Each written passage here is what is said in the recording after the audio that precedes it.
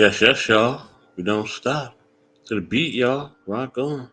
Um, yes, y'all. Welcome to. You know what I mean? You know, this is me. It's kind of live, man. You know, you see the title above: "Is the church still safe?"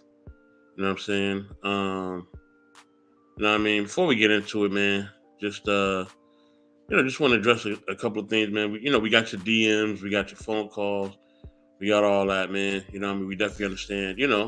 A lot of things that people have felt over the past couple of weeks, and we definitely, have a good understanding of where y'all at.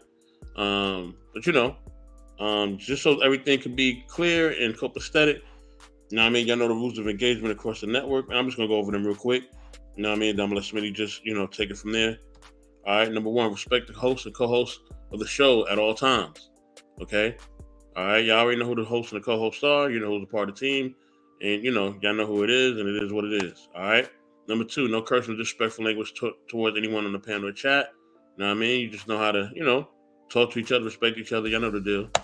All right. One mic is and always will be in effect. All right. You know what I'm saying? Sometimes we will allow some debate, but you know what I mean? Once we start talking and somebody is talking, please don't interrupt them, man. All right. You know what I mean? We don't want the confusion of people trying to say their points and get interrupted. We don't want none of that. All right. Number four, please stay on top, and if you don't know, please feel free to ask. All right. That's a big one. All right. If you don't know what's going on, you're not sure what's going on, you haven't read the title, or you just don't read the ticker, please feel free to ask. All right. Number five, once the countdown begins, please mute your mics or be muted for you. If you don't, you'll be kicked off the panel. All right. So once we hear the countdown, you hear us do the 10-9. That means it's time to mute the mics, and we about to start over and get into it. All right. Number six, if you're beefing or have any disagreements with anyone a part of the intellectual subbias K&R brand, please set all your issues before appearing on the panel or chat. So yeah, if you got issues with somebody on the brand, you got some issues with somebody on the team, settle that, and if you don't even show up. All right, don't even do it to yourself. Lastly, please do not use any of the content without any of our consent, either written or verbal. All right, so you know what I mean? If you're gonna use the content, please let us know beforehand. You know what I'm saying? Please, hit us up. You know what I mean? You know where to find us, and ain't hard. A DM or phone call is very easy. All right. Fail to follow these will lead to you being removed from the chat or panel permanently. All right, and that's just really simple and plain. You know what I mean? I think it's very easy just to read. It's very easy to understand. And real quick before before I let Smitty just take over, you know what I mean? Because this is his night. This is what he does. Salute to M3. Salute to Lola. I see you in the building. All right. We also got my man Grizz. What's going on? What's going on? Also salute to Randy. What's going on? M3 checking back in. Thank you, sir. Appreciate you. All right. Smitty, man, what's going on? Talk to us, man. What's good? You guys can hear me? Can you hear me nice and clear? Yes, sir. Okay, now. There's my oh so lovely and natural organic assistant. I'm loving it. So, I miss you guys. I just want to say that. I miss you guys. Come on. At count of three, air hug. Wow. Wow. Okay, bring it in. And release. Okay, there we go. And release. And release. Nah, but I feel great. I feel wonderful. I had me a nice little vacay. Definitely something needed for this guy here.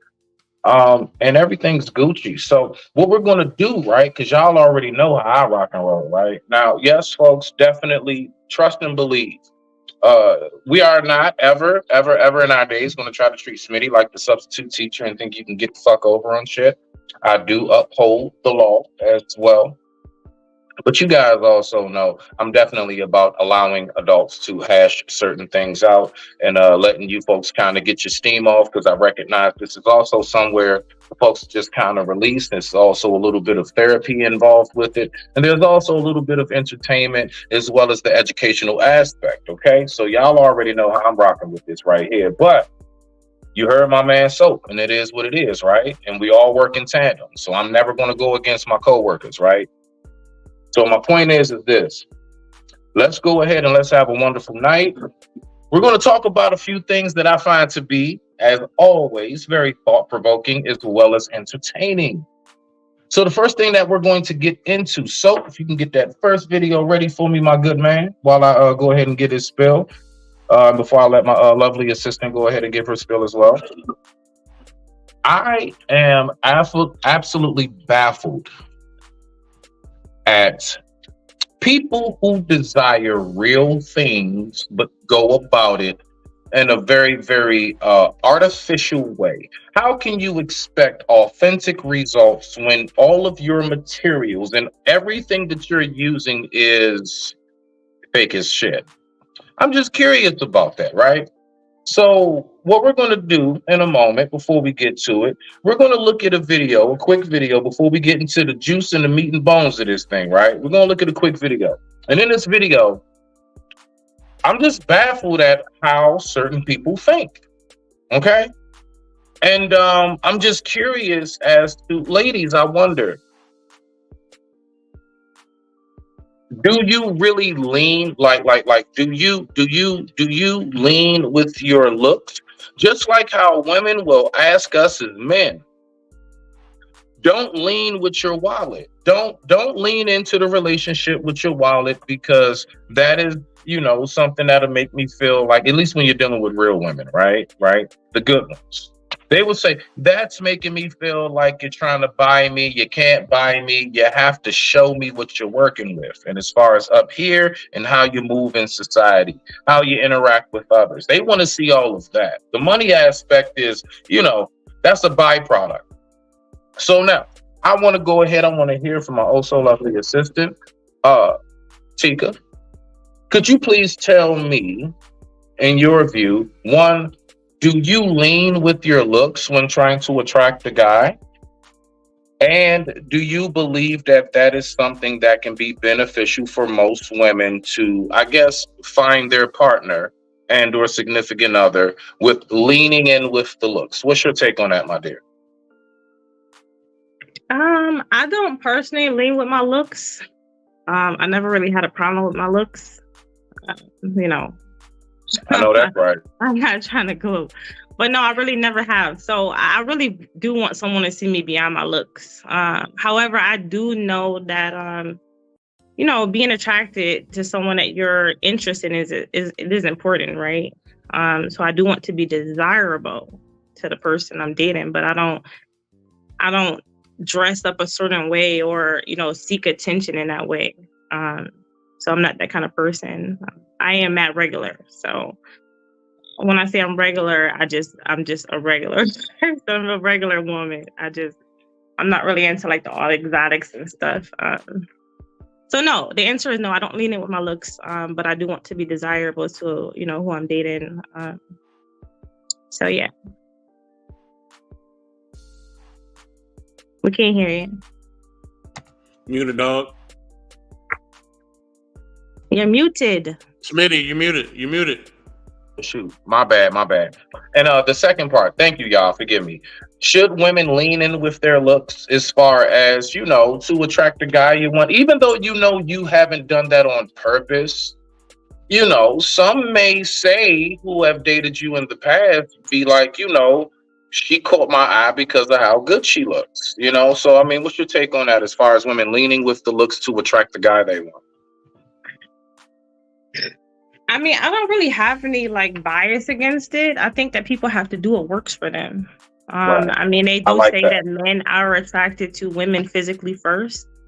I mean, that's not really something that women can help whether they're trying or not, to be honest. I mean, there's a lot of women, including myself, that can say that when we don't dress up, it's when you get hollered at the most, right? It's sweatpants and shit. You're like, what the heck? I'm not even do my hair. I don't know what it is about that. So I don't know. There's something about them cheeks and them sweats. Y'all think y'all the only ones going gray sweatpants and shit. Nah, we love them joggers. Oh yeah, we love them joggers. I think that men just typically like that natural, relaxed look. I don't know. It seems to be something that catches the eye. Opposed to having a woman that looks like she's trying. So I don't know. It really just depends. I don't really go outside too much. When I do go outside, I'm literally doing a drive-by, not shooting.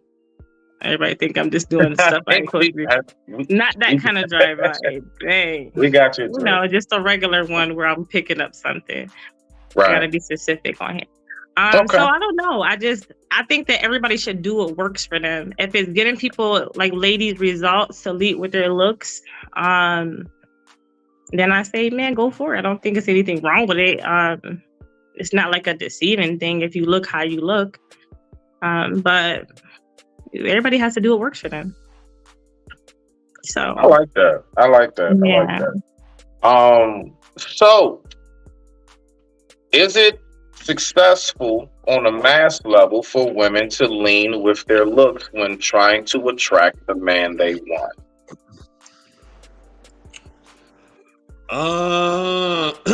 I would say, I definitely understand what what Tika's saying as far as they gotta do what works for him. You know what I mean? So, as long as if they're doing it in a way that I believe will be classy, I would say definitely do it that way. You know what I mean? So, but that's that's up for interpretation. So everybody has their own versions of what they believe classy is, or what they believe appropriate is. You know what I mean? But I would say someone who would be more formal or semi-formal. You know what I mean? And I think people kind of know what that is. Already. If you don't, then look up the definition and you'll be able to find out. So I think leading with the looks can only take you but so far. So if you are leading with your looks and that's all right with a certain person, then yeah, they're gonna just go for that and not alone, right? And they're gonna be okay with that. But if it's somebody who actually wants to dig deeper and they're looking for more than that, then you're gonna have to bring your A game. You know what I'm saying? You're gonna have to really, really do what you can to manifest a relationship or connection with someone. Because now, okay, you led with your looks, but now they want to know, you know what I'm saying, how you want to build and what kind of future you want, and if you want kids, and you know what I mean, what is your religious, aspects, and what do you believe about, social and political issues. So now that they're digging deep, now, okay, what are your looks going to get you from at that point, right? Because now that person's digging deep. They're not just worried about how you look no more, right? Now they going to deep waters. Now if you're going to deep waters, now the one who is maybe a 7 or maybe a 5, right, on a look scale, now that's your competition because she reading the books. She's well traveled. She knows how to cook.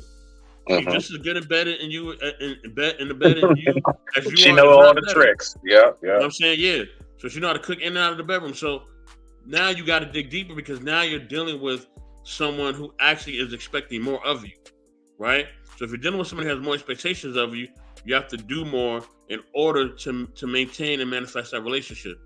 You know what I mean? But if you don't, yeah, if it's just something where y'all just rocking out and they don't really care about what you do, and you could be a horrible person, you could be a serial killer and burning down the village and all that and doing whatever you want to do, then hey, you know what I mean? The looks is good enough, you know what I'm saying? Because they only care about the looks. They don't care about nothing else. But if it's a person that really wants substance and they really want something more from you, then yeah, you're going to have to bring a little more to the table. You know what I mean? And that's either whether you're a man or a woman, because I know sometimes we get it misconstrued and just think it's just a woman thing. But nah, even with a guy, I've seen it with, family members and siblings and stuff like that. Yeah. He's a good-looking guy. And, all the women are just flocking to him. And he ain't got to do much. You know what I mean? He just be chilling. I like that. So what I want us to do, I want us to take a look at this video right here. So if you can get us set up. Thank you, please, and thank you, sir. Now, my main question when we're done watching this right here, is my man off? Is he wrong for his whole response to this woman right here? Is he wrong for what it is that he said? And we're going to go ahead and we're going to take a look at this and we're going to see what we got. And with that being said, I digress. My mic is muted. Rock out. Fair use is always fair use, fair use, fair use. Let me drop the fair use banner. My fair use banner. There you go. Fair use. All right.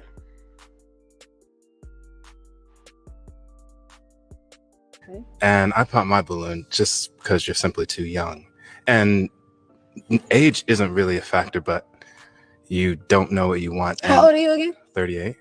You're 38? Oh, yeah. Red flag. So, but it's less about being a red flag and more about being a liability. I get it. If I were to bring you into my life, you would be a liability. Right. Do you got kids though? No, You said you're a doctor, right? that's correct. You change your mind, I'm open to it though. Why would you be open to it? Because you're handsome for one. So you only like And- me because I'm beautiful. Just like I'm beautiful. Yeah, but that's not why I would only like you. So why would you like me? Because you didn't answer that. Because you can bring something and add something to my life. But because you're a liability, you can't add anything to my life. Right. You would be a liability to everything in my So life. what can I not add to your life? What is that? You can't teach me anything. You can't help me with my finances in any way. You can't add any intellectual. And I pop my balloon just because you're simply too young. Okay. Wow, So we heard what my man had to say right there. So first and foremost, I want to say bravo and hats off to that guy right there. Now I want us to peep game. My man said he was a doctor. You want to know why she kept on pressing forward? Because she wanted to see if she can nail one. See, that was more of a big fish catch than it was, can I really get with this person because I see a certain light in them that most might not be able to see shining. No. She wanted the big fish catch. That's why she kept pressing that shit. Because you're handsome. Of course you're going to compliment a doctor. He's a doctor. I mean, let's just stop, right? But outside of that part, I want us to pay attention to how much in her mind she was really thinking, why am I a liability? This is a man who has his shit together. This is the guy who probably would be one of my homeboys because I got homies like that, just like him. I know guys like that in real life and career and all. And they really are very, very, I wouldn't say picky, but they're very, very decisive about who it is they choose to bring into their lives, for what reason and everything else. You got to recognize, ladies, if you're dealing with a man on a certain level, and fellas, you better recognize this about women on certain levels as well. It goes both ways. When you're dealing with a person on a certain level, you are going to have to be able to be an incorporation to their life. You can't be dead weight. Nobody who has fought that hard. You know how long those classes and everything are just by itself to get into his position, to even have the title. That's a lot. That's a whole lot to go through to have somebody who can have it all crumble in a matter of milliseconds. All because they felt some kind of way towards you. One day, for no reason, out of nowhere. It's too much of a risk. And that's why I even go back to the whole, not a lot of us men are scared of marriage. We're scared of the paperwork that comes with it. The commitment, you telling us you pregnant, we're not scared of that. No, we ready to have cigars and toast up with our homies out back, and we ready to get it in. And we ready to start making up names just like you. We ready to build their room and all that other shit. We are super excited. Do you know what terrifies most of us? If ever one day you just up and decide, fuck this, I'm gone. That's it. That's it. Not the commitment itself. And I'm saying that to say, when that man was speaking in the sense of he's hesitant, why? What was the number one thing he kept saying? He didn't say she wasn't attractive. He didn't say he wouldn't hit. He did not say that. The only thing that man kept saying is, you're a liability. What does that mean? I've worked too hard to let somebody like you come and fuck up everything. That's what that man is saying, clear as day. You got to know how to read between the lines. You got to know how to be able to flow with that undercurrent, right? Because it's an undertow that's flowing with this river right here. It's not just the rapid waves you see on the top. It's a whole body of water that's flowing and moving in its own direction under the currents. But with that being said, Tika, what is your take on this? Let's go ahead and get over to my lovely, also natural assistant. What you got for us tonight? I'm gonna actually try to go back and try to find that video. It's so vague, right? It doesn't say nothing about her age. It doesn't say, why he's determining that for some reason that due to her age and her not knowing what she wants, why she is just like such a liability, right? But when I'm listening to this man speak, even him being a doctor, you know, him telling her that she can't help with his finances, lets me know that maybe, you know, to some people, he could be the liability, right? Because we know if you're a doctor and you need to be taking out these outstanding loans, you know, you might have bite off more than you could chew. That might be a liability for a woman like me. I tend to be stable. I mean, yeah, he's a doctor, but you know, with doctors, it comes financial burden. You know, a lot of doctors go hungry because they had to, you know, do what they had to do. So I don't know. Maybe that's the liability trolling right now, right? No, I'm just saying he did say to her that she cannot help him with his finances. Did you not hear her say that? I've never even heard a man say that you can't help me with my finances. That's new. So I'm just saying that, you know, maybe he has a little bit of financial burden, which if we're gonna look at it right, that is a liability. Is that not a liability? Is that not taking on someone's burdens when you're financially, you know, seem to be doing pretty stable where you are in your neck of the woods? So that might be an issue. I don't know. Like I said, it's a bit vague, so I'm gonna try to go back and look at that because I'm actually interested in finding out what he actually meant by her being a liability. Because he said it's not just about your age; it's about, you know, you not knowing what you want. Because what we do know is, I mean, you could be young, you know, and know what you want at a younger age. You could be kind of set, you know, on your path to greatness. We don't know that. So, I mean, you know, there's a lot of missing parts to that, but I don't know. Maybe he may be the liability. That's all I'm saying. I actually, so I want you to say what you got to say. I want you to run that video back because we got it right here and we're up here right now. Okay. T, we up here right now. Your perspective is absolutely interesting because, see, the thing about it is that you actually have some points there. There are people who are lawyers, doctors, judges, and they have some of the worst student loan debt 30, 20 years later. They ain't never got out that hole since they graduated. I got you. But I would say by the evidence in which the man was speaking, I would say that he is definitely on point. And I would say he's somebody who probably has his shit in order. Now let's listen one more time. Let's just listen one more time. And I want us to listen to this discussion between him and her. And just for the record, I'm going to take a stab in the dark, damn it. I'm going to say she is between the ages of, he said he's 38. She has to be between the ages of 24 and 29. She has to still be in her 20s. Let's listen to what he says again before we go back and rehash this.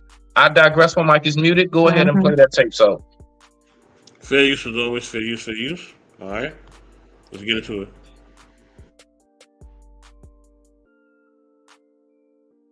And I pop my balloon just because you're simply too young.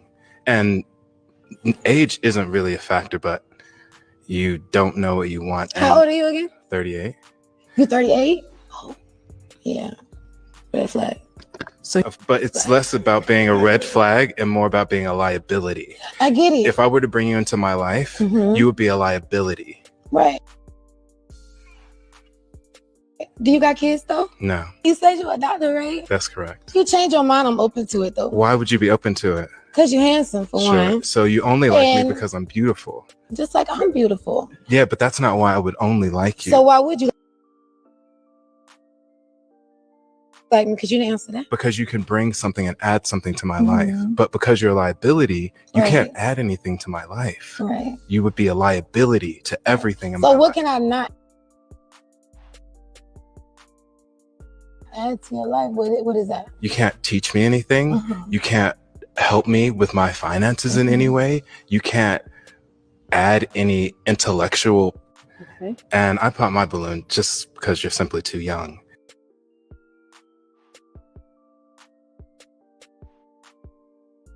Okay. Now that I've reheard that, Tika, I have to say, I believe that my man was saying you can't help me in my finances in the sense of, you know what? I have bigger plans and dreams. I plan on starting my own practice.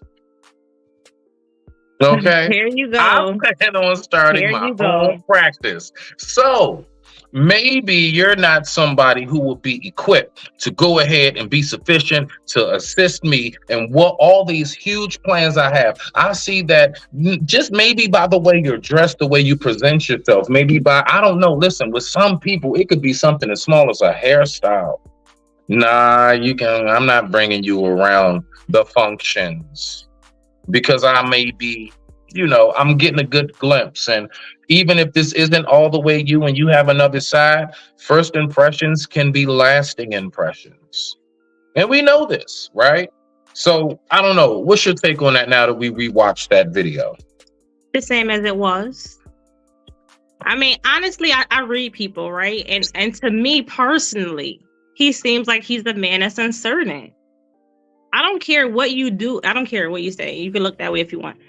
There are a lot of people, listen, there are a lot of people that, for instance, they pursue careers based on family telling them to do that. I personally know a doctor that is African, right? It's an African doctor, whatever. And his family is, having him pursue. He don't even want to do that.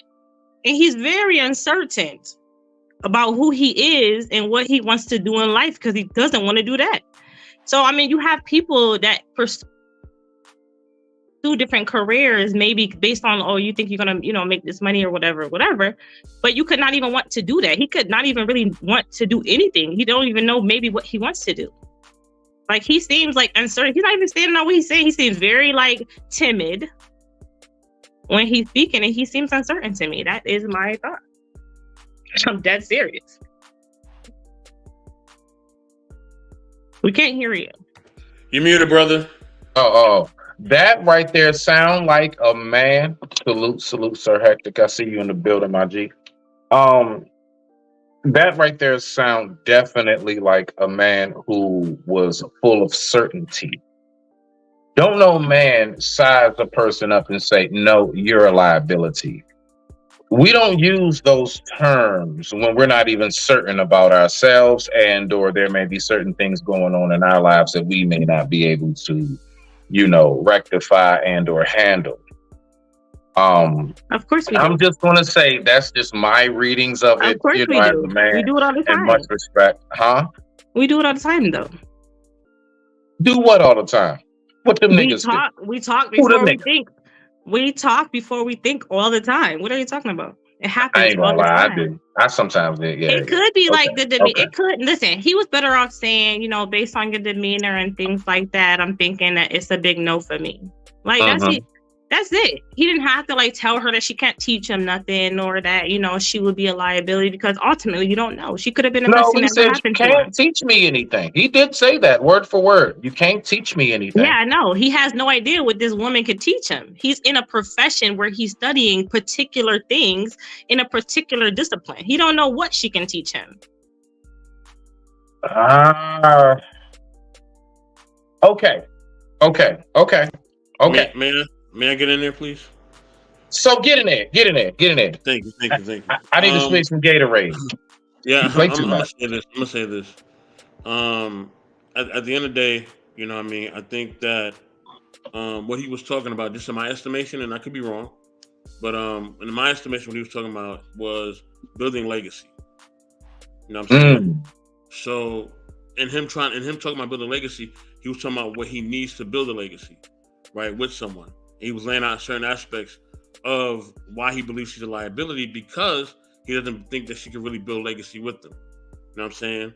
He don't think that she can really build a future with them, and all she's focusing on is the surfacey things about far as how he looks or the things of that nature, or what he has as a doctor, whatever else. You know what I mean? Because now she wants to his career primarily, just to say she bagged the doctor, dog. Yeah, that and the fact that she said he's handsome as well, right? She pointed that out as well.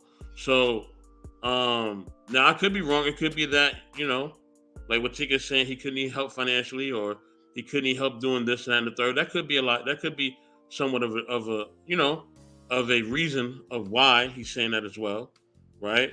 He may be looking for a woman who's more stable so that she can help him with his finances or whatever. That could be an aspect of it, but really we don't know because we don't see his bank account, so we have no idea.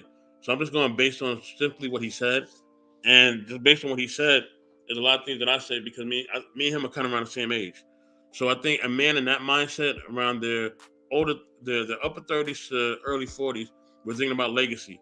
We're thinking about who we can build with. And if we're not building with you, then understand we don't take you seriously. You're just on a certain level. You know what I'm saying? And if you're on a certain level, that means that I'm not going to salute the East so hopeful. You know what I mean? Thank you for chiming in on the topic, but we haven't got to that part yet, but we will get to that. Because we got a video. We on our way. We about to get to that. Yeah, we about to definitely get to that. But I think if he's telling her that she's a liability or that she's somebody that he wouldn't really take seriously, just from what I'm gathering, right? Then she's not on that level that he would see as a wife or anything potentially to build a future with. You know what I mean? She's below that level, and once you get to a certain age, you start putting women at a certain level, right? And I think women do the same thing. Once they get to a certain age, they put men at a certain level. They understand what men they can actually really build with, and they understand what men they can't build with. You know we should be classified. Classification is a good thing in my eyes. There's nothing wrong with that. Nothing wrong with that at all. And let me say this: in our community, we have to stop putting people down because they have standards. You know what I'm saying? So if a woman has standards, we can't put her down. Let her have a standard. A lot of times, if a woman has standards, oh, you ain't good looking enough. Oh, you ain't this enough. Oh, you ain't that enough. What does that matter? She has a standard. You either gonna, be with her and deal with the standard that she has, or you're gonna move on. It's very simple. You know what I'm saying? If a man has standards, he has standards. You're either gonna deal with the standards that he has set, or you're gonna have to move on. It's really simple. So in our community, we need to hold up people that have standards, right? Who just not going for somebody who looks good. Who just not going for somebody who, who just looks, a certain way, or they believe can be physically appealing to things of that nature. On top of that, right, if he's made an assessment already that he feels that this woman can't teach him anything, right? That's what he feels, right? That's okay. Know what I mean? Could he be wrong? Of course. There could be something she can teach him, because we can literally learn something from anybody if we really, really, got to know a person and things of that nature. But for him, he don't want to do that, and that's his choice, right? And him having a choice and him having a standard, and it seems like he's willing to die on his sword because he's very adamant about it. I have no problem with that. You know what I mean? As I always say, no matter what you choose, as long as you want to die on your sword about it, I'm all good with it. Even for some I believe is idiotic. You know what I'm saying? So that's just my take on it. You know what I mean? Salute to the brother, salute to the sister too. Hopefully they both find love. But clearly they are both on two different pages. You know what I mean? In life and in everything else. You know what I mean? Just based on what he's looking for and based on what she's saying as well. But yeah, go ahead, Smitty. All right. So my part at the end on that one is, I believe it's more so when people are able to recognize their positions in life. You got some people who are everyday average folks, and I'm not saying there's anything wrong with this individual, and I'm speaking just in general. Right? This ain't directed to nobody. Nothing wrong with this person. They have what would be considered the typical life, right? They have fun. They have a social circle, work, the whole nine, maybe dating life, love life, things of that nature. And in their heads, you can't tell these individuals that they don't qualify for a Jay-Z or Beyonce. You can't tell them that they don't qualify for Elon Musk, a Tyler Perry, or all these big names, of Oprah, whoever. The fact is, people need to recognize it's not about always your personality. It's not always about necessarily, what you may be able to teach a person. Sometimes it is about classification.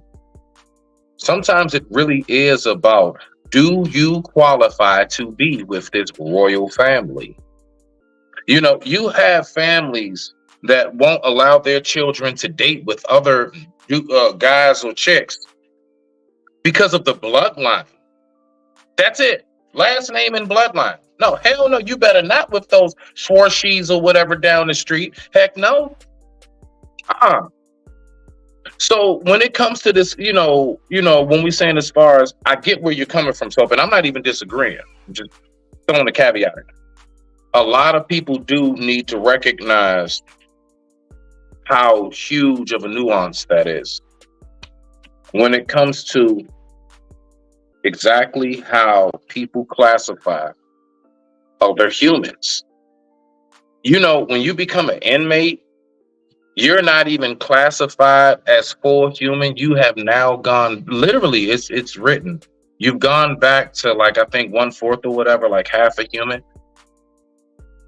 because you don't have all your rights. A lot of people don't know these things. Like, so there are so many levels to this shit. And we say this all the time. There are levels to this shit. There are so many different categories of human. And not all humans are in the same category. So what I believe my man was basically sniffing out, you are not of the category. You are not of the classification in which this right here is supposed to be ranked. Because a woman that's going to be by my side, there's a certain aura, there's a certain everything that comes off of her from the twinkle of an eye. Before she even opens her mouth, there's something that I'm honed in and geared to know that this is who I'm supposed to go ahead and be with. Who's knocking at the door? All right, now, respect. So, when it comes to that, right? That's what I believe that we need to recognize when it comes to those factors. Who's knocking at the door? Oh, right now. Well, I just want to say something really quickly, and then I'll let everybody else go. Firstly, when he asked her, like, why would she even give him a chance, considering what, he told her? She started to explain, like, you're good looking, right? And he's like, yeah, you only like me because I'm beautiful. Like, who says that as a man? Like, you're beautiful. If the man thinks he's beautiful, I don't know. I don't know where he's from. He could be in another country. But anyways, he didn't even give her a chance to fully explain. I think a lot of times we learn about people and their intentions by letting them talk. And he didn't even give her that chance. So he doesn't even know what she's really pursuing. He's just assuming at that point. But anyways, I'll be quiet. Okay. All right. Great. Can I just say this one thing real quick? Go ahead, and then Chocolate, you got it, and I see you definitely Dark Lake. So Chocolate then Dark Lake. Go ahead. So yeah, in actuality, he doesn't have to explain anything. If I tell you that I don't want to be with you, I don't want to be with you. Simple and plain. If I am reasonable enough and I want to be nice and explain, then I can. But if I say no, no is a no, right? And I think we got to respect somebody's no. You know what I mean? And it can't waver just based on the fact that if she's a woman, can't waver on that.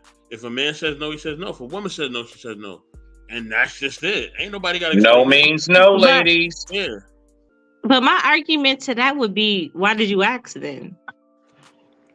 Because the nigga wanted to know. He wanted to find out.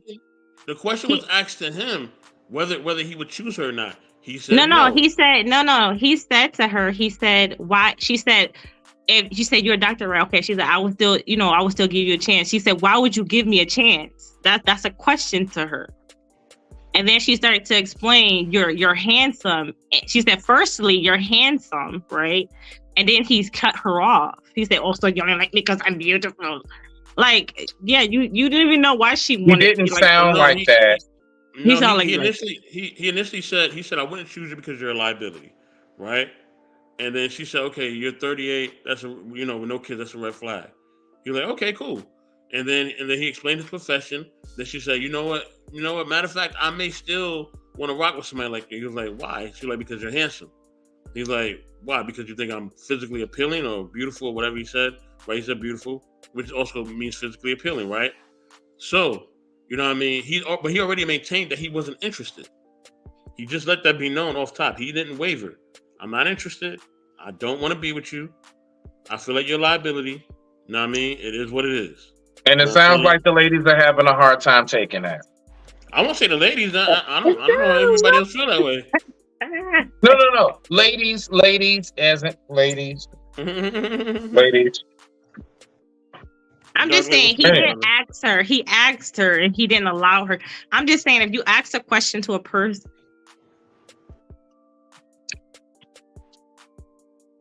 Hello? You went out. Yeah, she did go out. You went out. Her mic kind of faded. Hold on. All right. Dark Lake, what's going on, Brody? How Wow. y'all doing? How y'all beautiful people doing? Just like that guy said. I feel awesome. So what you got for us tonight? does or What does you- not want for himself. I want to make that Oh, very snap. clear. I think everybody should go Hold for on, Dark what they Lady. want. But I'll be quiet. Oh no. Go ahead. I wanted to. What were you Nah, saying? because you got cut off, Cheek. I want to make sure. Are you sure? No, get out because we didn't hear some of the other Right. stuff you were saying. You cut out. Right. I don't know if you heard me say that. You buffing a little bit. Yeah, Queen, Stand you had still, I cut think it's out. your hair. Can you repeat what you were saying? Like the last 3 sentences of what you were saying? Me? No, only thing I was saying was I believe that people should have standards. I think that we don't have enough of that today, right? I think that people should have standards for themselves and pursue what they want. So I'm not against a person having standards. I just want to make that clear. That's what I was saying. But I do think if you ask a person a question as if you're inquiring their desire to be with you despite what you say to them, I think it's only fair to allow them to finish. Because she was going to continue to say why she was still willing to date him despite. But again, I mean, what he doesn't want, he doesn't want. That's okay. Okay. So we're gonna go back to the order. I got you, Dark Lake. I got you. Sister Chocolate, are you there? Everything cool? I'm here. You can let Dark Lake All right. go. Nah. You know how I rock ladies first, okay? The gentleman Oh can wait. no, tonight I'm not a lady. Let him go first. Let him go. All So right. what, does that make me a lady? No. I'm just playing. I'm just playing. Rock out, sir. I'm just playing. Yeah, honestly, I'm very much stuck in a rut about this because Mhm. what Mr. Best in the World was saying, I agree that I find that some women have a problem with men having standards. And Okay. there's nothing wrong with a man having standards, right? But then, so I 100% agree with that. But then there was something else that Mr. Best in the World said, which was when someone has standards, if that's their standard, you don't have to judge it and you don't have to correct them or anything. Just let them have that standard. You could decide whether you want to be with that person or not. And I get that. That's fair. Right. But one of the problems I've always had, especially when it comes to the Black community, is these sort of corrupted viewpoints that's disseminated within our community that people pick up, right? It's kind of like that thing where a slang word will get passed around like clout, and all of a sudden every Black person is saying it for the next 5 years. Clout this, clout that. Like it was one of those things where it's like, yeah, I think that if we find that an idea is corrupted, we should be able to challenge that idea, even if it falls in line with a person's standard, man or woman, right? So that's why I'm kind of stuck in the rut about this, because I respect that young man's standards. However, I also get the impression that he wasn't raised by a man. I get the impression that he doesn't understand his role as a man with a woman. He said he was 38, he's a doctor. So he probably had to sacrifice a lot of his social time to focus on that career, which I could be wrong, but it's more likely that he hasn't really socialized with a lot of different women. Wait, hold on 1 second. Somebody next to me has music playing. I'm a mute because I don't want to get your thing copyrighted. I don't know what he was exactly saying. So the dude was a doctor, and he said he had standards. Okay, yeah, the And guy drove away. I'm sorry, ma'am. Go ahead.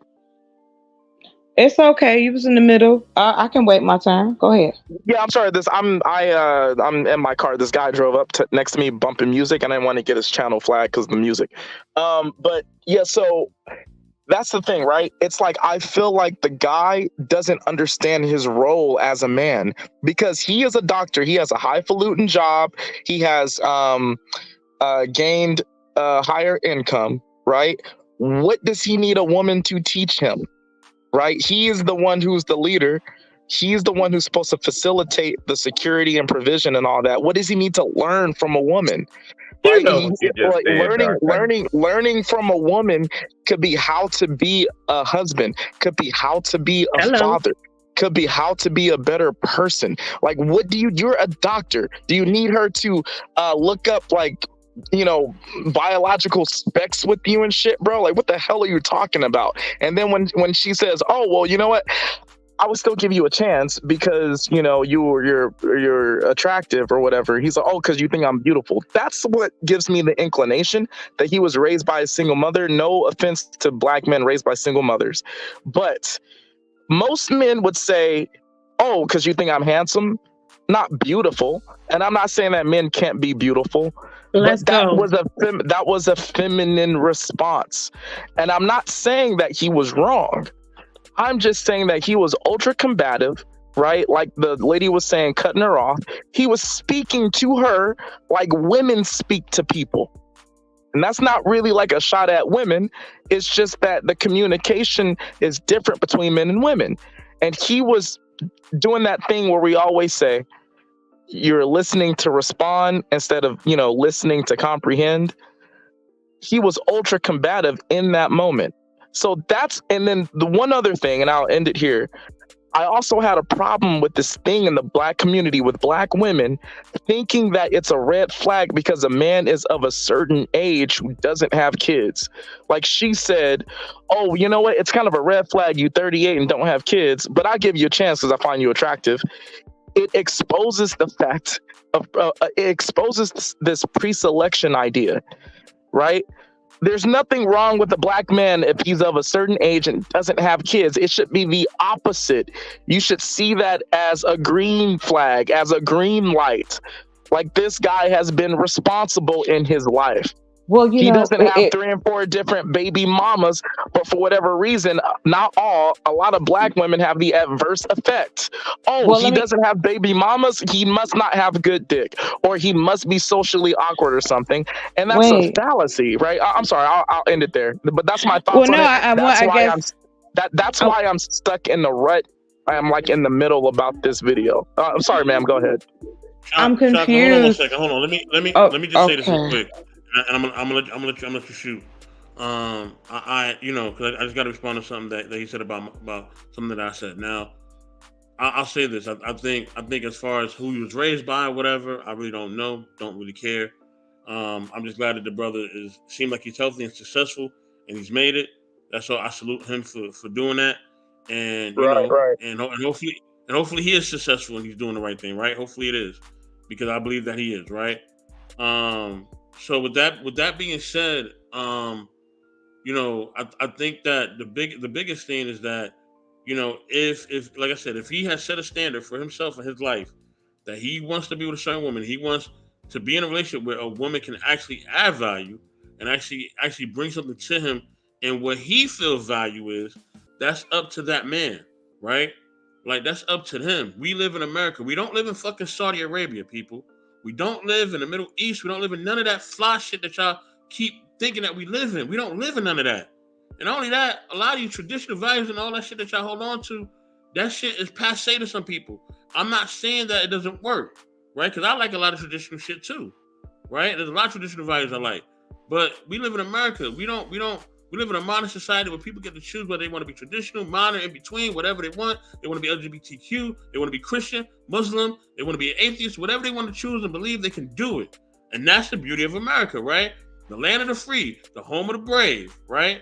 So if we live in a country and we say we want that type of country, we want to live in a type of country that allows us all to be free and be who we are, right? The moment that somebody is being free and being who they are, and they're telling you who they are and they're telling you what they expect, why do we demonize that?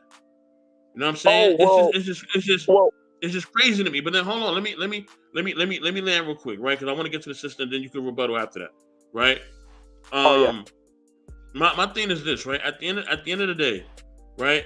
If I'm with somebody that I can't learn nothing from them, then I don't want to be around them. They are a liability, right? If they can't learn nothing from me, then I'm a liability to them, right? If we're gonna build family and legacy, we gotta be willing to build with each other because I don't know everything.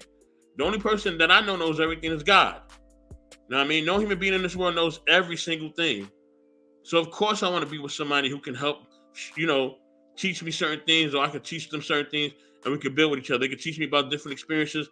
I can teach them what it is in my experiences and what I've been through, and vice versa. You know what I'm saying? We can all add to each other. And if I can't build with someone, with the woman where I can add value to, she can build with me, I can build with her, we can learn things from each other, and we can vibe with each other, and we can grow a family together, then what's the point? You know what I mean? I'd rather just go and just do my thing and have fun. You know what I'm saying? Chocolate's on you, sis. Go ahead.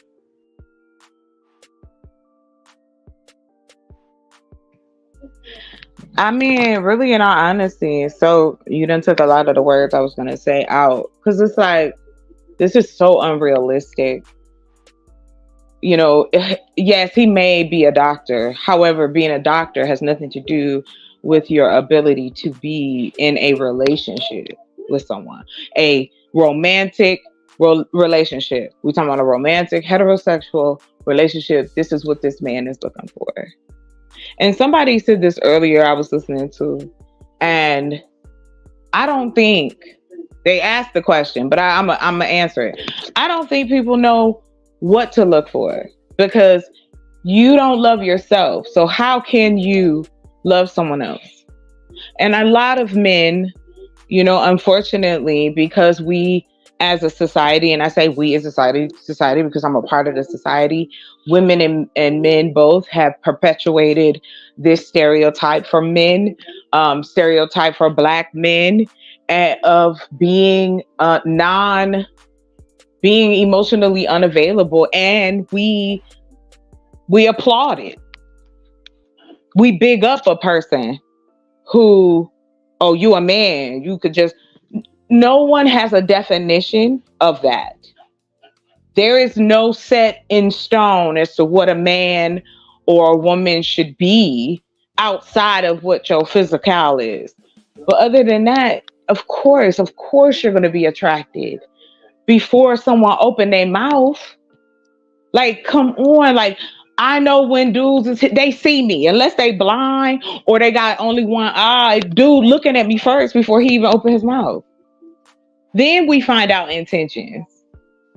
I don't know when it became so complicated. Rules and regulations, yo. That's what I mean. And I also wanted to say this as well. Dark Lake, I like that you said that, but I also want that to also be, because there are not men out here being shamed as much for not having kids at a certain age, but women do. Because we're told once we hit over 40, we done hit some fucking invisible wall. Excuse my language, I'm so sorry. Invisible wall that some man and some woman who co-signed it. Now the sexual marketplace, and no one is shopping for me. I'm not in a store. I'm not going to be treated like a piece of meat. And men don't like it. That's why he jumped and, oh, you just want me because I'm beautiful. Yes, I want to not throw up when I look at you. What's wrong with that? Men want something attractive to look at. They want you to be fit and friendly and smiling and be natural and brush your teeth and do your hair and not walk around with sweatpants and. Should you not want to brush your teeth even if you're not looking for a man? Don't jump on that. Don't jump on that. You know exactly what I'm saying. I'm just saying. So I'm landing there. Because that is not even any of the point that I'm bringing to the conversation. But it's cool. I just say my little piece, and I'll move on from there.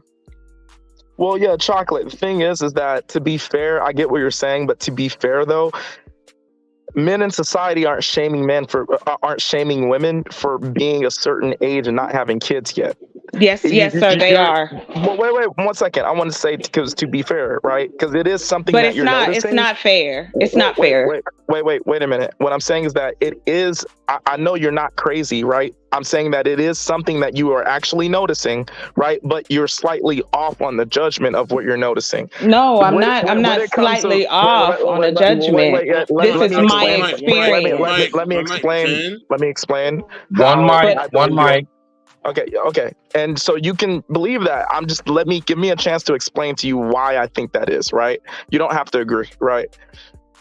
It's not about, oh, this woman is 40 and she doesn't have kids, let's shame her. It's about when women start projecting this idea, I am 40 and I'm only willing to take a man who makes $400,000 annually. Then we start asking questions like, okay, well, then the men who make $400,000 annually, what do they want?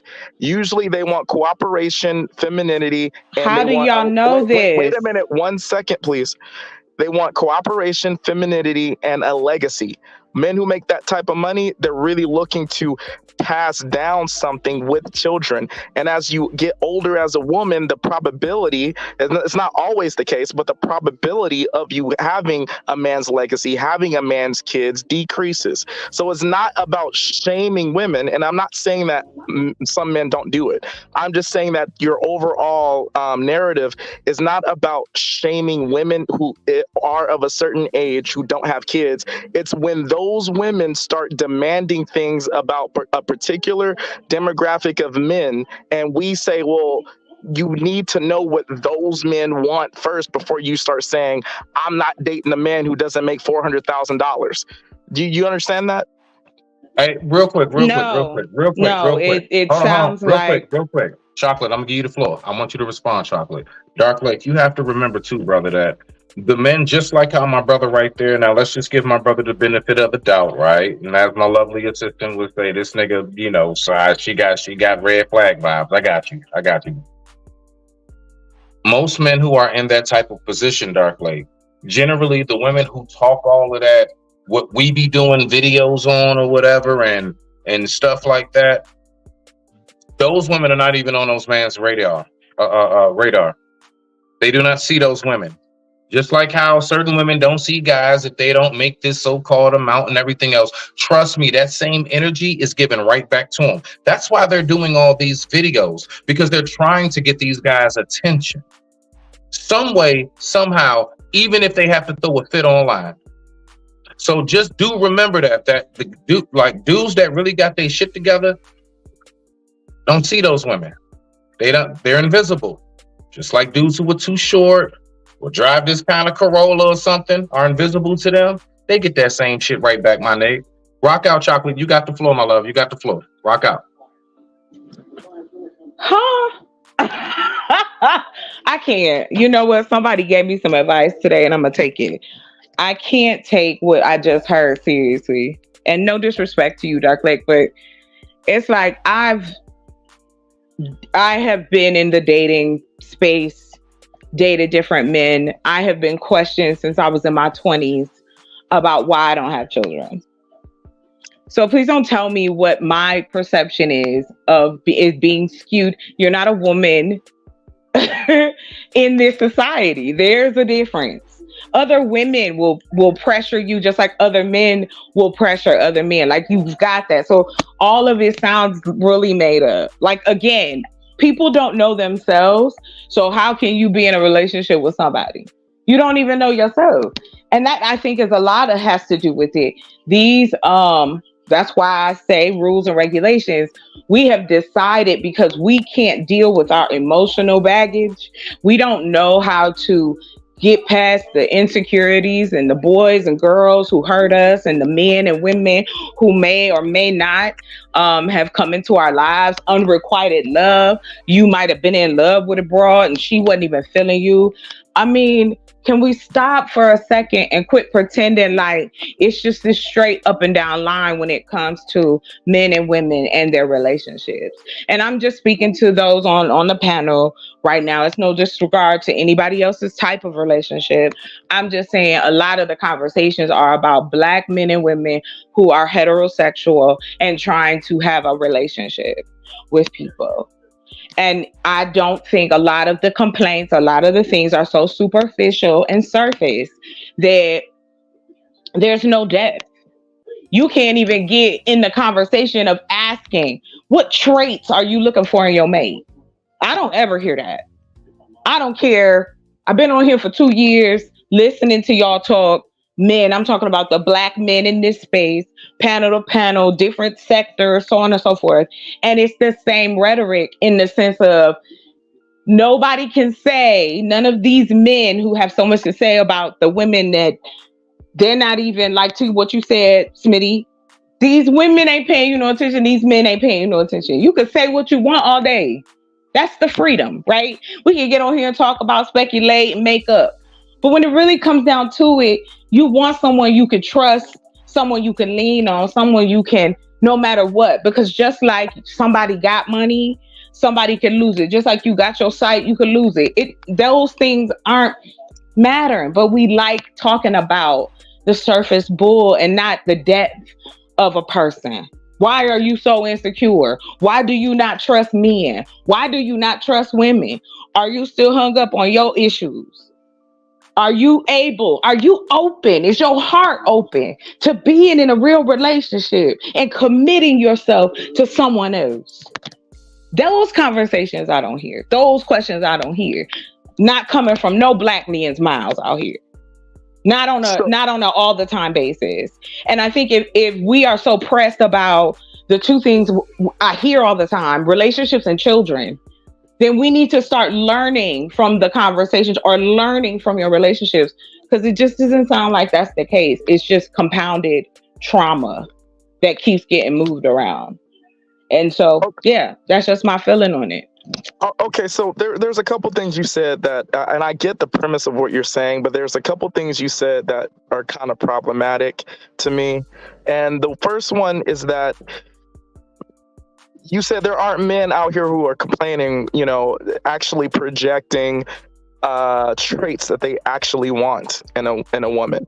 And that's not true. It's just that when Black men project the traits they want in a person or a woman. No, sir, that's not what I said. I'm sorry. That's not what I said. Yeah, please correct me. What did you say? Yeah, I didn't say that. What I said was, how many men in this space can actually say what kind of traits that they want in their partner?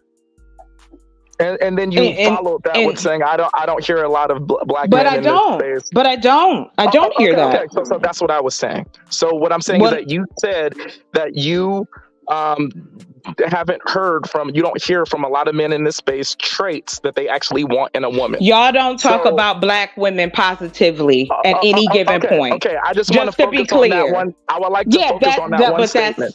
But I want you to understand where it is. The context of the statement. Okay, yeah, no problem. Okay, the context of the statement. One mic, y'all doing good. Y'all doing good. I love it. Okay, so I'm going to focus on that one statement, and you gave me the context, thank you. But I still want to focus on that statement that you said, that you don't hear a lot of Black men in this space who are projecting what kind of traits they want in a woman.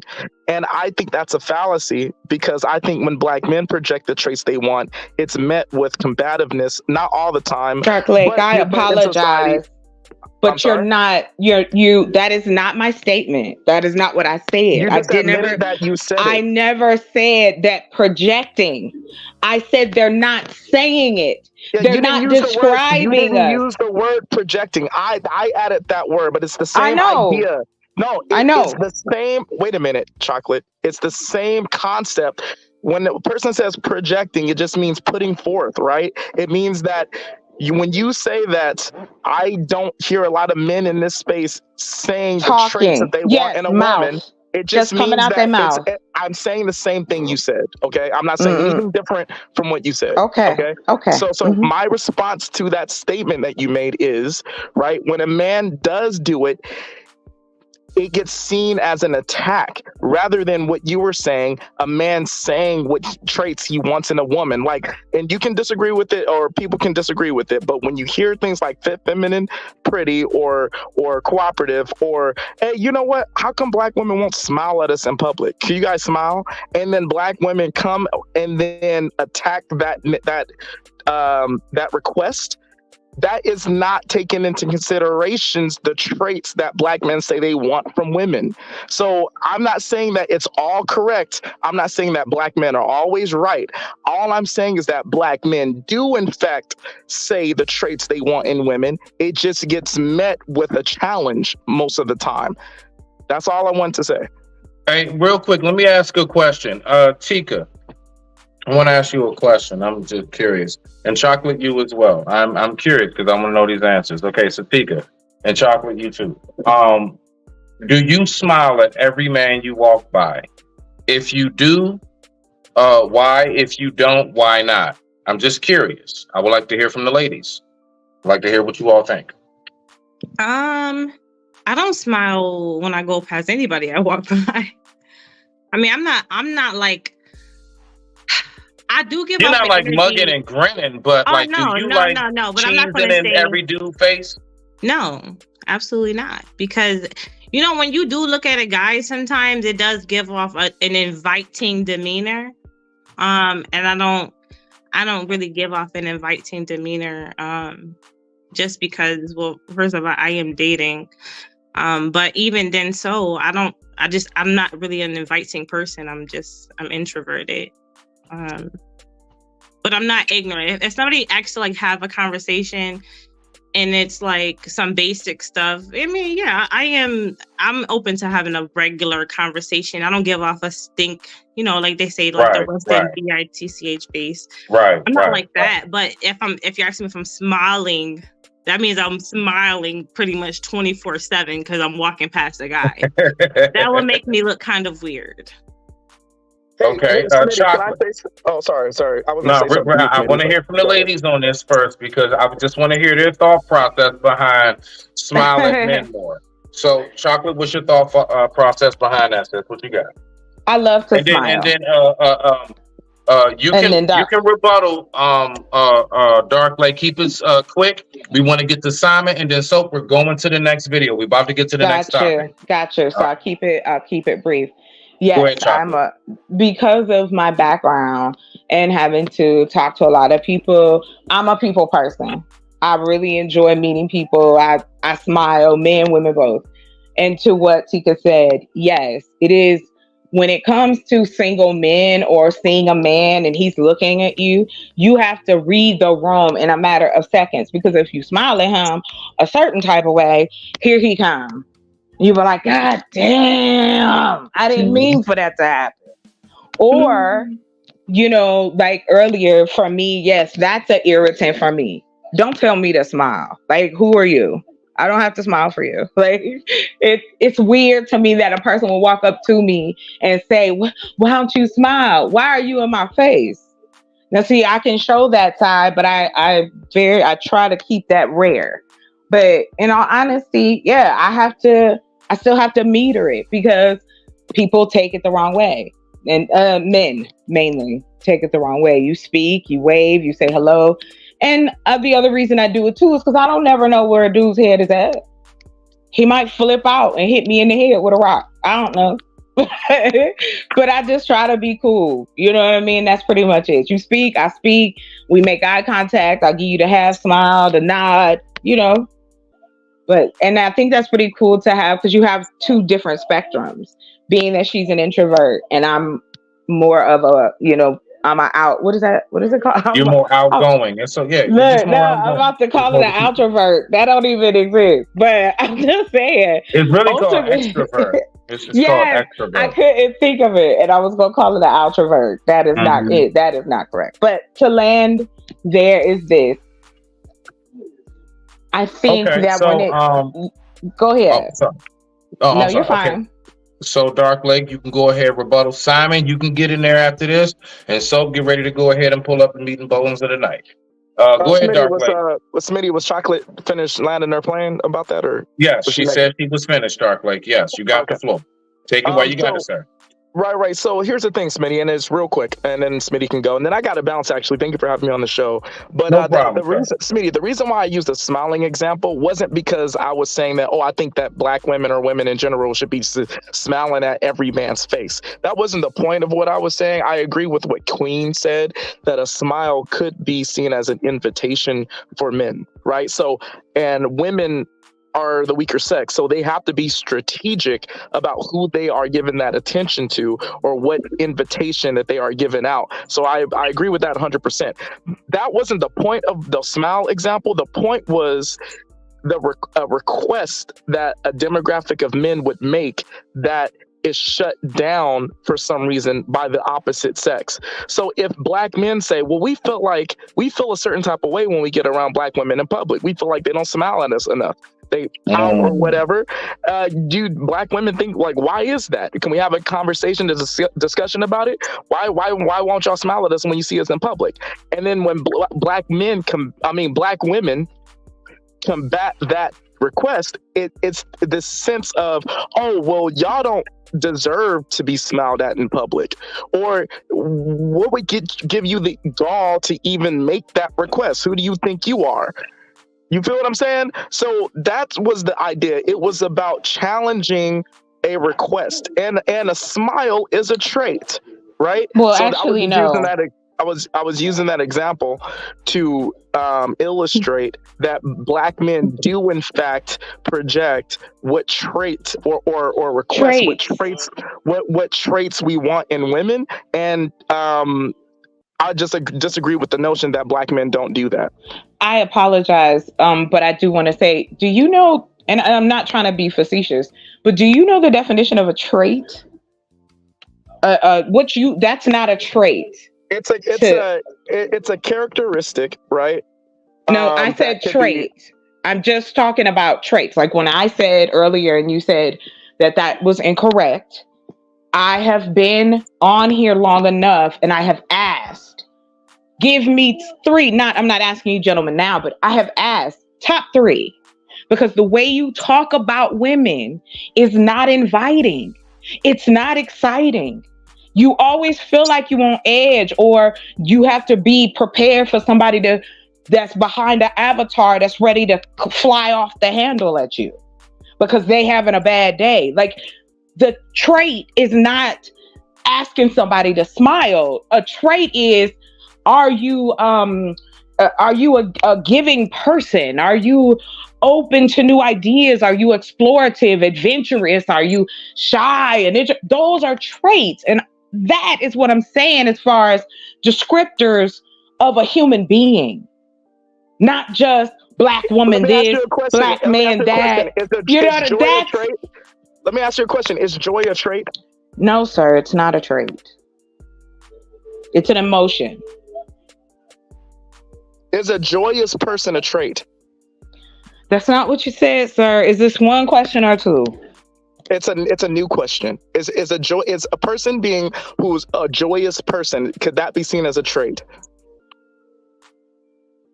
I don't know. Do you think it's a trait? Okay. So if you think it's a trait, then okay. All I'm saying is it's not an argument, Dark Lake. Notion. No, it is. It's a trait no, it's for not. A person to be I'm not arguing with you, sir.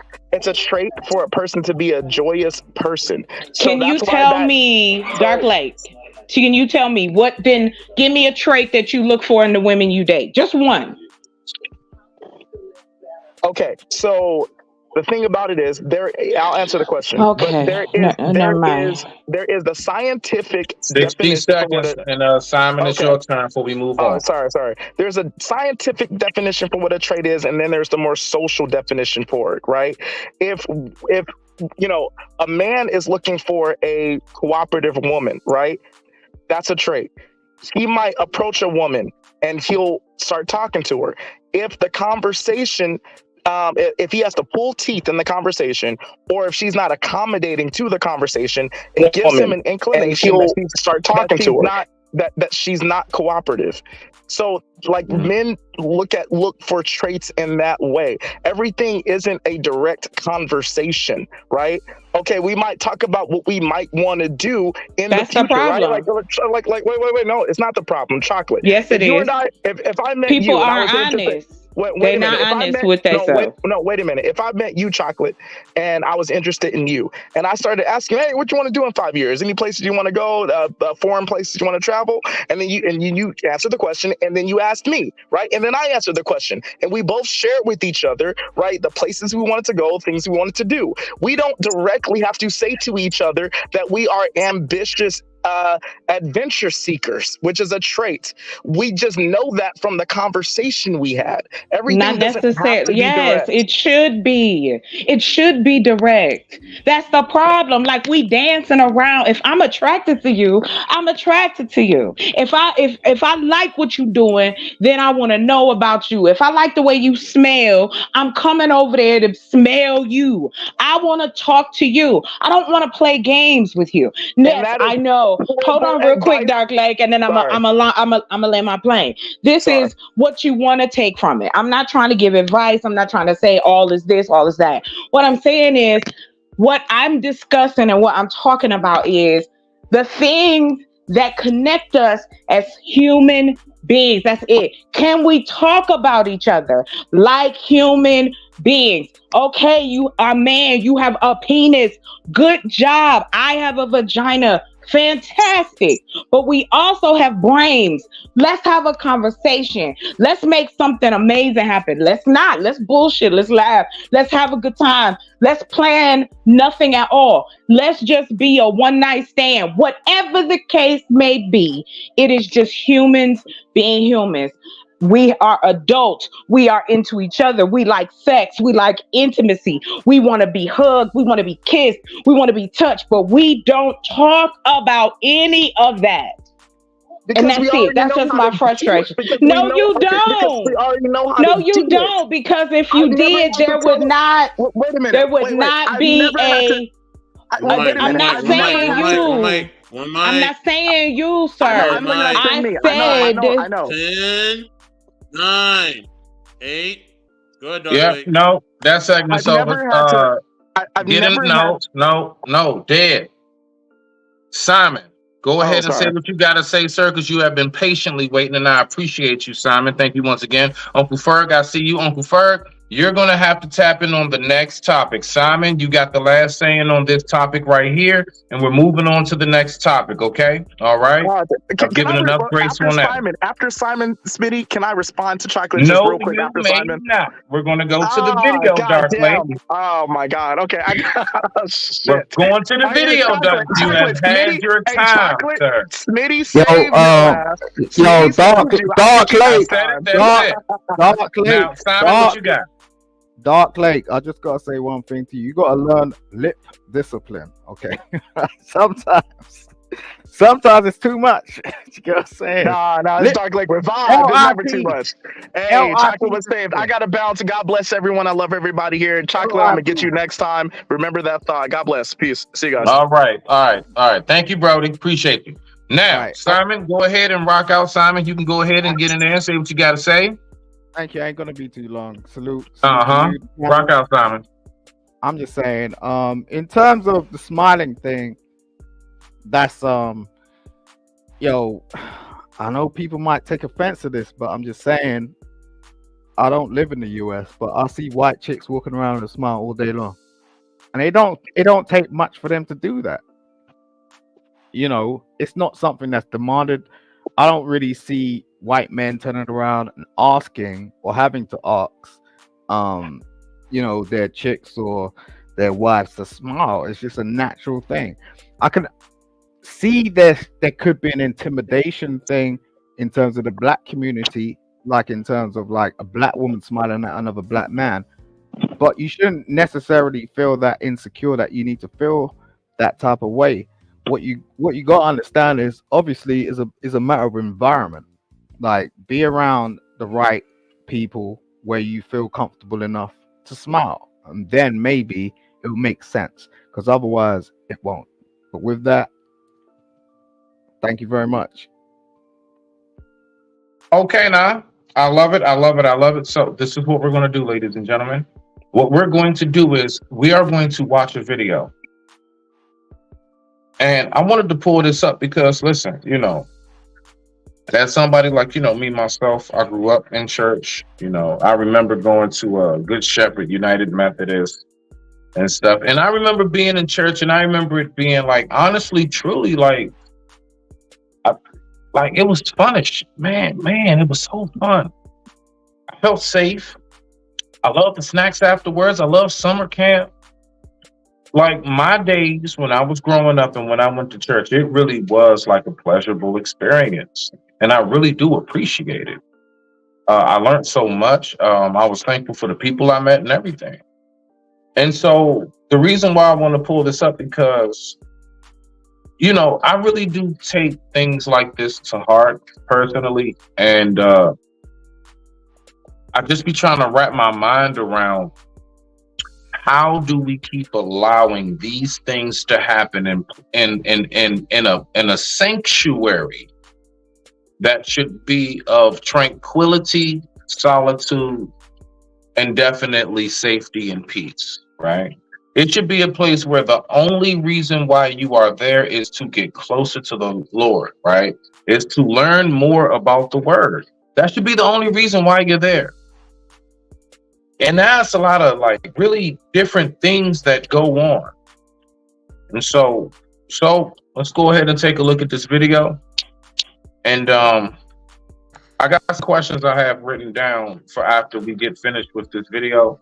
If anybody wants to say something, 3-4 minute mark, whatever, you can go ahead when we pause it, speak up. If not, let's go ahead and let's rock out through the video and we'll get to everybody's quotes and sayings afterwards. All right. Fair use as always. Fair use. We put up the banner. I digress. My mic is muted. Let's rock out.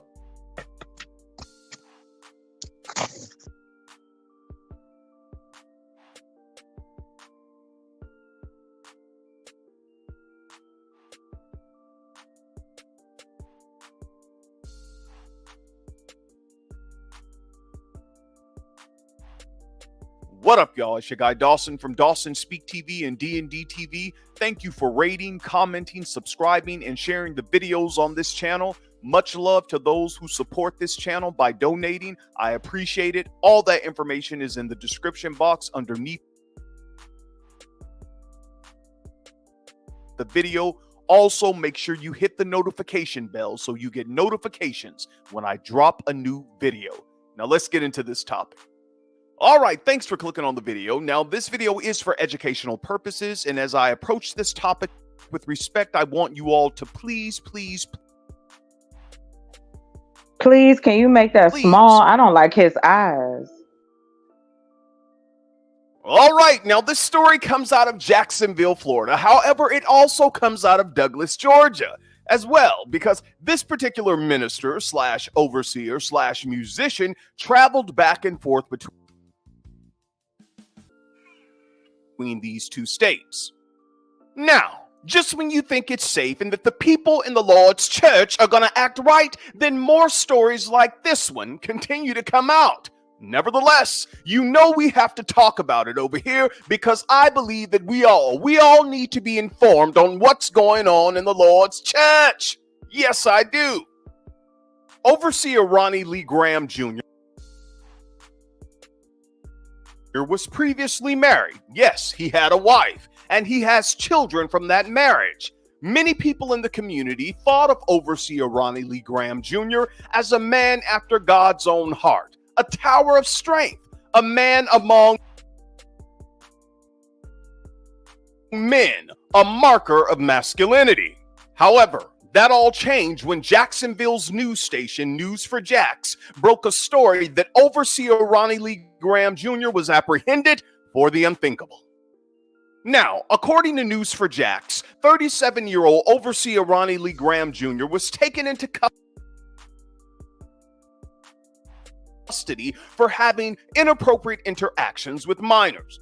According to officers, on January 22nd, 2024, investigators got a tip about Overseer Ronnie Lee Graham Jr. During that investigation, officers also learned that Overseer Ronnie Lee Graham Jr. was accused of the same thing with someone else. Now, investigators issued an arrest warrant for Overseer Ronnie Lee Graham Jr. on January 31st, 2024. He was recently located in Douglas, Georgia, and apprehended. He was extradited back to Jacksonville, Florida, where he will now have to face the music. Now, I think we all should hear a message from Overseer Ronnie Lee Graham Jr., don't you? I think it's apropos. So I'm going to sit back and I'm going to let you all watch this video, and I'll be back with the rest of my commentary. And you all know me. I'm Dawson, and I won't hold back. I thank God for the people who do talk about me. I thank God for the people who do scandalize my name, because at the end of the day, that lets me know that I'm doing something that's pleasing to God, and they don't like what's taking place. And let me tell you, everybody's not going to celebrate what God is doing in your life. Everybody is not going to appreciate and celebrate you. Even I can't trust anything he got on. I'm sorry, excuse rough start, did some stuff. That does not change who God has called me to be. That does not change my purpose and destiny in life of what God has called for me to be. See, you got to understand, people are going to talk about you regardless. I tell people all the time, just because people look like they got it together, just because people look like they got it all together, if you look closely at them, you'll see some residue.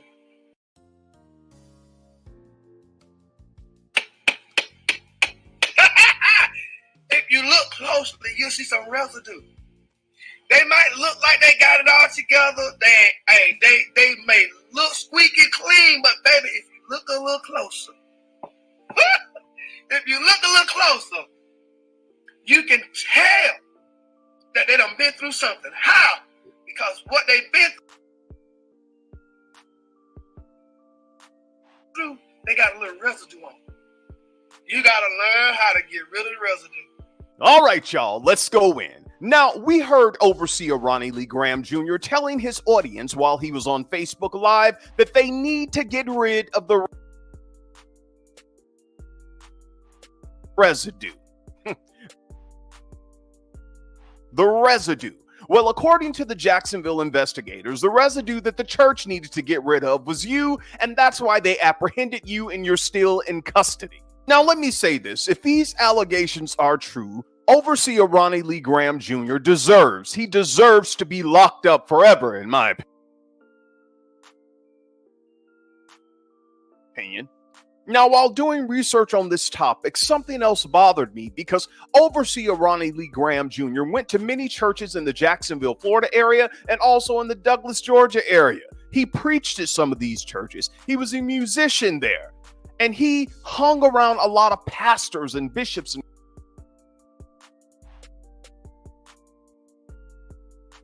prophetess and other overseers. And as I look at his social media page, these people are still tagging him in different conferences and revivals, but none of them are addressing this situation. He was close to so many pastors and bishops and evangelists in those areas, and none of them have anything to say about this. Why not?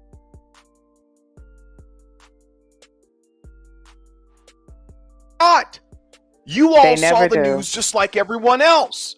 There are several victims in this case. Nevertheless, even though the church and the leaders in the church don't like to come out and talk about things like this, there are some people that are bold enough who don't care what the church or anyone thinks about them. And in this particular case, it was a man named DJ. DJ had an online dispute with Overseer Ronnie Lee Graham's sister. We'll call her B. Now, I'm paraphrasing this, but DJ wrote on social media to Overseer Ronnie Lee Graham Jr.'s sister, B. He says, "If you think I'm messy or whatever, I'm doing better than anyone that has ever put their mouth on me. If you want to go there, let's go. Your brother's been this way, and I'd rather be messy and happy with the beautiful life with my beautiful men that are of age than having inappropriate interactions with youngins. Don't make me post those messages from your brother." Wow. Overseer Ronnie Lee Graham Jr., it seems like DJ got some receipts. He got some messages from you, man. Let me move on. Wow.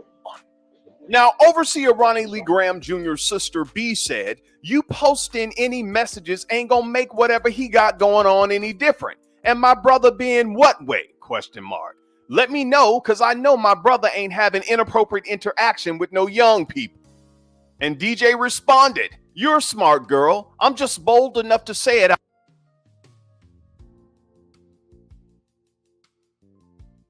out loud. But I do understand that you're standing up for your brother. You do realize you did the same thing to me. And your brother's been creepy and bisexual. And I know you know this because you're his sister. I will leave that alone." And then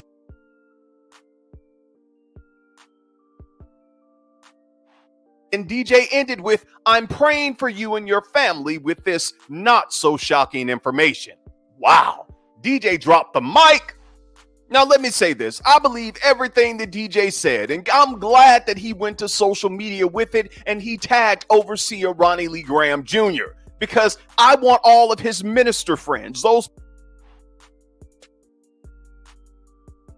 pastors and bishops who are always promoting their revivals and their conferences. This is who you had among you. And none of you all, the ones in Jacksonville, Florida, the ones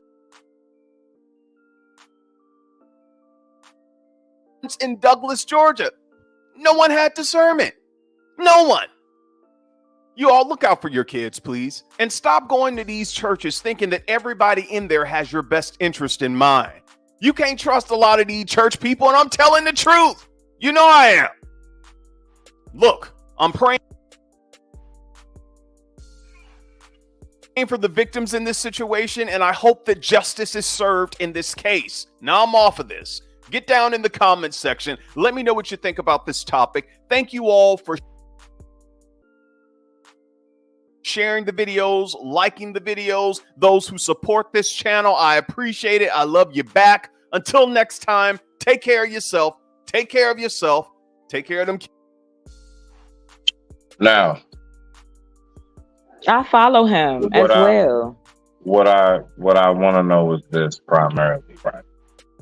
And we're going to go down the line with this guy. And why is, generally speaking, the church always so silent when it comes to things that preserve the church's integrity? We're going to start with you, Tico, and what you may have, Uncle Ferg, and then we're going to go to Sister Chocolate.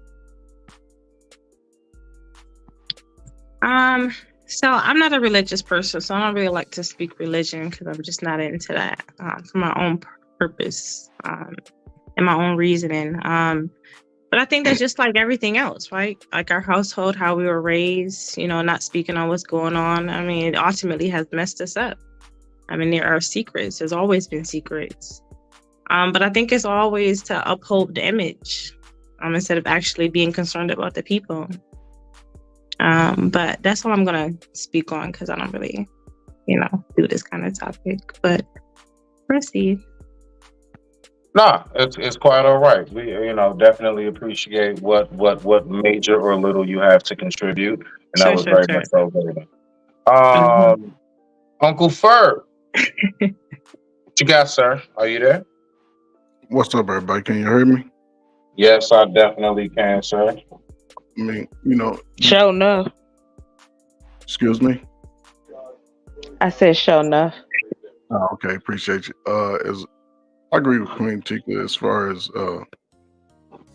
not focusing on the religion part, because that's just has its issues within itself in the Black community. But I'll say this: if there's some inappropriate behavior with some children, it is what it is. You get what you get.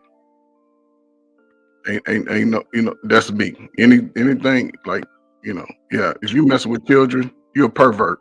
You give a damn what you're talking about. You know Children something, Uncle Ferg, real quick? are innocent. Hold on, let me finish, man. Then you can just go. Go ahead, Uncle Ferg. And the fact that he's in the church, yeah, it's a lot of what's going on. But you see how the stress of all that weighed in on him, how his body changed.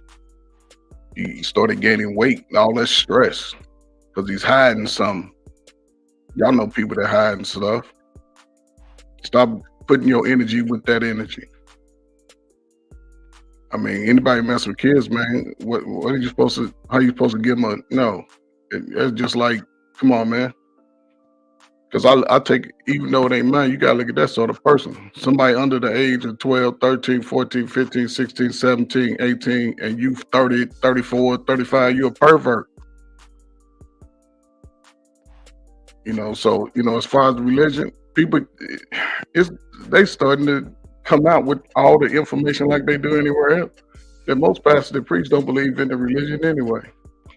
You know why? Because they reading who we are to us. They reading how we supposed to be to us. Make it make sense to me. We are those people.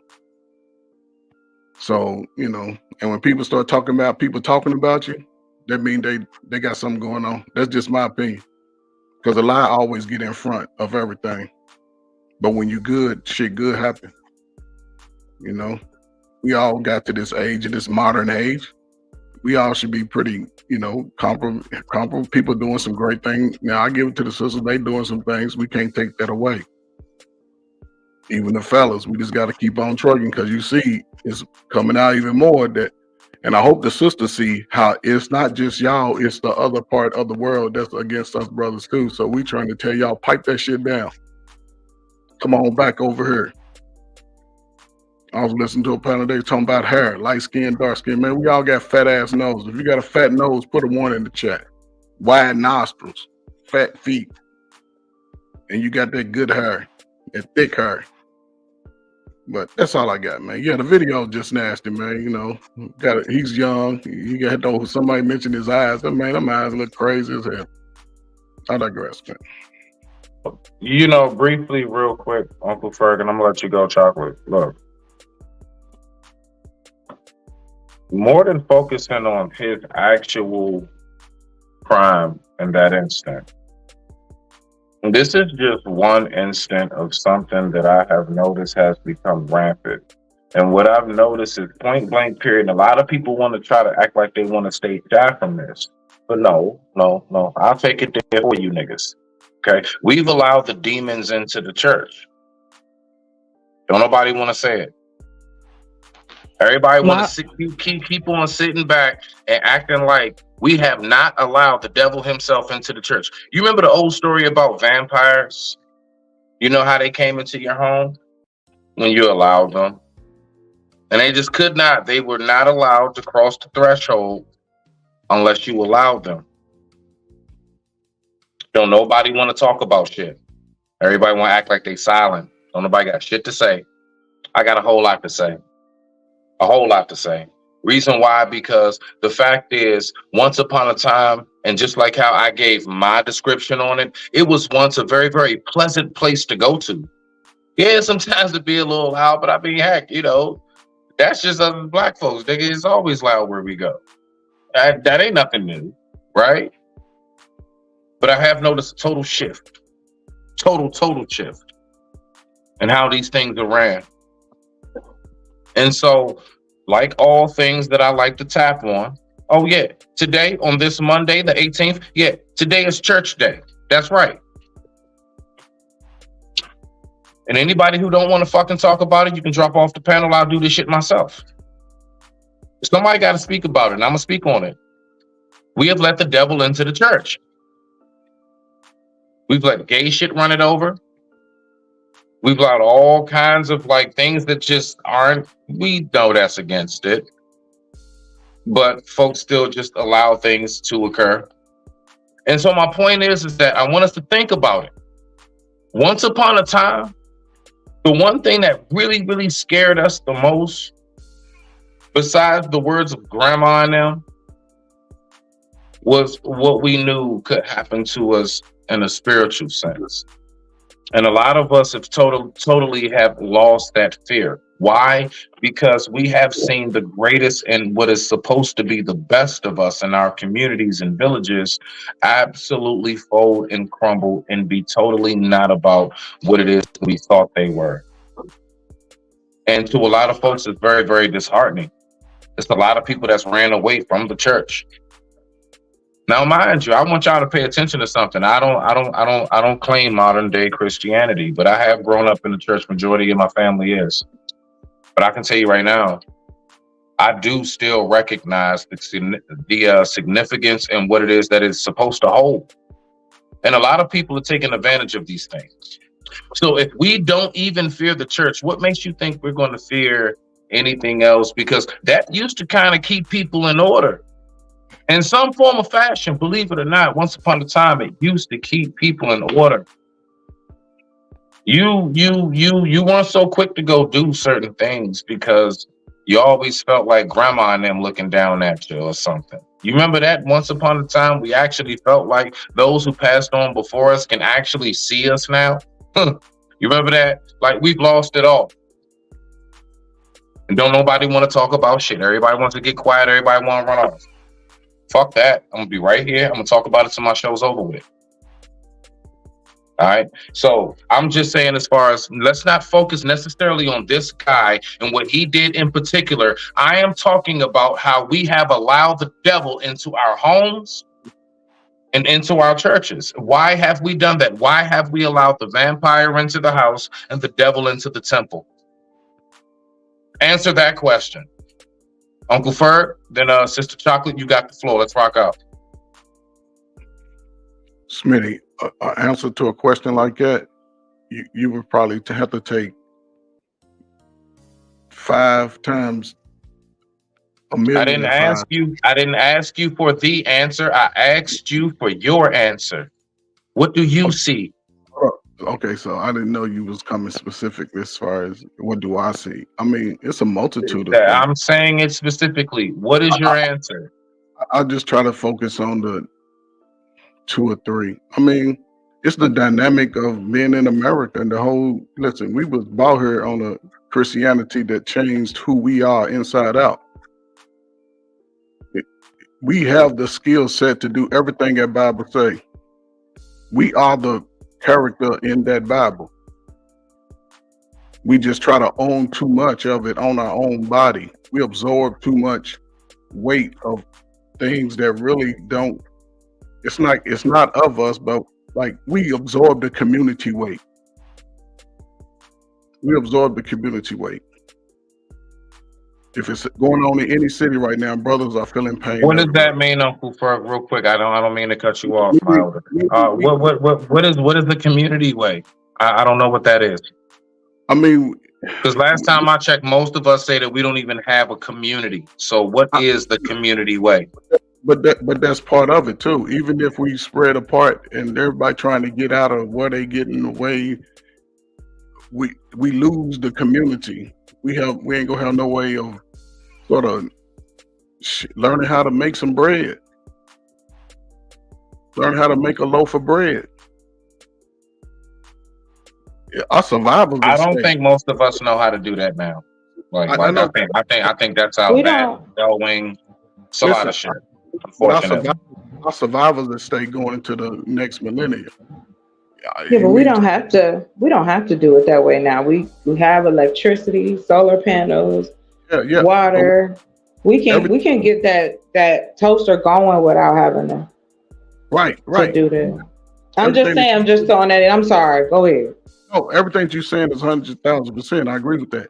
I just hope, let's just say going forward, especially the men, and this is what I'm gonna say. And as far as women, and it might not sound the best. If you got a son and he's 10, 11, 12, and you know the father, he go to work every day, Go and allow him to be with the Father. I don't care if he broke your heart 10 times. He's a boy. He needs great train. His balls is great separate. He can change your whole life. Men, we see what we up against. It's not just the world. Our women are mad at us. They mad. Y'all see it. If they have a right to be mad at us? No. Because they still want to love us and sex us. Fellas, it's a springtime. Pray and meditate to yourself in your space. You don't let bad spirits into your house. Y'all hang around friends too much. Get away sometime. Clear your head. Don't drink every day. Don't smoke every day. Clear your head. Write that shit down. Take your kids somewhere outside. Sweat your weave out. Fellas, work on some push-ups, man.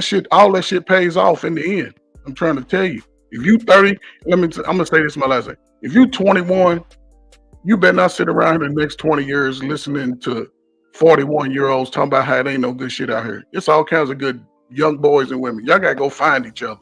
It's shit like diamond in the rough. All y'all come from the fucking alley. So get out of the alley and go find the grass. That shit a blossom. What alley? I ain't been in no alley. No, you ain't been no alley because the neighborhoods is gone. Remember the neighborhoods is gone. We all Why over would I that. be? Not You get in you. trouble. We get in trouble for being in the alley. You can't.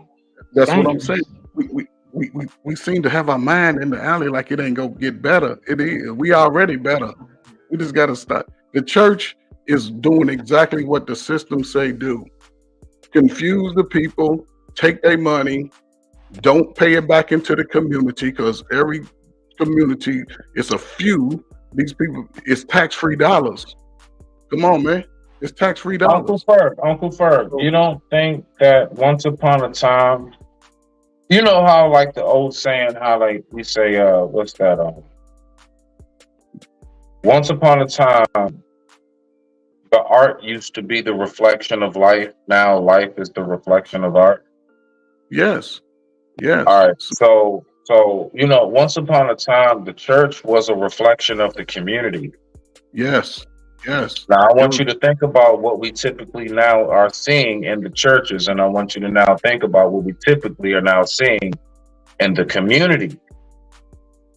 Yeah, but the There's church, a direct connection because the same people who run our churches are the same people who are our neighbors. Today, rock out, sir. Not today, Smitty. Back in the 60s, 70s, and 80s, yeah. Now your teacher went to church with your mama. When they look, busing hurt us a lot too, because busing sort of started spreading us out.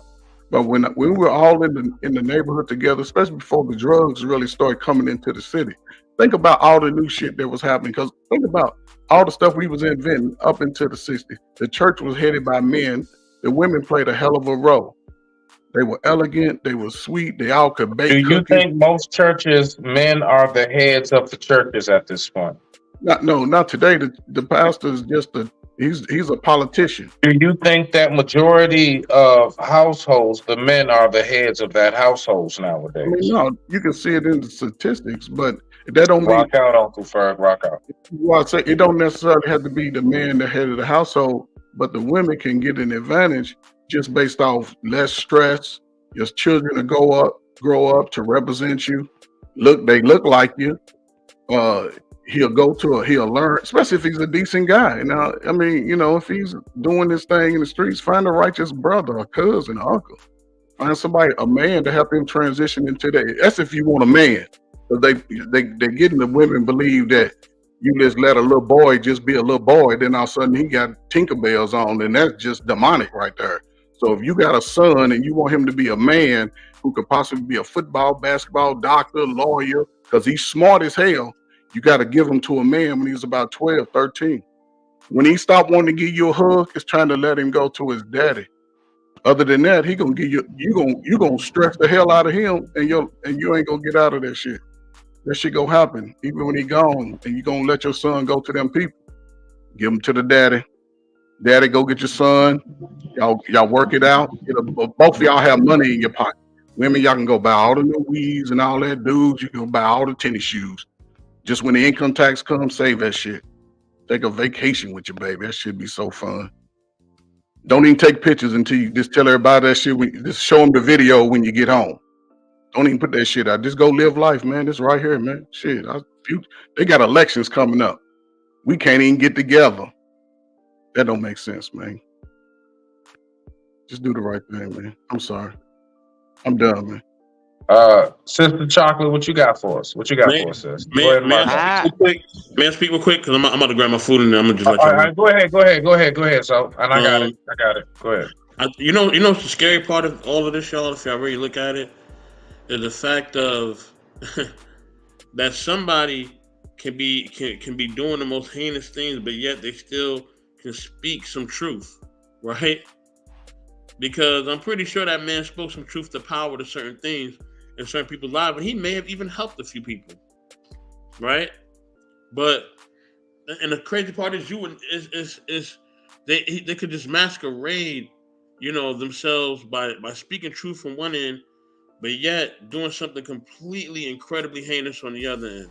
You know what I mean? Especially when it comes to just children.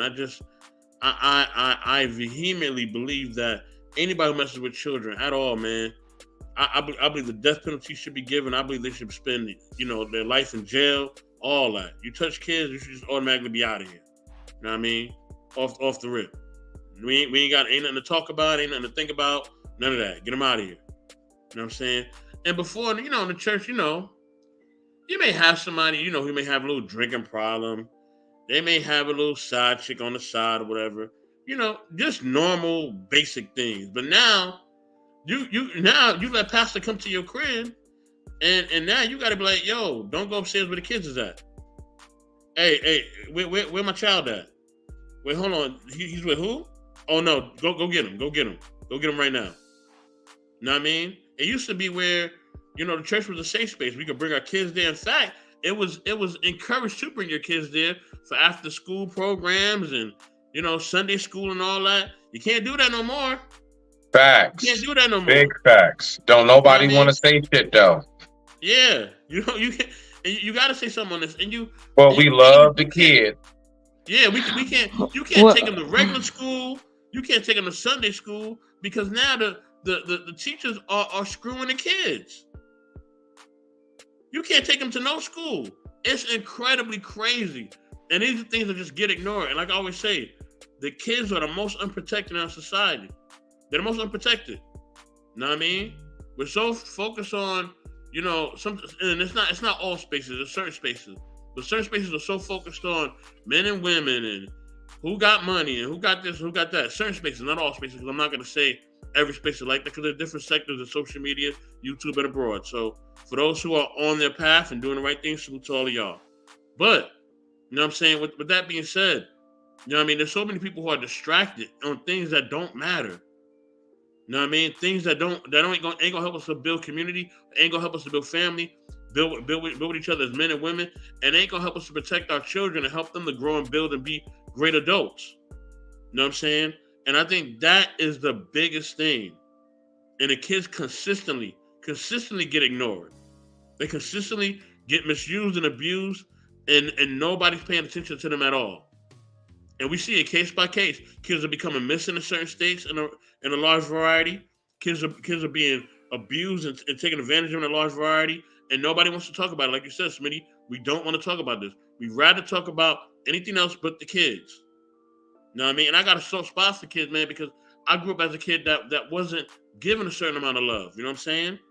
So I have a soft spot for kids because I was that kid that was neglected. So I have a very soft spot for kids. So when it comes to kids, I get very, very, very, sensitive and very protective over kids, man. I don't like that shit. I used to be one once upon a time, believe it or not. I know this beard, you'll never think that. Once upon a time, I was 8.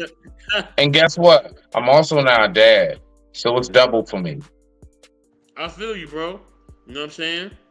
And that's how we that is essential, man. We gotta really start protecting our kids. You know what I mean? How can we say we're a decent society and our kids are out of control? How can we say we're a model society and our kids are not protected? You know what I mean? Like that's all I gotta say, man. Sister Chocolate, go ahead and rock out. I'm about to get my food. Salute to Debbie Howard. I see you in the building. Hey, Debbie. All I'll say is I see it from what everything that was mentioned up here is about neighborhood and community. And that means if it's not there, it needs to be built. There's your economics there. There's that piece there. Then when you do as it says, as the Romans do, we can develop our own communities that are surrounded about those things. They can have everything you need in them. It doesn't mean like, oh, it's just like a gated community that you drive by, or see off the highway and they have everything that they want in that area, whatever, the church, the mosque, the grocery store, whatever. It's all across the country. People do that. They're not taking over the world. They're not making different money. It's just that they want to be around people who think and do as they do. I don't think there's anything wrong with that, but I do think that we don't. I'll say this: it for me, everything that y'all just said, it goes into building communities for the children that we are so worried about. They have to have somewhere to go to see what you guys are talking about. You would know who the pastor is because he lives down the street. He lives in the same community as you do. We knew the people that we dealt with because we were in clusters of communities. We were in neighborhoods, grottos, ghettos, whatever you want to call them. They were intimate. We knew each other. We knew the older people in the neighborhood because we all lived in one particular place. Or you lived in the neighborhood that's where we all live, whether it was apartments, whether it was a HUD housing, whatever it may be. But what our counterparts did was they went and built suburbs. Guess what? It's still land available. There's still plenty of places that you can have your mosque, your church, your school, the whole nine in your neighborhood and know who you live next door to, who your kids is playing with. Those things are possible. So, yeah, that's how I feel about that.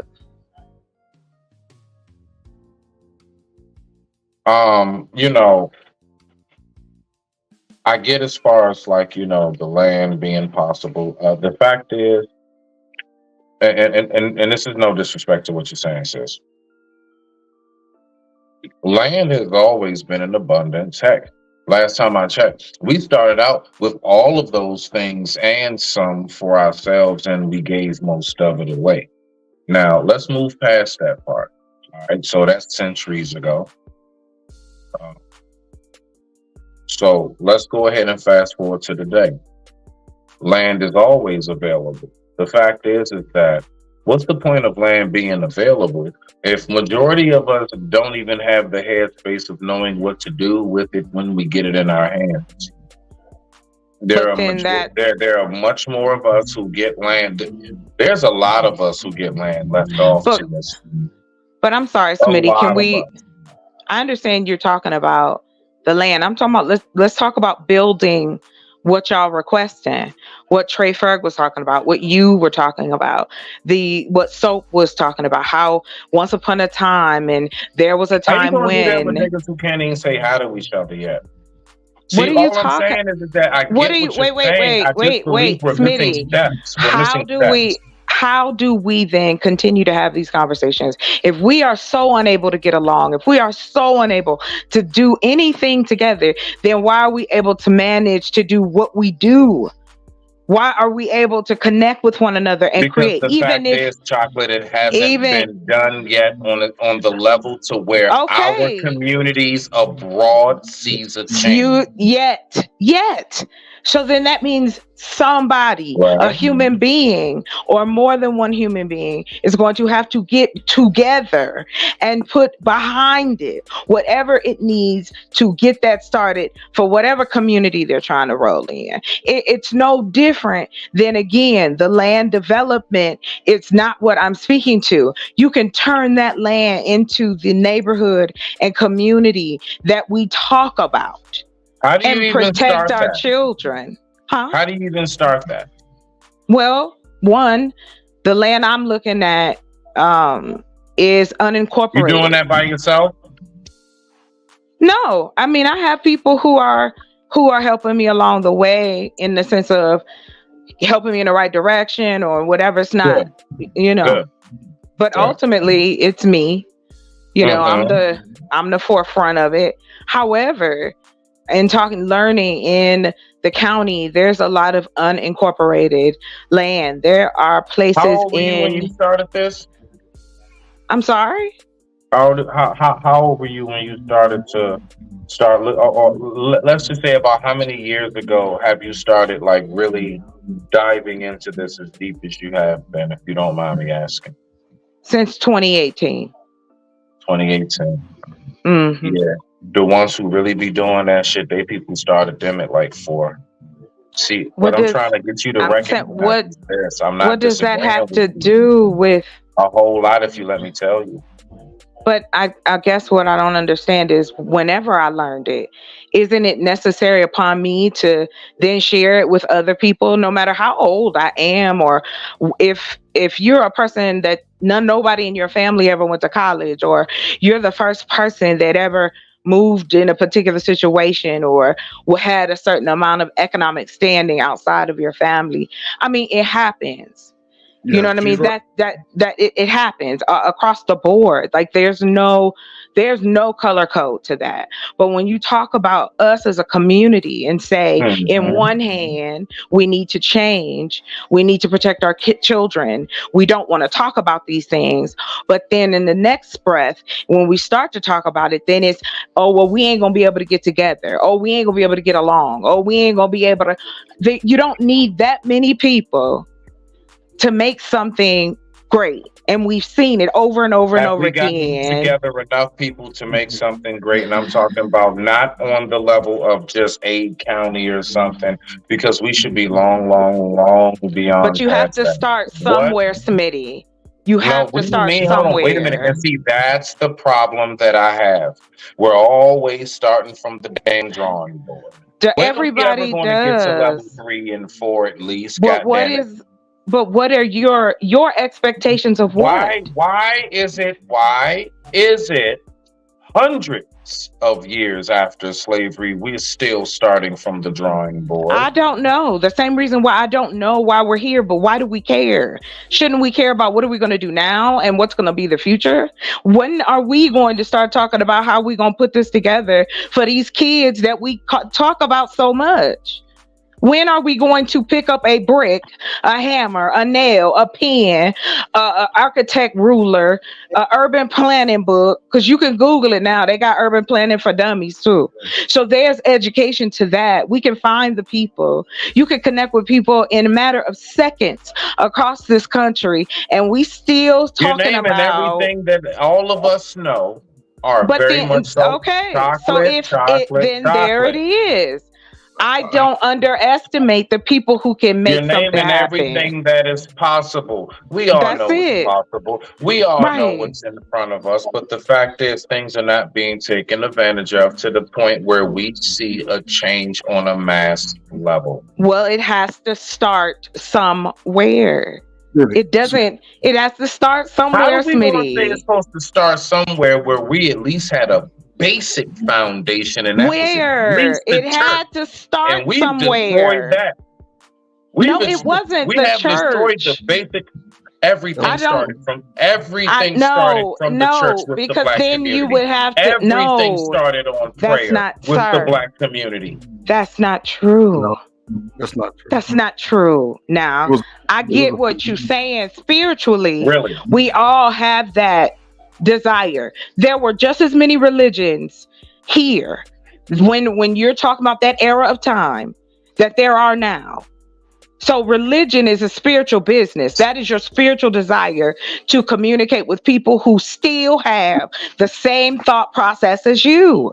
That's what it's all about. A church can be anything, right? That's what they used to say. You could have church at home. No, church can be wherever 3 or more congregate. Exactly. So it doesn't have to be this grandiose thing, right? So we know this, we've learned this, and here we are still trying to dissect something that doesn't need And what did I say about the dissection. actual physical building? I said, do we not notice that it used to be the reflection of the community? So if you say that, But you have to build a community to have it being reflected. Like, so go ahead and get in there. No. Let's get in there real quick, and then Chocolate, you can pick back up, and I'm gonna tap back in after after you're done, Chocolate. Go ahead, so. Now, listen. I will say this, right? To Chocolate's point, yes, we always lived in a free moral society where there was different aspects of living and life and things of that nature. So I will concede to that point. I also will say that Smitty is correct at his point where our hub back in the day was the church. You know what I'm saying? You know, for better or for worse, most of us went to the church, or we had people in the church that's where we actually got our resources from. That's where we went to. It was a sanctuary, right? You know what I mean? And we took things. The church was looked at as a place where, you know, it could be safe and the kids can play, and you know what I mean, and people could, you know, actually have fellowship and grow, and there was a staple in the community, right? But that's something that now, you know what I mean, with certain communities, not all, is becoming more and more passe, and it's becoming less where you can say, okay, I can go to that church and it's actually safe. Now, if you go to church, now you got to look at the pastor's background history. Now you got to make sure that he's not trying to touch kids, or he ain't trying to steal money from you or whatever, right? So now you have to do a whole investigation on the whole movement just to make sure that the church movement is about the church and not about some BS where they're actually trying to take advantage of kids or take advantage of you, or they just money hungry, right? You know what I'm saying? So, or it could be a cult where they may try to be taking you out of here and get you to delete yourself. You know what I mean? We've seen that too, where it's a church and it says, "Oh, we're about the people. Drink this juice," and the people drink the juice and they up out of here. You know what I mean? So, yeah, it used to be a staple in the community, but now you got to investigate that church before you even, you know, decide to be a part of it. You know what I'm saying? So, you know what I mean? I definitely see both of y'all points, but yeah. Go ahead, Chocolate. You got it. Go ahead. well, like I said, you know, that's from there's the layers that we tapping into tonight is, you know, of course, the surface piece, but I think a lot of it is fellowship. It's fellowship. We need that as human beings. We need to fellowship with one another. Now, whatever that may be surrounding, whether it's the church, whether it's you know, the mosque, whether it's, you know, the Buddhist temple, wherever it is, the same, how should I say, the same main choice is I'm fellowshipping spiritually with people who have what I want and have my values, and we sharing that energy, and it gets where it's got to go. You know, we want to end the week. We want to share that. We want to, you know, fellowship. And that's what it should be about. But if the church has not been a part of the community for such a long time, because what were they doing for the community? They have to give something. Like, your church needs to give back. Like, it's not where I'm helping you get a Cadillac, but I'm gonna eat Franks and beans, and I need to just pray for that and be thankful. Millions of us have done that, sister. Yes, but I don't think it should never be the case. There's plenty of food in this world. It's plenty of food here in this country. Nobody should go hungry, but that's a whole nother conversation for me, because that's something I'm passionate about. But ultimately, again, I'm on the side of, let's start building something. Let's start showing what we keep talking about that we want to see. That's what people do. That's what they, you know, it starts with an idea. It starts with a movement, whether it's 2 people, 3, 1, 5. I mean, there's a lot that can be done, even in having a conversation. Chocolate. We've done that a million times over. I can pull up, anybody here can pull up endless clips of somebody doing something, and they did something real nice for the community. got this built. Again, every other culture here has seen something significantly change in the mass level for their community. What's going on with us? Now, the reason why I pulled up the video I pulled up tonight is because once upon a time, that used to be the ultimate safe haven. Come to find out now it's not. If we can't even find refuge in that place that smells like the old wooden doors, those squeaky hues that we sit on. But are you talking about the building or the people? Because then it sounds more to me like your attachment to that is the building in itself. Is it? That's what I'm saying. It's the people, the fellowship, Church right? is wherever 3 or more congregate. You know what I mean. I said specifically before I'm saying anything I'm saying right now. Church used to be the reflection of the community. Do not keep bypassing that part. I said it about 3-4 times. I didn't bypass it. Okay, well, you just did. Because I didn't. Chocolate, I said, those is not the building. It's the people who occupy it. Just like the world isn't evil. Well, I didn't hear you say that before. The world is not evil. The world is nature. People can be evil. People can do evil things, which can give the appearance to others that this world is evil. Do you see? So no, I'm not speaking on, no. Let's get off of that physical building. The fact is, if we're 3 or more congregate in our community, it's filled with those who just have horrible intentions. Their heart is not in the right place. And we all know what that means. What are you really trying to do it for, and for what reason? Is it something for personal gain and benefit, or is it truly something in the name of the Lord, right? Or in the name of my community? Just in the name of good integrity, in the name of discipline, for crying out loud, in the name of legacy. All of these things. We don't have to, we can get off of it being church, because that goes so much deeper. That was the precursor to where it is I'm here now. I have a question. Rock out, Chief. What you got? Okay. Chocolate, you can get in after Chica. So my question is, so I don't condone to like a religion, right? Because my thoughts around religion is so different from a lot of what I hear from other people, right? But I guess I'm so curious to find out why we're so adamant to be a part of a religion if we have so many questions around it.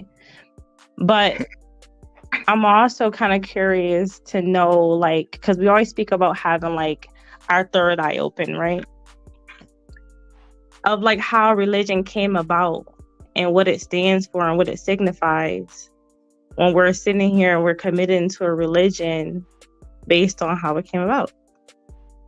And I guess I have my own feelings about it, so people might hate me for it, but we're talking about like letting demons in, but why are we not talking about how it was created by demons? Like religion. No. Religion. No. Don't call me booty. Religion continues to destroy a lot of households. Yes, sir. Because we continue to subject to things that we don't typically understand. And I really do feel that it is for the lost. Like the lost people that maybe like, struggle with different things that they have going on. Like we tend to, gravitate to religion when we have the worst health. Or we have, when we're battling with mental health, substance abuse, all those things that we don't typically understand. So now we're like so adamant about religion. Because it's a forgiving nature. And in my opinion, it came about so we could be forgiven based on what has happened to us.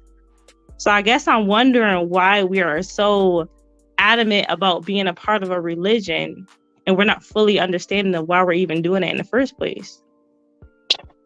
Yeah. Okay. So let me wait, I'm not done.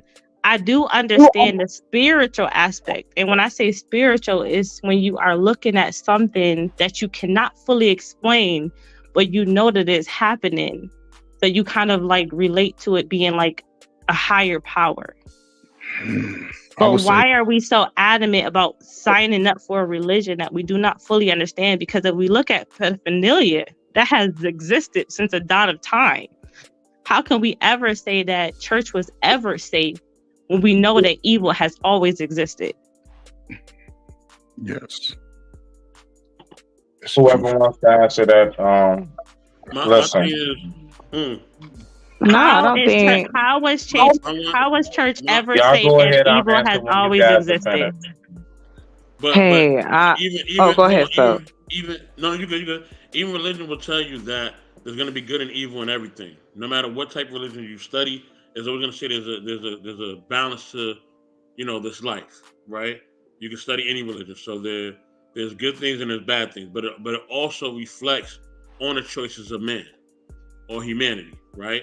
So if you choose to do the right thing, right, then yes, you know what I mean. Your life will bear certain fruit. If you choose to do the wrong thing, your life will bear certain fruit based on those choices, right? Now you don't You get know what I fruit. mean. So with that being said, I don't think there's a problem. The problem isn't the religion. You know what I mean? It's never been a religion. The problem is that it's people who use the religion to try to basically control people or to try to manifest certain things in a certain way or to try to basically take advantage of those, you know what I mean, who actually really are trying to follow the religion and actually trying to live their life in a good way. Because there's so many people that we've seen. We've seen it with family members or people that we know or people that we've heard of where, they could follow certain religion. It could be Christian, Muslim, whatever, and it helped them to get off crack, right? It helped them to stop doing drugs. It helped them to stop being gangsters and shoot up the community and all that, right? Like we've seen it where religion has been a positive influence on a person, right? You know what I mean? So like it's not the religion per se that's bad. You know what I mean? Or somebody following religion is But no, I'm actually not just speaking being on I'm unaware. not speaking on religion being bad. So No, because that could be found in anything. You can no, go but to counseling and get off crack. Yep. what I'm saying is this, right? What I'm saying is this, right? At the end of the day, it's not the religion, right? That's actually the problem, right? Because in our religion, if you really do your research, in our religion, it's a lot of it has been tampered with. A lot of the books have been tampered with, things of that nature, right? So we understand that. If you really do your research, you understand that. And to me, all religion to me, a lot of it is a map, right? It's all pointing you towards something higher, but it's just a map to point you towards that, right? It's just what you believe in and what you basically are living your life towards. You know what I'm saying? But if you're living your life towards loving people, helping people, and you do that, but you are what I mean, you're Hindu or you're Christian or you're Muslim, that to me, what I mean, it's just a preface of you basically using that to basically sharpen your character. So if it's to sharpen your character and make you a better person, it's not a problem. It only becomes a problem when people use it not to sharpen their character, but to take advantage of people. You know what I mean? And also to take advantage of children and to basically use it as a way to basically bamboozle people and basically confuse people about how they should really be living their life and also condemn people. That's when the religion goes wrong. You know what I mean? Okay, so Because I believe if you follow any religion, you know what I mean, for the most part, it's pointing you in a path of being righteous or of being good. It's just that people corrupt it, and then once they corrupt it, yeah, it starts turning into some other stuff. So yeah. okay, That's so when you look at a person that is structured, right?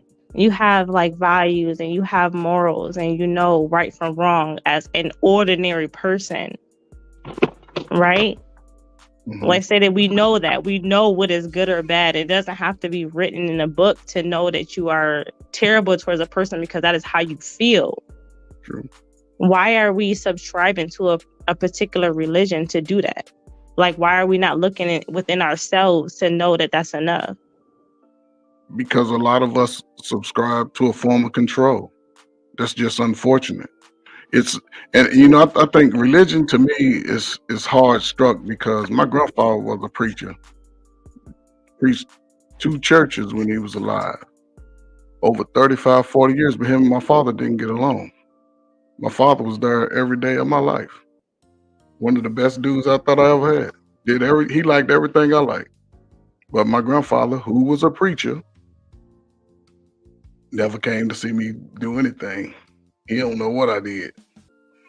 But, it's just a part of my life. I never hated my grandfather. I loved him and gave him much respect when I saw him. But looking over and being able to just live through it, I didn't have no ill feelings. It just let me know how to live and move in the world. It ain't the religion. It's just the word. The word is used to manipulate. We've seen that since we've been over here and they let us have our Sundays. We are the word. That's our problem.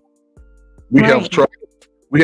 And this is my thing. Women are so, and it's not just black women. It's a lot of it's Americanized women for real. But the black women, y'all hurt so much from it because y'all think through the goodness part of it. To me, it's like y'all. What's that saying? Like you'll fucking bite your finger off to, you do one thing, just you'll do it so much just so you won't give. Especially y'all don't like nobody get the upper hand. Y'all like, no, I ain't gonna get the upper hand. I don't care who it is. Your best friend, your kid. Yeah, see, I'm not like that. I was going to say, who are you talking about, sir? I seek truth, and I'm a realist. I didn't say you. But I don't know a lot of these women. But I am black though. Who are? Where they be at? It might not be for all. Like women have this sort of, if you don't bother me, I don't bother you. Don't mess with me, I don't mess with you. But when it comes to other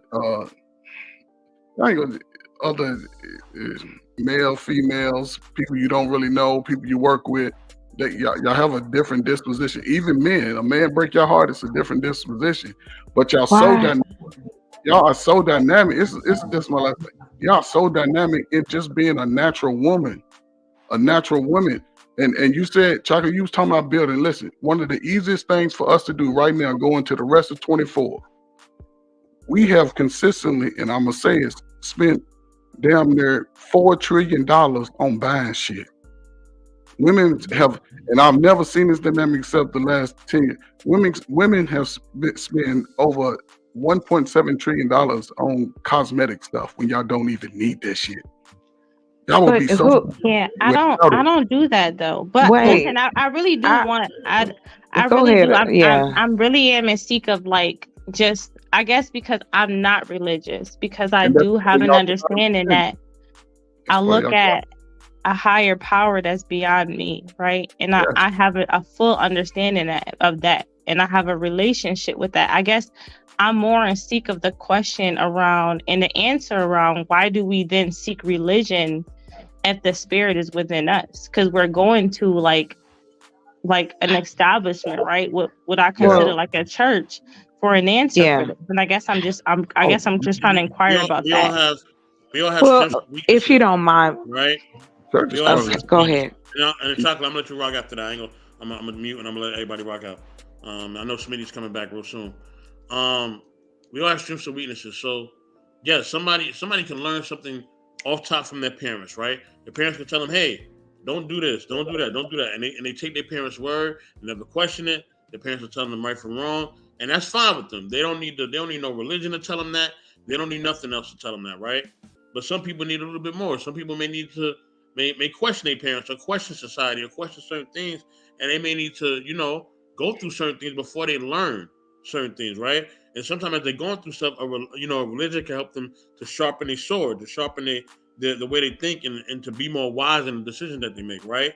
So, I think with that being said, right, we have to take that into context, right?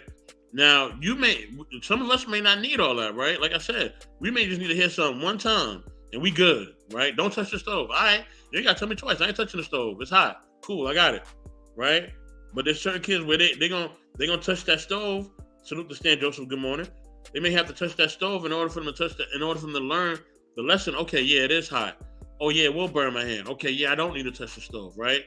So we all learn and grow and understand right and wrong from different ways. So some people may require religion to fully understand right and wrong and to actually grow in their character and be a better person. You know what I mean? I don't think there's anything wrong with that. You know what I mean? And yes, even most religions tell you that you do make up the body of the church or of the religion. It is the people that is the church. The church is inside of you, right? You know what I mean? So, you know what I mean? And if you read the word, it does actually say that as well. So The people. that being said, you know, that's really my point. But we're relying on what an you're saying, ordinary But, person like we are, right, to teach What? us something that we can learn Yeah, on our own. I wanted to answer your question after you. Okay, go ahead. And I want to make sure I'm understanding your question. Why do we need to go? If you understand that you are the basically you are everything you need to get to navigate through this life, to help you find a partner, help you find your way, so on and so forth. Yes. Religion again is a form of explanation, one, and two, it comes back and been studied. Human beings need fellowship. What we call in church, what we call whatever a mosque, what we call a temple, whatever's been called for centuries, right? We need that. Some of us don't, right? Some of us are fine with, hey, I don't feel less than a person because I don't go to church. I believe there's a higher power, but my relationship is just different. And at one point in time, that was a bad thing to say, even in the Black community. Even now you hear it where they say they spiritual, but it is all about that. And that is why people do it. It's not that they negate the fact that they have the ability to love and forgive and hate and be jealous, all those things inside. You still feel better as a human being, for those of us, who do it, when you have people who subscribe to your same life choices, wherever you are. Shit, you can call a college a church. You could go to call center. It's like church. Anytime you have a large amount of people. More cult than church, as far as college, that's more cult. But I got you, Smitty. So why are we not calling the church a cult? I mean, it's a group of people following a certain way of life. Well, it is called a cult. That's the shortening of culture. We've turned the value of that word into something negative. But truth be told, all it is a short off from the word culture, which is everything we discuss. How we eat our food, how we speak, our language, our motions, our traditions, or the different things that we do. Those are all just culture. Right, but doesn't God say we're not supposed to follow cults? But that is if you believe or subscribe to God per se. We're still in a world. We're still in a world. Mm-hmm. So for people that do subscribe to God, right, and a higher power, right? And if He says that you shouldn't follow a cult, why are we following cults? Because again, I will say this with all respect. The book that is read to follow these rules again were written by men. And it has been misinterpreted. It has been changed, modified. It would be great if we all knew 100% the truth of what it all is. But truth be told, it all is a cult. We have small cults. That's why they call them subcultures. Like, we all subscribe to things. Like you said, you called yourself an introvert. Where did you get that from? Right? The description of many people who also subscribe to the lifestyle that you have. The dictionary has introvert in it. Okay, so basically we're saying that we are subscribing to something that is man-made. Right, No, that's it. Yes. Oh. All right, yes, so then we're just all lost as a person. Well, I don't think. Now, I disagree with the lost part. I do think that we've said that about a lot of different religions and subgroups in our own culture. People were frowned upon. Some Black churches will shun you for not coming. You will be talked about. There's social pressure that goes into it. This isn't just a yes or no black and white situation, because it's political. Again, it goes back to the human connection, having people to feel safe with, having people to trust. I trust y'all on that Sunday. Every Sunday I am trusting, right, that the pastor gonna be there, my girl gonna be there, her and her husband, and me and my man, or we going to church, or we gonna go see the old Miss Jenkins, or we having a potluck. It is about the intent and the fellowship of that situation. And I think that's always something that human beings are going to be connected to. You can paint it and call it whatever you like. It's all going to be the same. That desire to be around people who subscribe to what you subscribe to. And we just label it. Right. And I can understand that. I just as human beings, I just wonder why we're so surprised when we have pedophilia where children thrive.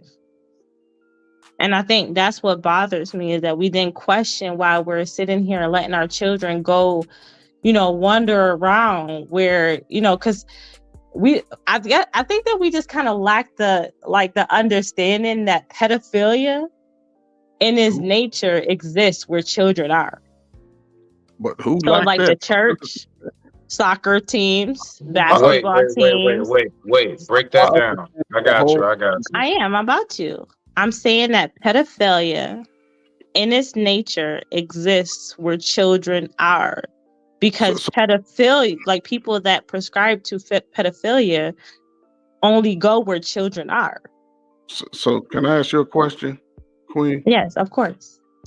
Just based on the topic that you just mentioned. Yes.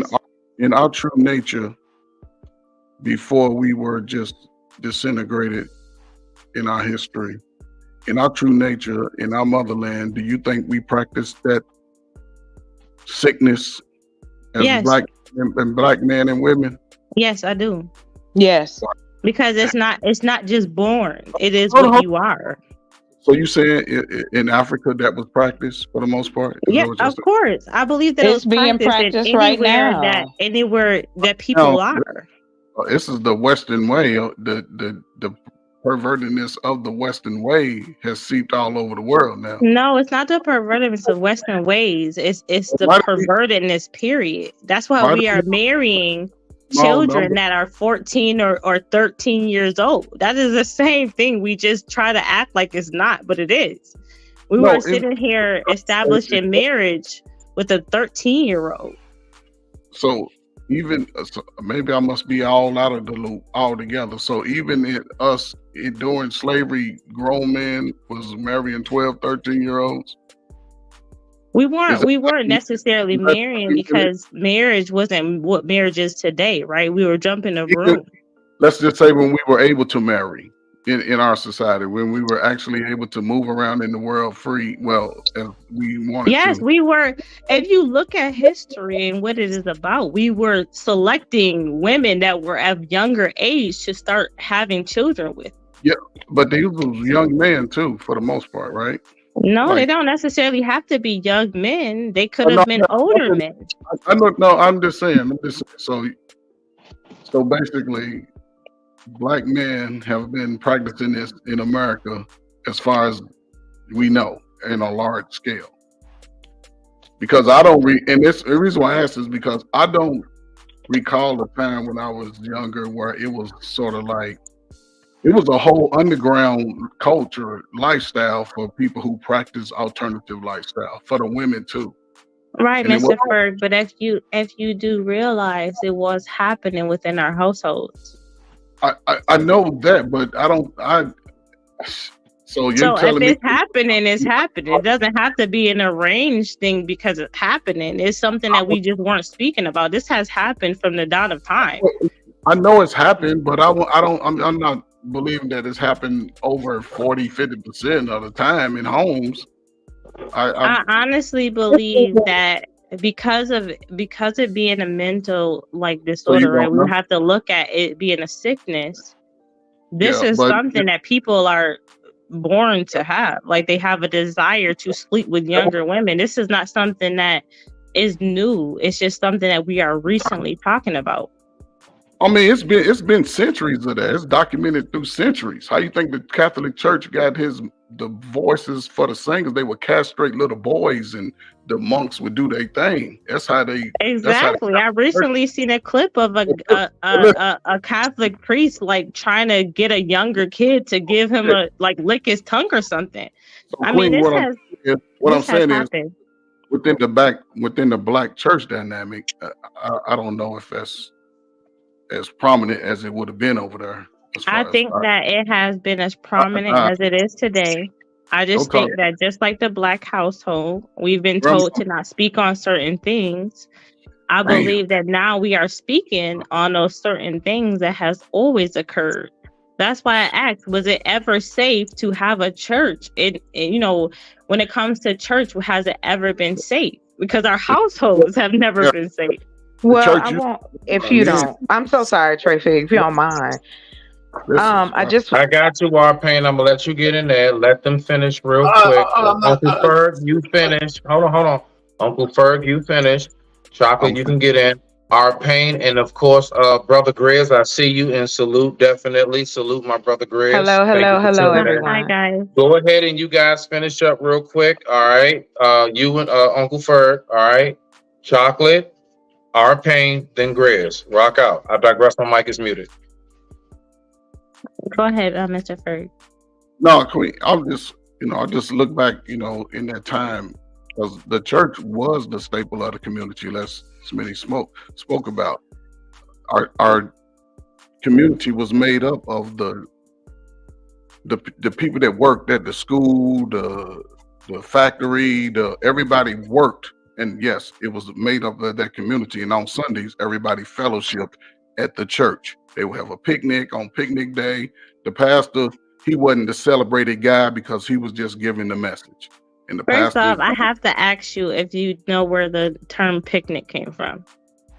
Picking niggas whenever they want to.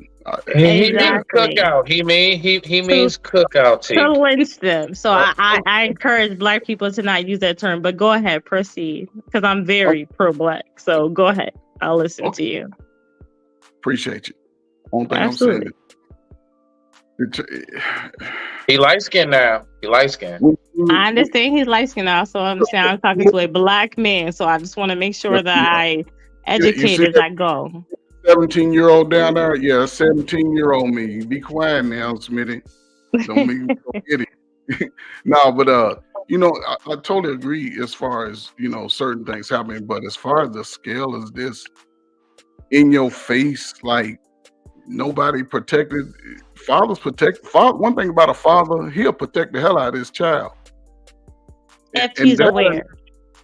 But that dynamic wasn't as prevalent as it was in the last 30, 40 years. No, it wasn't as prevalent though, but it does mean that it was still happening. But the majority 15%. It wasn't no go ahead. I'm sorry. 60. But all I'm saying is this, even like today, now, we got to protect our children. The church is confusing everybody because the church is part of the political plan. They control millions of bodies, and people go to that church religiously, spending all their life fortune. Mm-hmm. Chocolate, you were saying building a community. Everybody go to church for the next 2 months. Don't go to church, spend your money. Donate that to a fortune that's going to build the community. Yes, Save but I don't think you're going to be allowed to go through church for 2 months and you ain't put nothing in that pot. But that's not true. Sister, somebody going to pull your ass to the side. No, they not. And they shouldn't. No, seriously, I have to speak on the fact that they do pull you to the side and they do ask you about your donations. Yeah, that's why I don't attend anymore. Like, let's not play the game tonight. Let's keep it all the way in G-ski on this. I am. Excuse me. I'm so sorry, sister. No. Let Chocolate finish. Hold on. Let Chocolate finish. Brother Warpaint and Grizz, I'm coming right to you. I promise. I'm coming right to you. You're good. You're good. Wait, before anything else, I really want to encourage people. Just really quick, Chocolate, because I'm really serious about this. Like, it's in my field of practice. It's my way of life. I really want people to have a better understanding that nothing in life is safe. And if we are looking for anything to be fully safe, then we are completely out of our minds. And we have been out of our minds since the dawn of time. And Mr. Fred, you can hop on, you can put you can come on up here if you want to. Listen, nothing has ever been safe. We have been holding secrets within our households and within our communities for forever. That does not mean that it was not happening because it wasn't spoke about. We just have been really good with not speaking about it. We are now doing that now. But I'm telling you right now that these people that are coming about, this stuff has been happening. So when I ask if church has ever been safe, I really want an actual answer from what you guys are thinking, because this is what hold on real quick. I landed it a little bit crooked. That's all. I landed it. It was just kind of a little bit crooked. But I really I got what you're saying. Wait, I got done. Beautiful land. No, I'm gonna land. I'm gonna land. Wait, you next. I'm gonna land. I'm gonna land. It's gonna land safely. I just really want us to have a full understanding that when I hear people speak, because I talk to people on a daily basis, right? And I hear stuff and I'm never surprised. All right. People have been having things done to them for forever. All right. I hear stories about from my mom's age, from, when she passed, she was in her 50s. But even before that, I hear my uncle speak. Things have been happening to people. We're not going to act like that has not existed, because it has. We're really good because we were told to not tell. That's all I'm saying. Well, I agree with you. I agree with you on that. Hold on, y'all. Hold on. Real quick. Angelus, just show your face real quick for me, please. Can you just cam up real quick behind stage? All right, bet. Thank you, sir. Appreciate you. All right, I got you. Go ahead, y'all. Go ahead. Hold on, I got you, Brody. Gotta make sure that shit. All right, bet that. Well, okay. I guess to what you said, which I think is very prevalent and has always. I agree with you 100%. I guess my thing is we can't say. I mean, you can, but I don't agree with that the church has never been safe. That's a building. We're talking about the fellowship of human beings who keep their mouths closed. Now, I also wanted to hit upon something that was also said within the conversation was we don't talk about sex. Now, we quick to call somebody a pedo. But we don't have conversations with our kids or ourselves. There are still grown adults who are uncomfortable talking about sex. You have to talk about sex in an age where I can pick up a phone, I can look through a window, I can look in a tablet, that this information is coming at me 50 million ways. You have to have some kind of discernment. And what I will blame is that the Black church has always demonized sex and demonized sexual behavior. So if you demonize it and make it seem like just your thoughts alone gonna send you to hell, and you're not talking to your child about good touch, bad touch, or talking to your daughter about why men might be looking at you a different way. And we said men, because again, that's also an issue. This is why, again, to her point, I can't disagree with, especially among the girls, because the boys don't even have a chance. Let's be honest about that. The boys, the children that's being yelled about, boys are being, young Black boys between the ages of 9 and 14 are being snatched up and been disappearing for the past 7 years. I don't see no Black men in the street going off about this. These are babies. These are our men. And this is after they went to the church. Right. There is no this. Oh, let me go to the church and talk to somebody. I can't talk to Reverend, I'm old as everything and I know Moses, about somebody doing something to me. As a young woman, as a young man. Yes, Reverend old as everything. Where's the success of that? Now, hold on, real quick. Brother Payne, we want to get Brother Payne in here too. Yes, please. What you got, Brother Payne? you know, some of this. I mean, a lot of this stuff is all true, but it's hard to conflate. I mean, we're conflating a lot of different things. The way people lived way back when, women did get married earlier because the men they married had a dowry to have those younger women once they became of age, and that wasn't just a black community. That was just around the world. Well, I'm sorry. Where was that at? Is it my turn to talk or not? All right, No, so I apologize. I apologize. I came in late. That's why I asked. That was just an interesting opening. That's all. Sorry. I think Brother Payne came in later than you, Chocolate. I think we should give him the floor. Yeah, that's all. Okay. Just give him the floor for the moment. Go ahead, all I'm Brother trying to say Payne. is, I really don't dispute anything that the ladies are saying, but the horror story that's being painted is a little bit overkill, because we know there's horror stories. For example, I was born a Catholic, and I have issues with the Catholic Church. And one of the reasons why the priests went wayward is because they asked men and women, but mostly men, to do something that was antithetical to their nature. You can't tell a human man that you can't be married, you can't have sex through his formative years. It causes a psychosis, because we're born as men to procreate. If you don't have the psychological reprogramming in order to be a priest, you're going to do something crazy and stupid. And that's why they were buggering all those boys. So from that standpoint, it had to be a holistic approach, and the Catholic Church didn't take that. As far as women and as far as young girls being exploited, yeah, that was true in the past. Some of those young girls were married to men of wealth, but today we all know child trafficking is illegal, and I don't think anybody who is human trafficking is illegal. Well, human trafficking, but don't count too. Yeah, all of it counts. Let's just talk about the children. We know it's illegal, but to just say that there's a whole blind eye to it in the Western world, in America, yeah, not that there's a blind eye. We're so discombobulated with all the other bullshit that's going on. Some people fall through the cracks. Unfortunately, a lot of kids are falling through the cracks. So from that standpoint, there's no argument. But to say anybody, to intimate that anybody promotes that, the regular people promote that, I have an issue with that. I don't think that's true.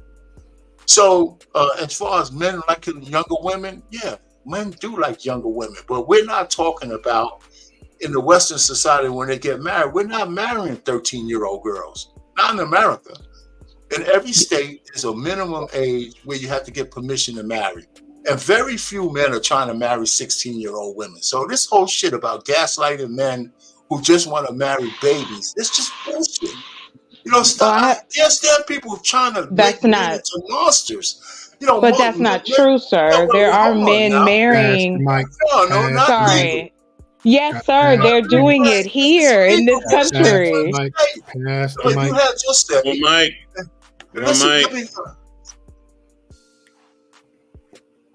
Go ahead, man. So all I'm saying, I'll end it here.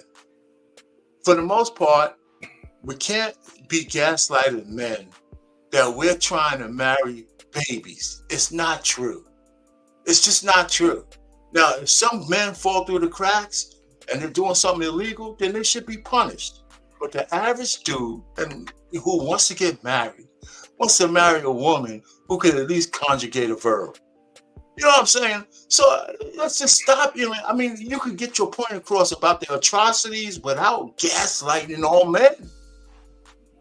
Okay, Mister.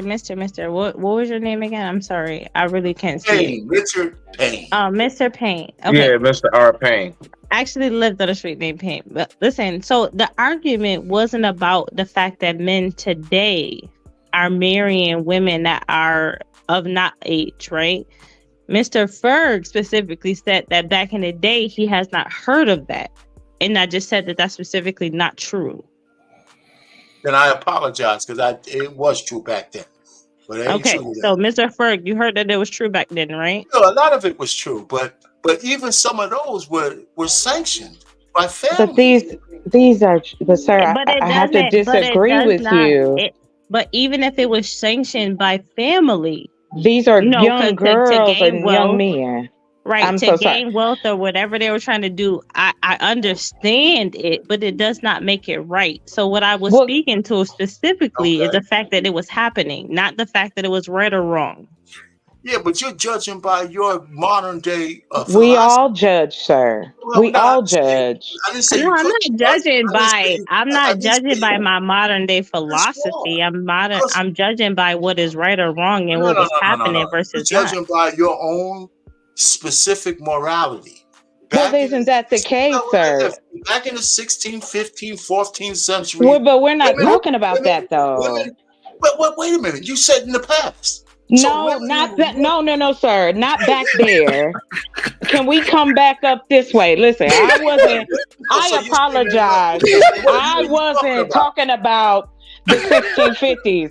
I don't know nobody. I don't know nothing about the way they lived back then. No, sir. I was talking about what is recently taking place now here in this country, which is the state of Tennessee right now is trying to fight sir. So what? Because it's legal. The problem that women are having. Hold on, Mr. Payne. The problem that women, young women, older women, period.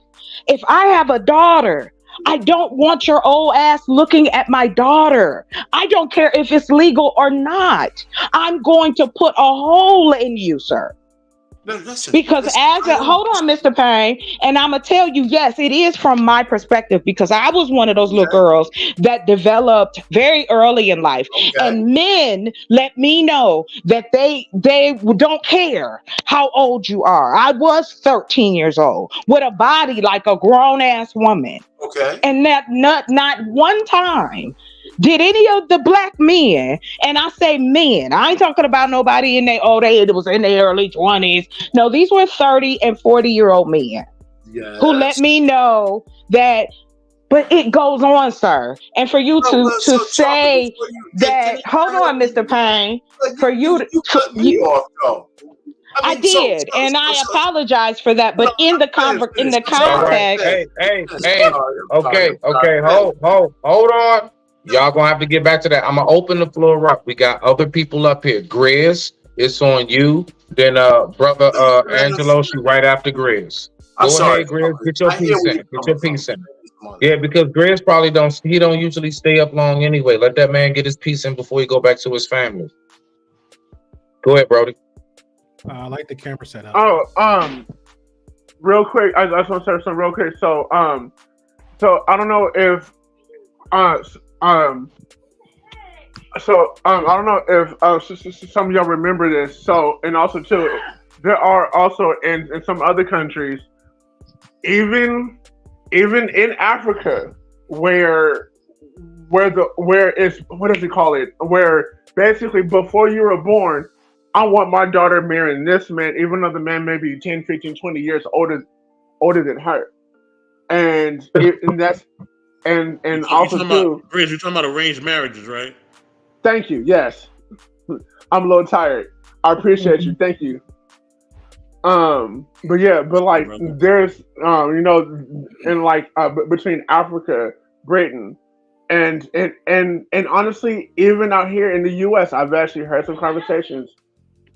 I've heard some conversations where they'll marry off the woman to another man who might be like 5, even 10, 20 years older than her. But yeah, I should just, I'm sorry. I'm sorry about that. But yeah, I take your time, Greg. You good, Brody. I just wanted to say a little bit apart, and also too, I grew up Catholic-ish.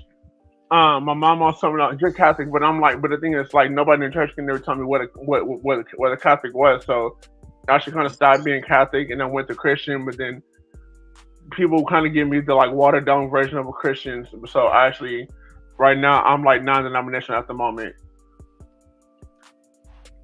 Congratulations. Okay. Okay, cool beans. Is that what you got, Grizz? I just want to make sure you good, brother. Yeah. I'm All good. right, cool beans. But just one last thing. Love, peace, and light to everybody. I gotta go. How about you guys joining to everybody? Have a good night. Much love. Wonderful. How about you? All right, go ahead, Gray. What you got? What exactly is the topic? Because I don't want to like. So basically, we were talking about how, where is basically the safe haven? Because once upon a time, now mind you, I don't care if you're religious, not whatever. I don't care about none of that. The point of me showing the video about the pastor who got caught, messing with the kids in the church is because once upon a time, the church used to be at least the ultimate safe haven for the Black community. If we didn't have schools, if we didn't have our very own homes, you had that church at least to go to. You had that. And so now with that being violated, that being overran, in my personal opinion, I say it out loud and openly, I believe that the Black community, we have allowed the devil himself into the churches as well as our communities. Why? Because the church used to be the reflection of the community. Why? Because the people in the community go to that very church. So if the church is looking all effed up, it might be because the neighborhood ain't looking so hot as well. And my argument to that is that church has never been safe. I don't care, growl like you want to, man, but make sure you cam up when you do it, so I can know who to address. You got it, bro. That's my lovely assistant, brother. She got ranked. Go ahead, rock out, Gray. There's ranks here. Actually, yeah. Believe it or not, yeah. How can I? Well, let me get this question. So, how can I rank up? How does that work? Is there like come around often enough? Okay, that's all. Come around often enough. Show respect. Holla at your boy. That's what I'm gonna say. Holla at your boy. Okay, Smitty. I mean, 84. I've try to look real quick because I feel like I've been here more than most, so I'm trying to figure out where my rank is at. But that's nor here than there. Shout out to Chocolate. That's nor here than there. I'm quoting her right now. I think it's like this. I agree. For the most part, people felt like the church was like a good beacon of where I need to go to. But even back then, it was kind of misleading also because like you gave so much power to one guy, and he either perversed it or misused it. We see a lot of documentaries of that, then and now. When I mean then, it's like where you can go back as furthest as the man-made Bible can carry you up to current times to how many different versions of King James there is now. So, and people still use those laws in the good book to decipher where they need to go or go to just like, for some kind of comfort. I agreed with Miss Chocolate for the most part, but I also have to be like, we got to be honest with a lot of the stuff when we say, because we speak in absolutes, is always going to be another person that pops up like, Brother Payne and somebody else to say, hey, this is not true. This is my life. This is what I live. This is what I witnessed. It was something else. Somebody said about a blind eye to trafficking. I think that was Mr. Payne. No, there isn't a blind eye to trafficking because that just go for everyone. Kids, adults, even adults can get groomed and manipulated. Kids can too. There's another one. This is me being petty to Smitty because he said he don't care. Nah, rock out, bro. You got the floor. I just take a note, so I'm just going down the list. So Mr. Smitty says, I don't care. I don't care about your religion, whatever. To my response to Smitty, I don't care if you care about my religion, sir. I'm just gonna be me. What is another one? RP. I love it. My kind of guy. That's how you move up in the ranks. That's how you move up. Mr. Payne. What does RP mean in the letter? Because I didn't understand that one. What RP is my name. RP Richard Payne. Okay. All right. Thank you. Martin's dad. That's him. Yes. Okay. Okay. And the last one, I just give it like a shout out to Mr. Information Man. I want to say this. Thank you for being you, sir. Currently, lately, I've been seeing a lot of selective panels that doesn't know how to carry themselves, doesn't understand what their message or their mission or their goal in life when they come into the space of YouTube. I think it's very, very disingenuous of them because I hear that word gets thrown out a lot. I think it's very ignorant of them too. I think it's very informed of themselves when people try to spread out messages. I think you are. I was pretty much say one of the top five. I don't know if the first or the fourth, but you are one of the top five of people that stick to your niche. Say, hey, I came to YouTube to do what, and I'm sticking to it. It's very. I think it's very disappointing when most people don't understand what their place is when they come to YouTube. Mr. 84 M3 is another place I come to for like casual conversations that doesn't go out their way to judge, doesn't go out their way to plant seeds, doesn't go out their way to openly disrespect. I feel like very comfortable with this community that he created to the point where if I actually walk out the door and I'm in their neighborhoods, they were like, hey, Great Pill, you're more than welcome to stay the night. At the very least, here's dinner on me. So I appreciate y'all guys doing that. No drinking out my juice containers. That's all, bro. You can turn shit off. It's just how you converse. It's just how you carry yourself behind. I think because Miss 84 more like a behind the scenes type guy, and so it's both of them is too. But it's the way how you carry yourself behind and in front of scenes kind of adds up to who you are. But the most part is like, hey, this is my channel. This is what I do. And it reflects on that. So I appreciate that. But overall for the conversation, I think people just need to be more self-aware, more self-educated. Try not to. I understand like your world is your world. So if you see one thing and maybe Mitch, I'll probably project on you just a little bit. And I apologize because I just came on just you and Mr. Payne having a good back and forth. I feel like when people do speak in their truth, just understand that it's not always the same for everybody else. Try to be more open to it. And this is where I'm not speaking on you, I'm just speaking in general on Miss Chocolate. Because I hold that to everybody with that responsibility too. Just understand when you speak. Yeah, when we speak our truth, like I have a lot of absolutes, right? I can say, hey, I don't like this. I respect other people's absolutes. Yeah, you good. I just want to leave it. You're good. You're good. I just want to leave it there, and I'm speaking in general. Okay. So when it comes to just people and the younger, I get what Mr. Payne said. It comes to legal versus it at that point. Chocolate is understanding the legal part, but she's also speaking on the morality part of it. Mr. Payne is speaking more on the like, hey, the legal part of it, which it kind of conflates on both sides of it. So that's when you have to make a judgment on your own because the laws was created by man, fortunately or unfortunately, and it comes down to the people individually to kind of govern themselves in-house. So when Chocolate is saying, hey, if I see something for myself, this is something I want to do. Why? Because just my personal experience with my own is something I would not allow. I don't know if Mr. Payne have a child or not, but understand there's always going to be two sides of that. Because if something happened to the niece,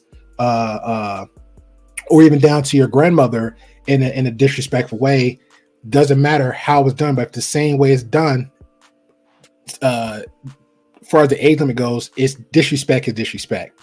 So I will leave it there because I don't want to go down the rabbit hole because I've seen how that went before. I appreciate everybody with their input. I appreciate everybody their conversations.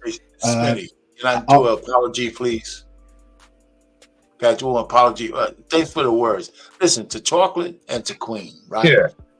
Understand me. I got two daughters, so I kind of understand where you guys are coming from. I looked up Tennessee. Marriage is at 18. You got to get permission at 17. So anybody who's trafficking or fooling around with a 13-year-old girl is committing a crime. You don't get no argument from me. You don't. I'm not talking about criminal activity. You know, I'm just trying to tell you that if it's a criminal activity, I agree with you 100%. And you know, so and that's where I go. So 13 is pretty young. So I didn't think any state has 13. 2 states have 15 and 14 with permission. But I never said what you never allowed me to finish. Because what I was I saying, got cut off too. it's okay if you got cut off. I'm not upset. Like it's Not it's by a part you, of a. not by you, but I mean, they stopped our conversation. Well, So listen. I just want to say it. We can just we're past that part, right? So Okay. it's like, okay, my issue is not with you per se. It is with the words, because that's all I'm going off of. My Yeah. judgment is based off of what you're letting come out your mouth. So if the context is not there or you're not saying it that way, hey, I'm all for. No, that's not what I'm saying. Let me explain that context. And yes, I know some people could get unnerved about that, but just like anything else, if I'm having a conversation with you guys and me and you talking, and then oh shit, Gray jump in and he say something exciting to me, and I'm like, oh, I'm over there. By that time, we done forgot the whole situation. True. But what I am speaking to is there is a real problem with pedophilia in the Black community. Let's just say what it is. I will engage. I would jump on that and say, hold on real quick. I don't want to go too far down the street with it. It's up to y'all. I leave it in y'all hands with that. But I'm saying is, yeah. Let me say this, please. Yeah. Earlier, like I said, y'all don't even hear. Do you hear how you're cringing up in that conversation? We have to be able to even have the conversation about yes, if there is a moral and a sexual and a scientific and a mental aspect. Yeah, but the topic was church. I know, but the church is safety. So we're like now going to a whole other. Yeah. Well, y'all just got here. So, yeah, but I did ask what the topic about. But you didn't ask me. We were okay. I'm gonna leave it like there because I was just trying to finish it. I did ask the host who set up the show, explain to him what it was about, Chocolate. I did give him a synopsis, and there she goes. Projection. Well, if you guys were talking about pure pedo work, then there's no argument. Nobody's gonna argue that. I mean, that's why I say why even go down that rabbit hole when the whole. That's why I asked, because I understand like some panels. It'd be like we're at 3 hours, right? I don't know like where it is. That's why I shut up. Let me listen. Let me pay attention. It was a good conversation from Miss Queen. It was a good conversation from you, then her, then you and her, you and her, you and her, you and her for the longest. And then it was then Mr. Grizz, and I came up like, okay, let me just ask what's the actual topic. He said what the actual topic is. Okay, let me go on that. And now we're coming down something else new. Whether it's cringe or not, something that I wasn't aware of, that was the conversation, because from the upper ranker, the upper ranker said, hey, this is what the topic is about, so let me follow that lead. Mm-hmm. Well, I was just sorry. Hold on, real quick. I do have to run y'all. But yeah, definitely rock out. Smitty, if anything going, just hit me in the back. All right. I got you. I got it. Yeah, I'll probably be up here another 30 minutes or so. I got it. I'm gonna let you rock out. We're gonna finish out. Yeah. All right. Anything happen? Just I got it. All right. On that note, y'all go ahead. Y'all got the floor. Oh, no, I'm done. I'm backing out. So I appreciate everybody just with their conversation. So thank y'all very much. Chocolate, you got the floor. Yeah, that's what I'm saying. I don't want to make it weird, but that's what it is. Like, we want to ignore the fact. I'm talking about the video that you showed. Now, if anybody didn't see it, it was whether we want to dance on it. I understand you weren't here for that. What I'm saying is, ultimately, the point was, here's another pastor, because I follow Dawson Speak, because my family members are pastors, right? But again, the problem is that the title has too much weight. It has too much weight and it has too much value, because we want to go, oh, well, because he's a pastor. Oh, because she's a teacher, you're still a human being with frailties and flaws, and you could be the Pope. and still be doing some things you ain't supposed to do.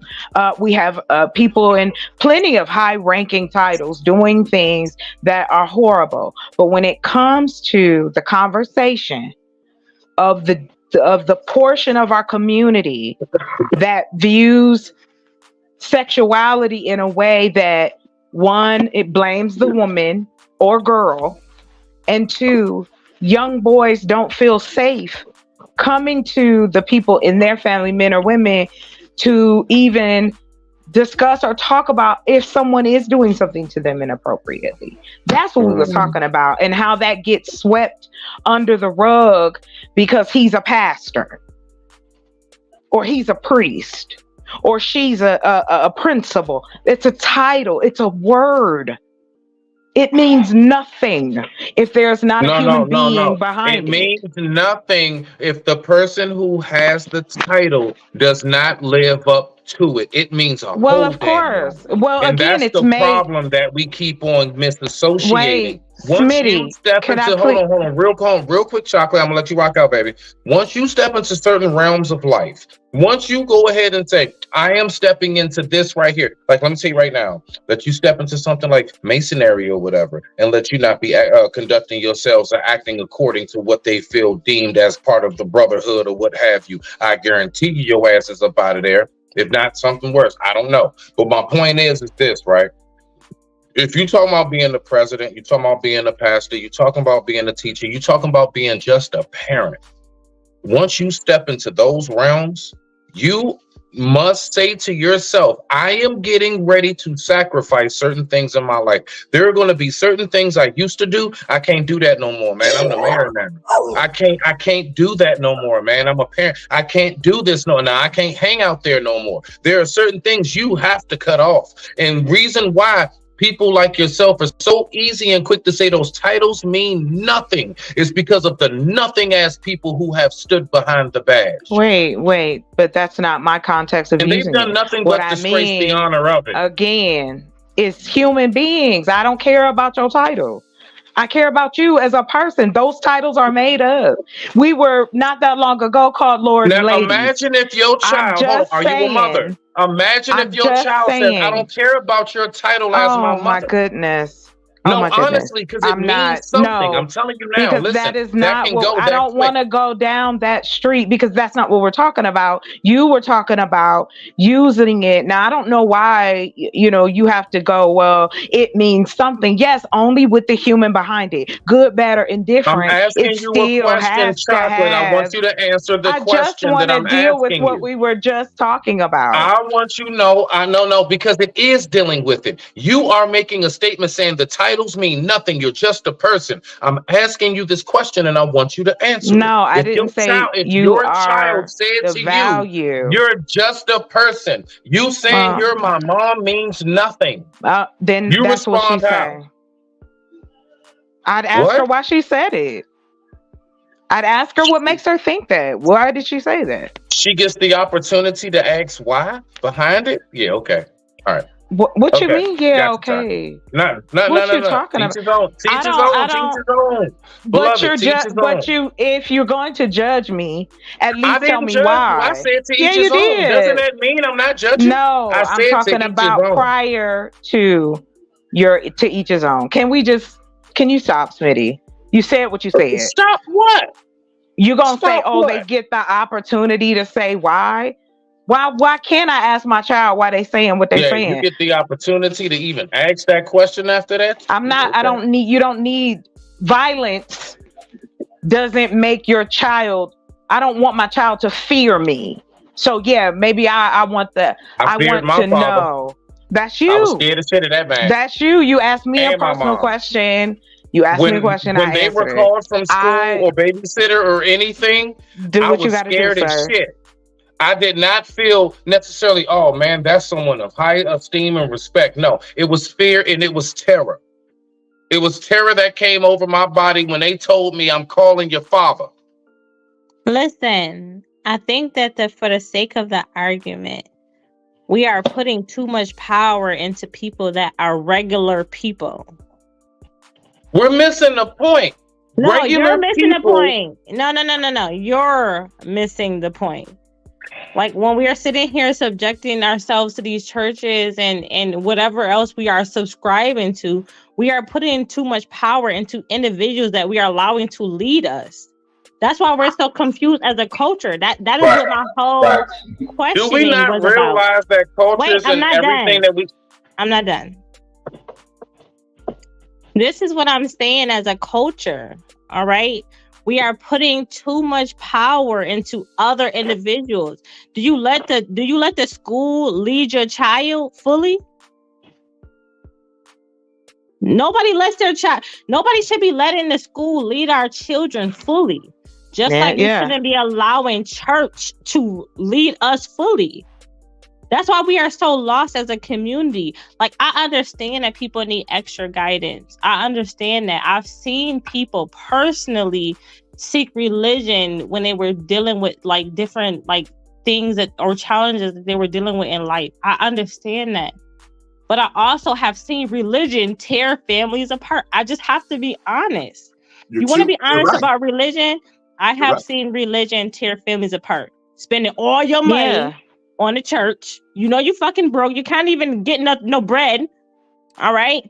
Because you done sat there and what is this stuff that you, the tithes, all right? You done spent all your money on the tithes and now you can't feed your family. I've seen religion tear families apart. We just have to use our own discernment when we are raising our children within ourselves and everything. That's why my question was, why are we so adamant around subscribing to religion? So, Queen, can I ask you a question?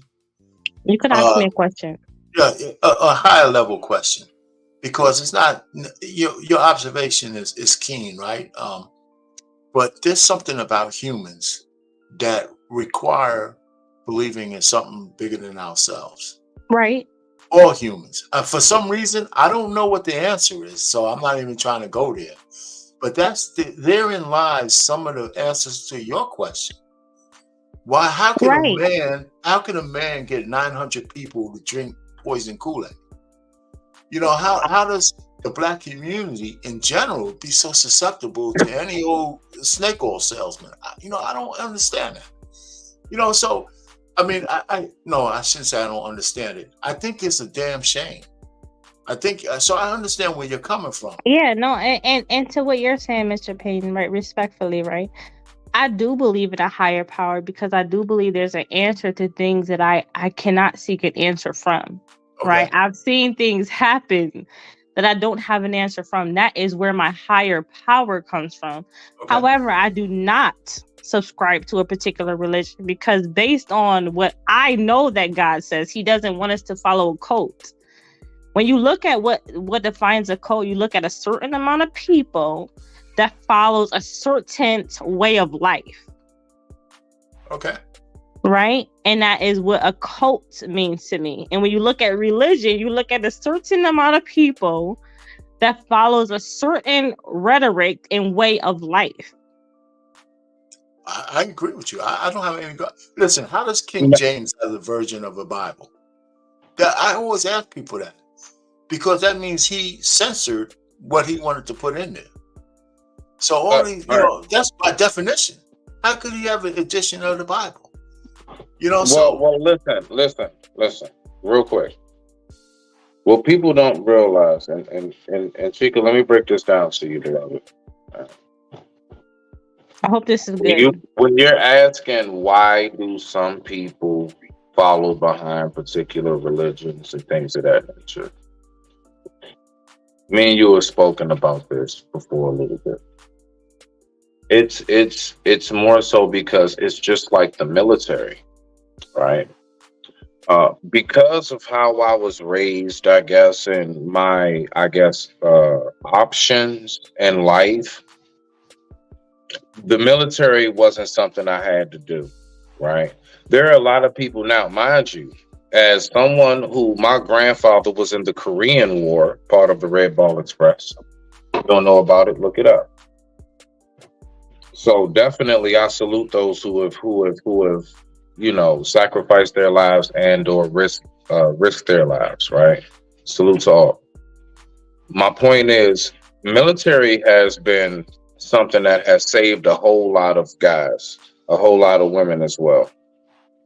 Not everybody needed the military. You may not be somebody, I may not be somebody who needed the military. There are some people who will say, man, I was on such a wrong path. Man, I swear going to the Navy, going to the Air Force, the Marines, whatever it may be, saved my life. I'm talking about the better stories. We ain't going down to who went to the brig, okay? We're talking about the better stories now. There are those who that has saved their life. And there is such thing with that as far as when it comes to religion. I was in college, went there 2 years, you know this, went there 2 years, but where I found my key to my joy in life and my bread and butter, all right, is getting my Safe Serve certification and becoming licensed and being a chef. I didn't get that from college. I went to college to be a psychotherapy analyst. I wanted to study the crazy people, but then I got out of that. And then I went on ahead and became a chef. My point is, I recognize that everybody doesn't have to take that path. And so what we got to recognize, Seek, is that there are some people, believe it or not, like my mom, for example, my mother, oh my goodness gracious, man. She loves her Wednesdays and Sundays and whatever she got going on with the church. Her at 70 years old, being retired from the government and stuff, she finds so much joy in being involved with the church. It gives her purpose.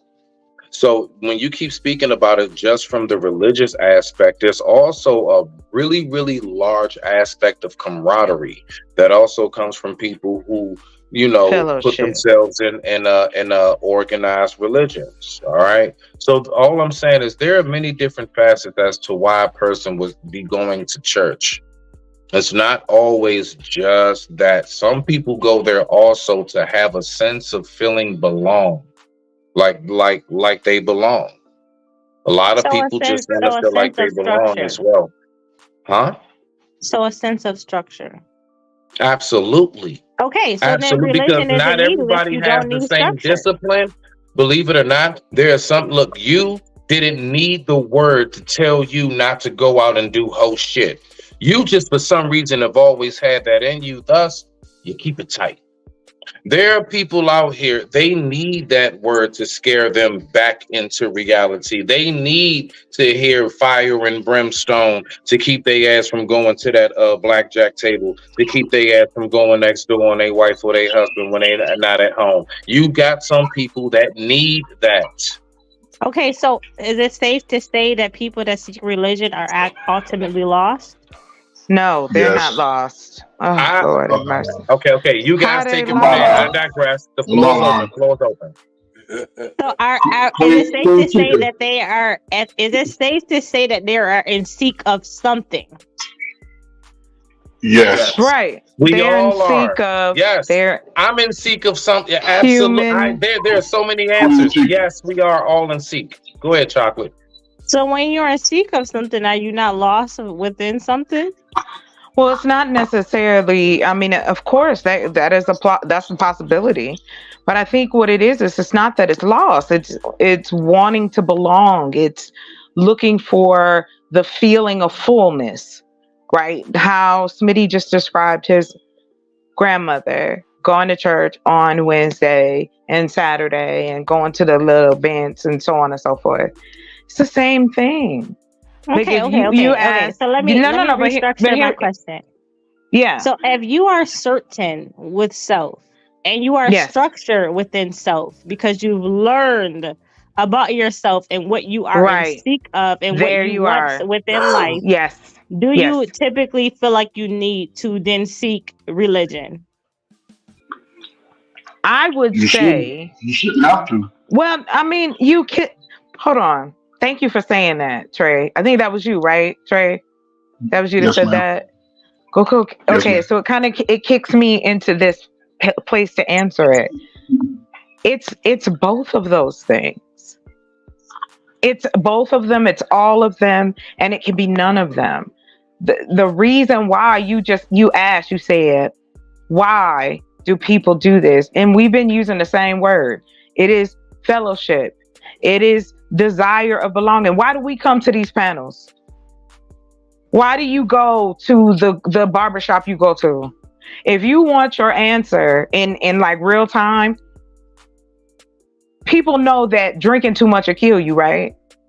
But I bet you tonight, it's 9:23 where I'm at, right?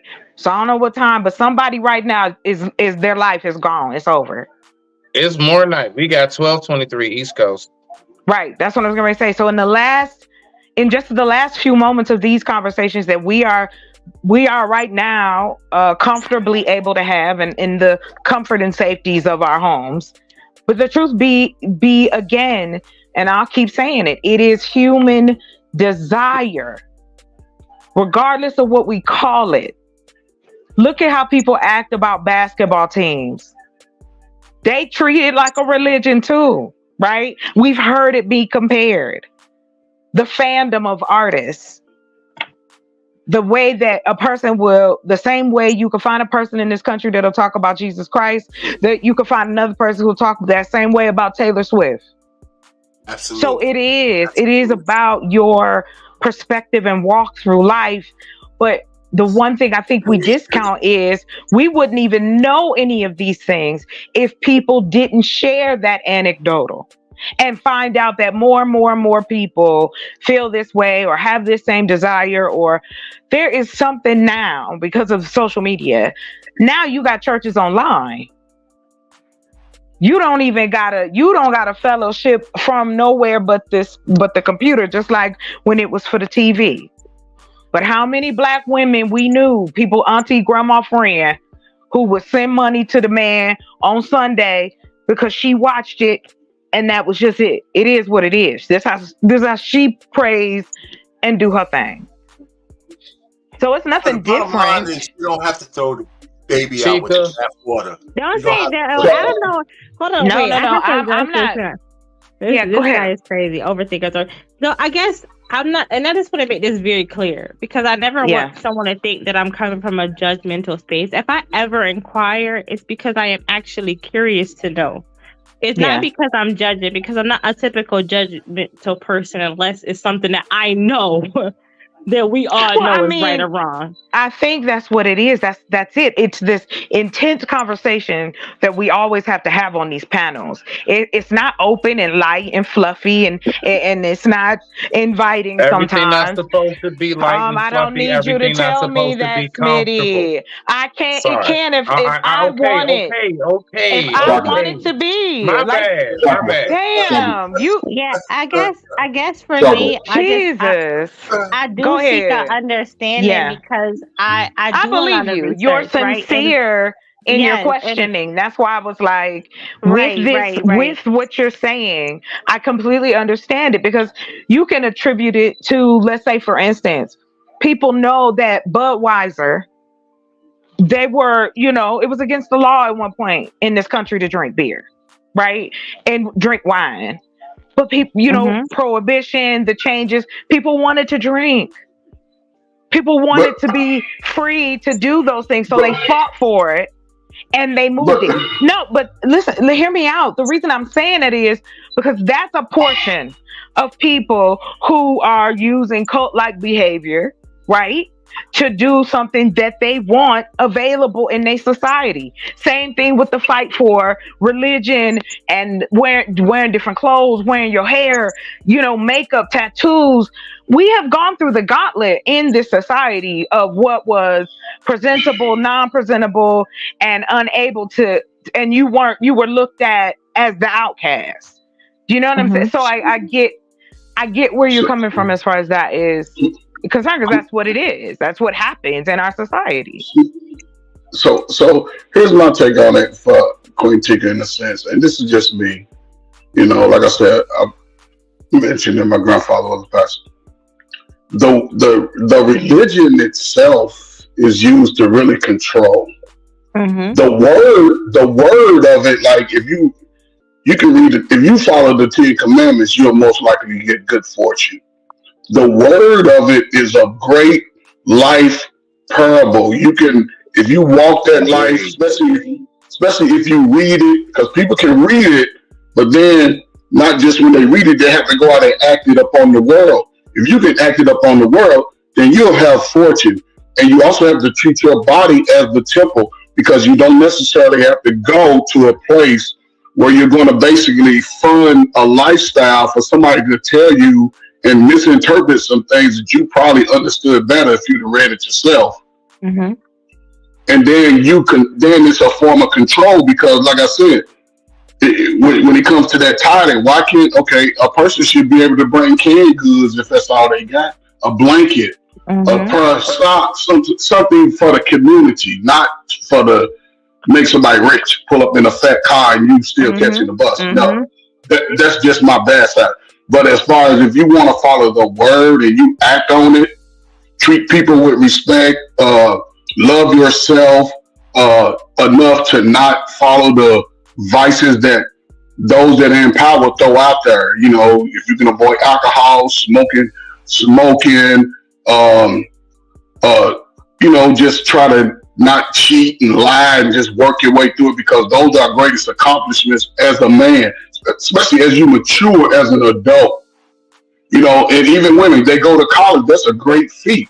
Now, in modern society, I would say most women would need it. 30, 40 years ago, women were working at the factories also. They just didn't have to go to college. They can make 40 and work it with a husband. But now, I think a religion, if you look at it from what I'm seeing, it puts the woman in the church above the man. That's why a lot of brothers don't go to church, but they'll read that Bible because they understand their true God nature. Once we understand our true God nature, that's where the problem comes in, because we can no longer allow information to even affect us. We can't let bad spirits affect us.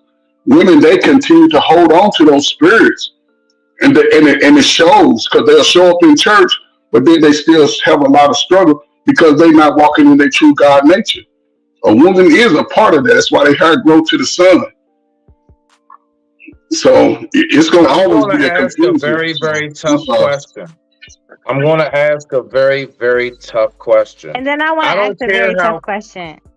Yes. I got you. I got you. Yeah. We're going to do this. We're going to do this. Yeah, we're going to do this. I'm going to ask a very tough question. And I really want to know what you guys think.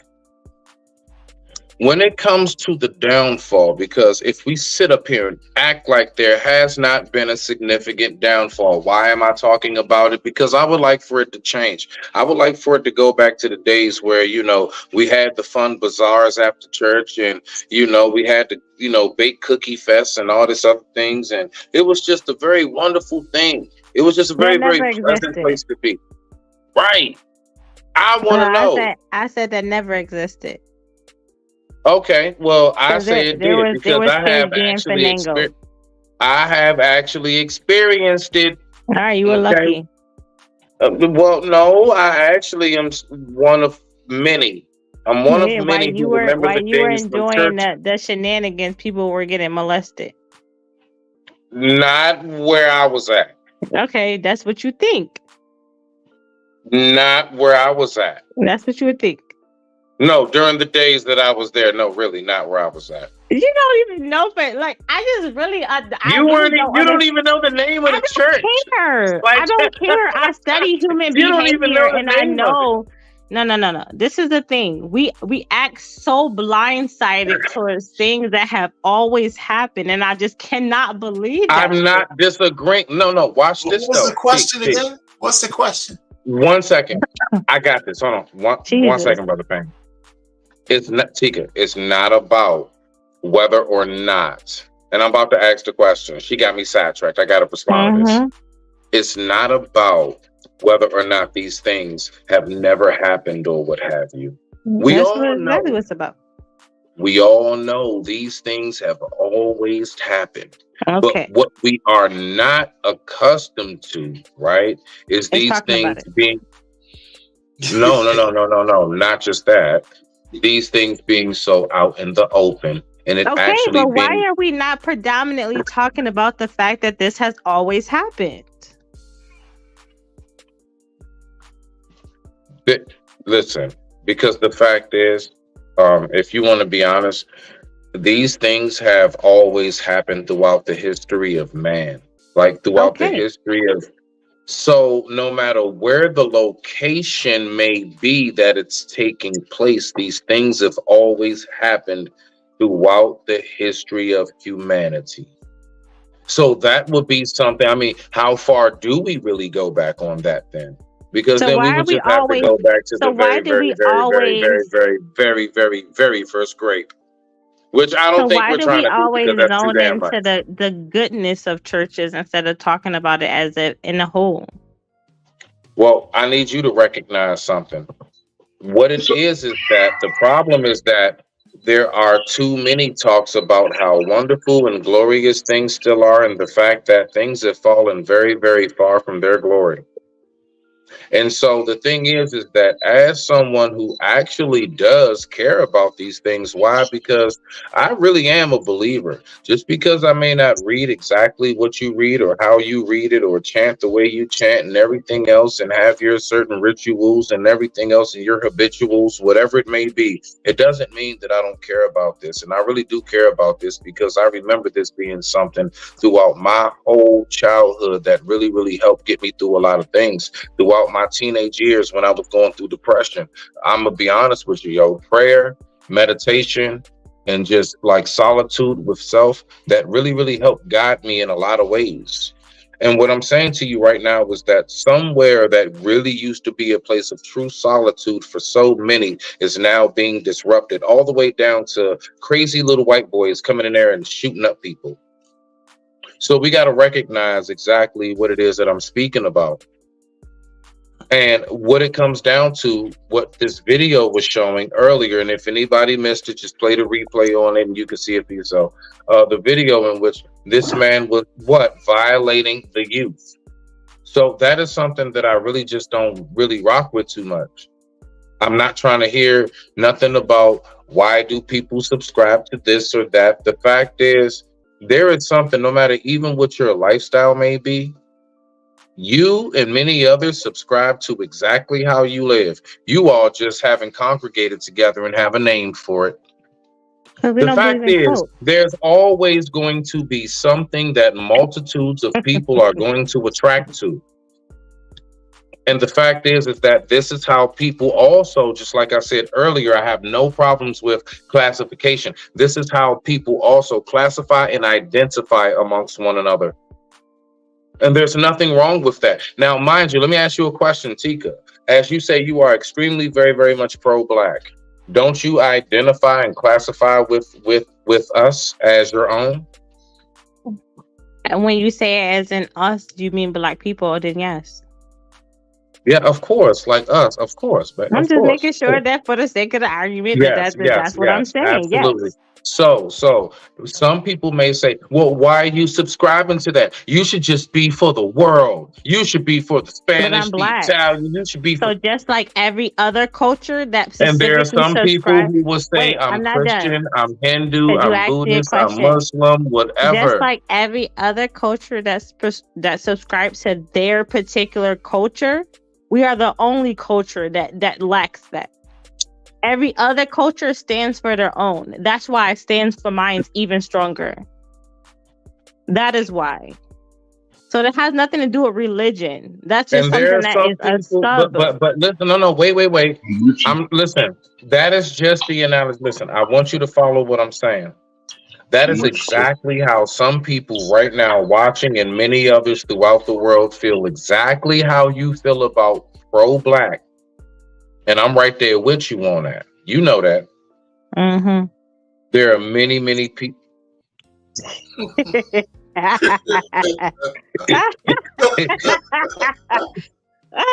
It's a damn. But nah, there are many people, you know what I'm saying, who feel the exact same way about whatever book it is that they may subscribe to. Okay, so where did religion come from?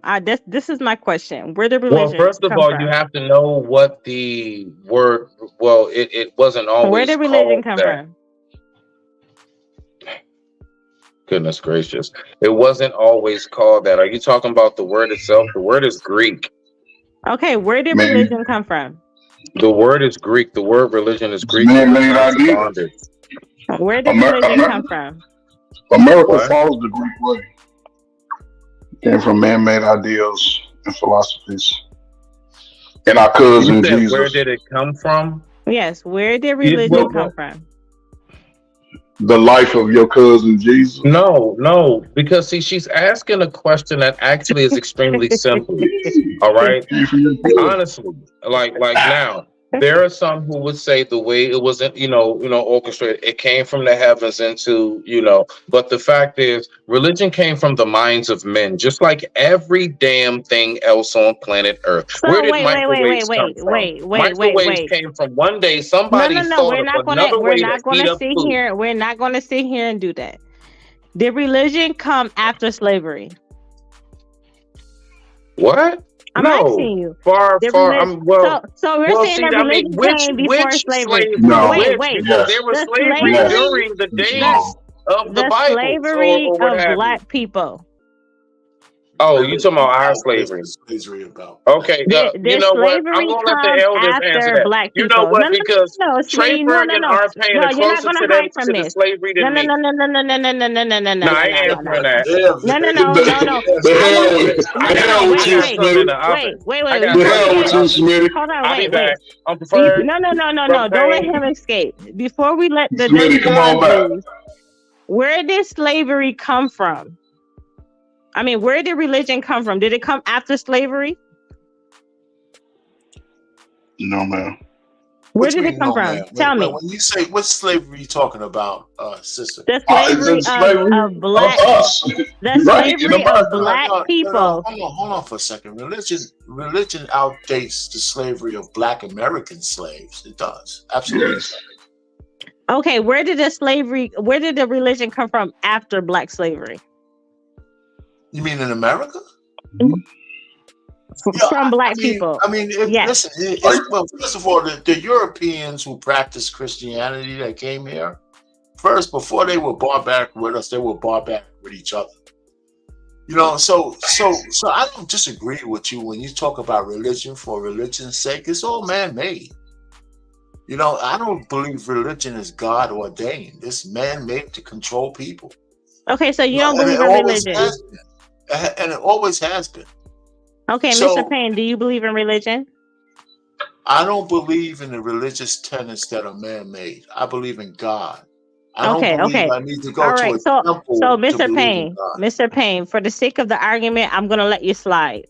My bad, Simon. My bad. Mr. Ferg, hold on, wait. Yes, ma'am. No, it's a reason why I'm doing this. No, go ahead. Mr. Ferg, do you believe in religion? No, I don't believe in religion. All I do not. We're gonna let you off. Smitty, do you believe in religion? Absolutely, and I claim one. Yes. Okay.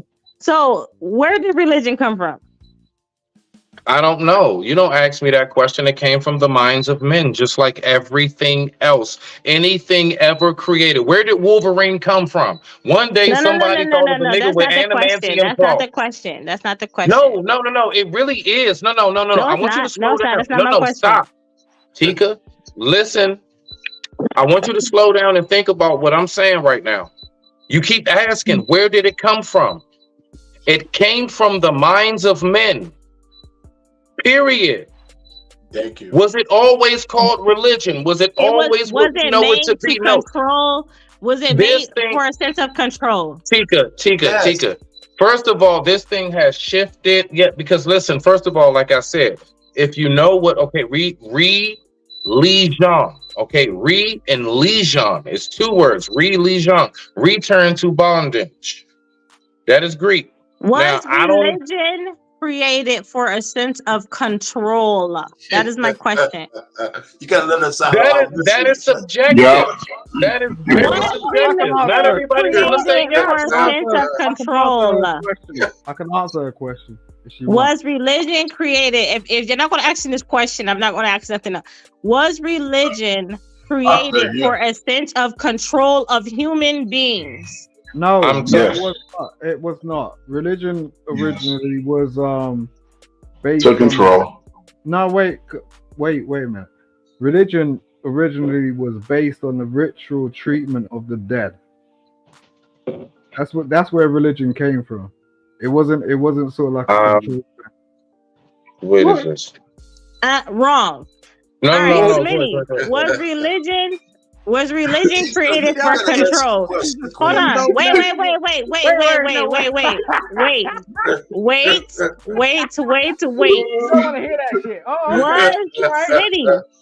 Smitty. Only Smitty. What the White School Podcast, mind your business. Smitty, I don't care. I go like this. Every day of my life. Smitty, I'm yes or no. Was religion made for a sense of control of people? You see, she's still saying the same shit. Made for a sense of control. Was it meant to control people? Yes or no? Okay. I'm giving my answer based on my view, not based on anything factual. My view. And was it designed to control? No. It was designed to maintain order. No. It was no. It was listen. I'm telling you what I. No. We're not going to do that. We're not going to do that. We're going to be real. We're going to be real. If you're going to say order, we mean order. No, Simon.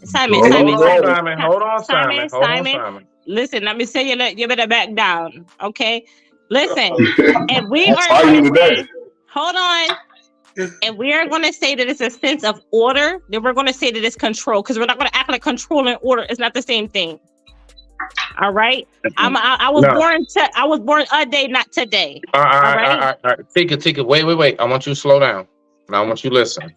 You're absolutely right. Order and control both go. All right, so don't say that it's a different thing. Don't address the question as if it's a different thing. Let me, Tika. No. I'm not going to let you say nothing else, because you're going to try to define something as if it's something that is not, and it is. And I just want it to be clear. I need you to answer the question. This is the thing. Stop. This is the thing. Religion. Stop. No, so I'm breaking it down to you. I'm gonna land it. Okay. It's gonna be up to you if you crash or die. It's gonna be up to you if you crash or die. Okay. You want to live or die? Religion was meant. I don't know, Simon. Don't even start with me. Okay. Because if you start, I won't stop. Religion was meant to control us as Black people. All right. We are too forgiving as Black people. This is what is destroying our culture. All right. This is the case. I don't care who says yes or no. Order and control is the same thing. Marcus, don't even debate me, because don't even do it today. All right. Order and control is the same exact thing. It has always been the same exact thing since the dawn of time. All right. Religion was created, and it has made us too soft. That is our problem. All right. Now you guys want to subject it. Okay, who cares? You want to do. Okay, whatever. But we're not going to act like it's not the same thing, because it is the same thing. All right. Religion was made to make us too forgiving. That's what it was meant to do. So for those that have the third eye open, then we know that it's the same exact thing. All right. So you can ask to control to your little religion and stuff like that, and all the things and whatever. But it's the same thing. We're not going to act like it's not the same thing. It was meant to control, period, point blank. So if you're going to let things control you, then do it. But I'm not going to do that. I mean, your belief system. I'm with you, sister. I'm with you. Simon. Do you subscribe to a religion? Simon, do you subscribe to a religion? No, can I just Okay, hold on. Wait. No. Yes or no? Do you, Simon? Do you subscribe? Hold on, Simon. Do you subscribe to a religion? Yes or no? Simon? Yeah, I do, yeah. Okay, then you're wilding. Anyways, go ahead, Smitty. Do whatever you have to do. Can I answer like what she was talking about, control and order? Like, just no, nigga, I'm over here, bro. Y'all, you know. Listen. I respect you guys. Listen, I'm just saying, I'm not really. I know this comes off as masculine, but I really am a person that. Listen, hold on, wait, I'm not done. Wait, Simon, I'm not done. Okay, because I don't like to be masculine. Every time the guys, oh my god, you're so masculine. No. It's because you guys talk over me and then I have to yell, and I really hate yelling because I use too much energy. All right, I like to use my energy towards reading a book. All right, But when you are not making sense, then I have to get louder, and I hate that because it used too much of my energy. I can use that for my femininity. Okay. Allow someone to make sense. I thought you was an introvert. I thought you was an introvert. You said you was an introvert. Okay, I like to be in my You're hella feminine feminine. You're energy. hella feminine. You're hella feminine. You're not masculine at all. Trust me. Listen, Look, all I'm saying is that we need to start being. Wait, Simon, you can't talk when I'm talking because then it makes me yell, and I have to yell. And and I don't like to yell because it takes so much energy out of me. All right. Mute. I digress. Okay, good. That's good. That's good for you. Save yourself. All I'm saying is that we're gonna sit here and act like we are this or that, then we have to stand on that. Because I'm the type of person, I'm going to seek information. I'm going to ask questions based on what you're saying.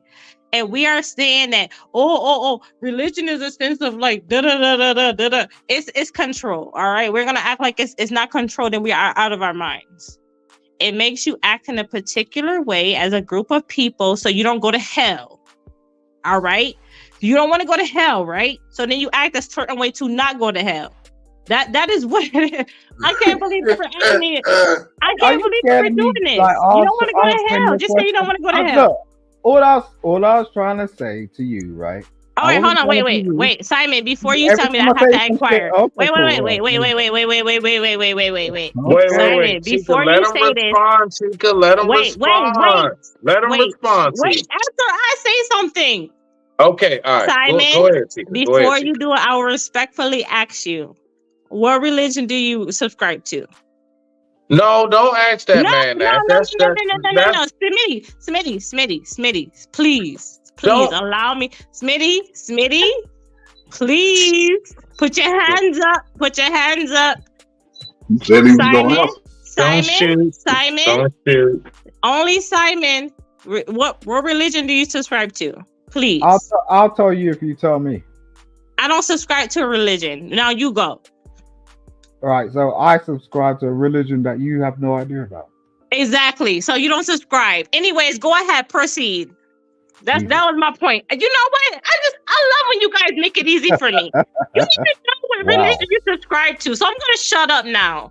And anybody that wants to come for me, come for me. Religion, all right?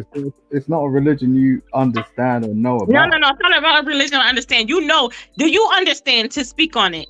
If you respond to, if you understand enough to speak on, I'll listen. What I'm talking about, so there's no point, really. No, he doesn't even know religion. He don't even know religion. He just says whatever. Go ahead.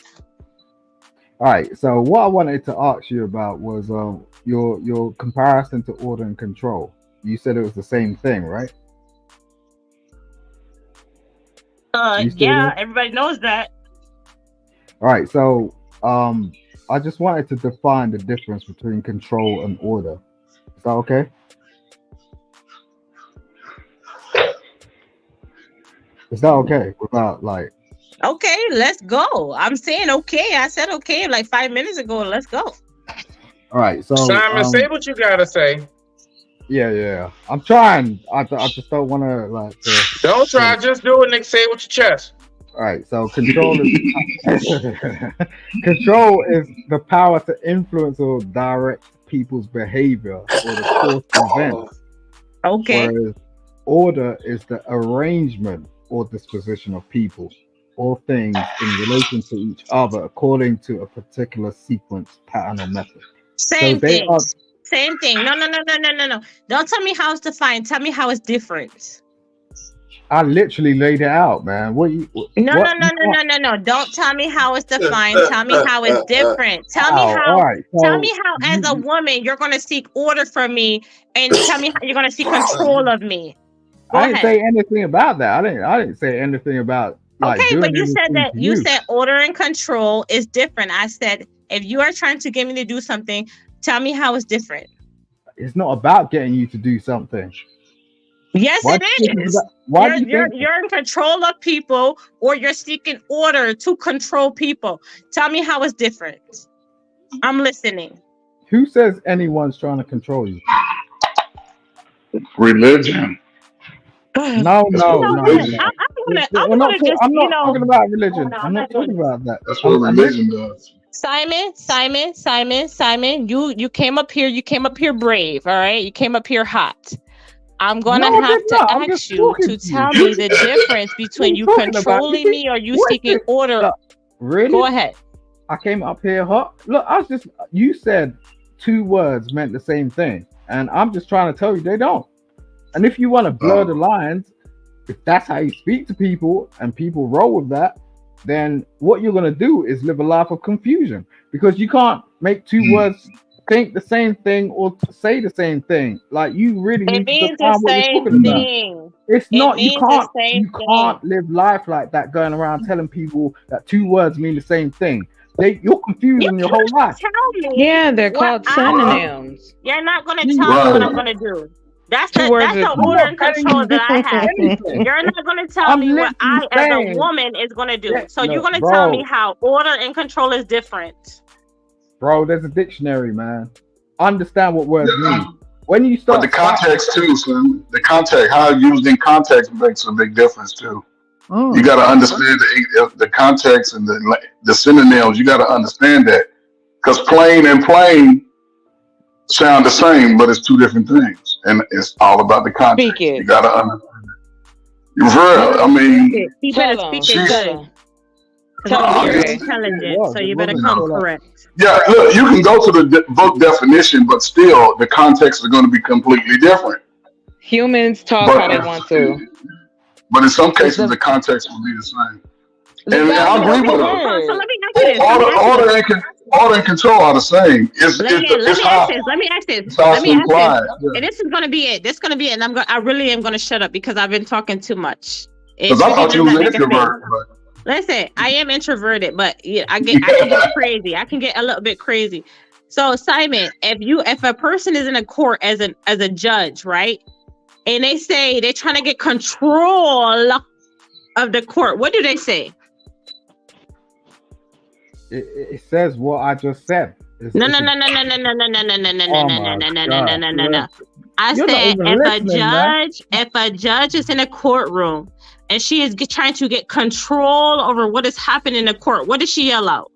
Or what does he yell out? Because I know that we have a lot of penises on the piano. What does he yell out or she yell out? Hey! Wow. What? I'm just saying, we do have a lot of penises, right?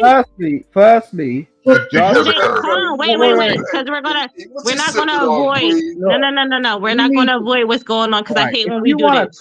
If you want to talk, no, I don't want to just talk. I want to hear an answer. I deal with courtrooms all day long. If a judge is on the piano, if a judge is sitting there trying to get control of her court, what does she yell out? The thing is what you're talking about. I asked you a question. No, you're not. No. I just said this, and I'm gonna shut up. If a judge is on the court and she's trying to get control of her, what is happening around her, what does she yell out? You're not listening. You've been watching too much Oh, TV. God. Order. Order. We don't understand what she yells out. Since you're not going to say it, Simon. Wait. Since you're not going to say it, I'm going to say it for you. What she yells out is order. Order in the courts. Order. That means she's trying to get control of the court. No, that's not why. Cut it out. No, that's not why a judge will shout order. No, she didn't say why. She just said that it happened. She didn't say why. You know what? We're always drug addicts at the end of this shit. Cause pass me some because I am tired of this shit. When she yells out and she says order in the court. That means she's trying to take control of what is happening around her. All right, or him for the guys that have a penis. All right, because I know that you guys get a little bit iffy over the kids. I know the guys.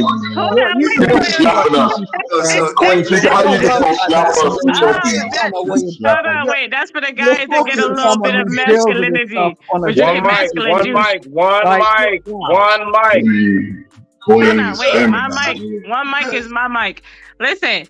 No, don't. See, you know what? Hold on, wait. Hold on. Listen, because I get a little bit rude sometimes. All right, the White Podcast. If you want to come up and elaborate, come see me. All right, because I'm about this life.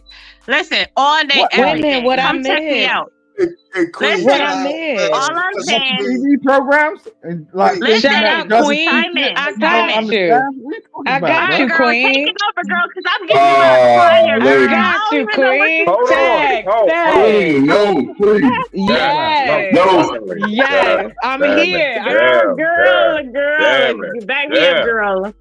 So, go ahead, Hold on. Chocolate, go ahead, Hold kill on. it. Hold on. Hold on. Hold on, y'all.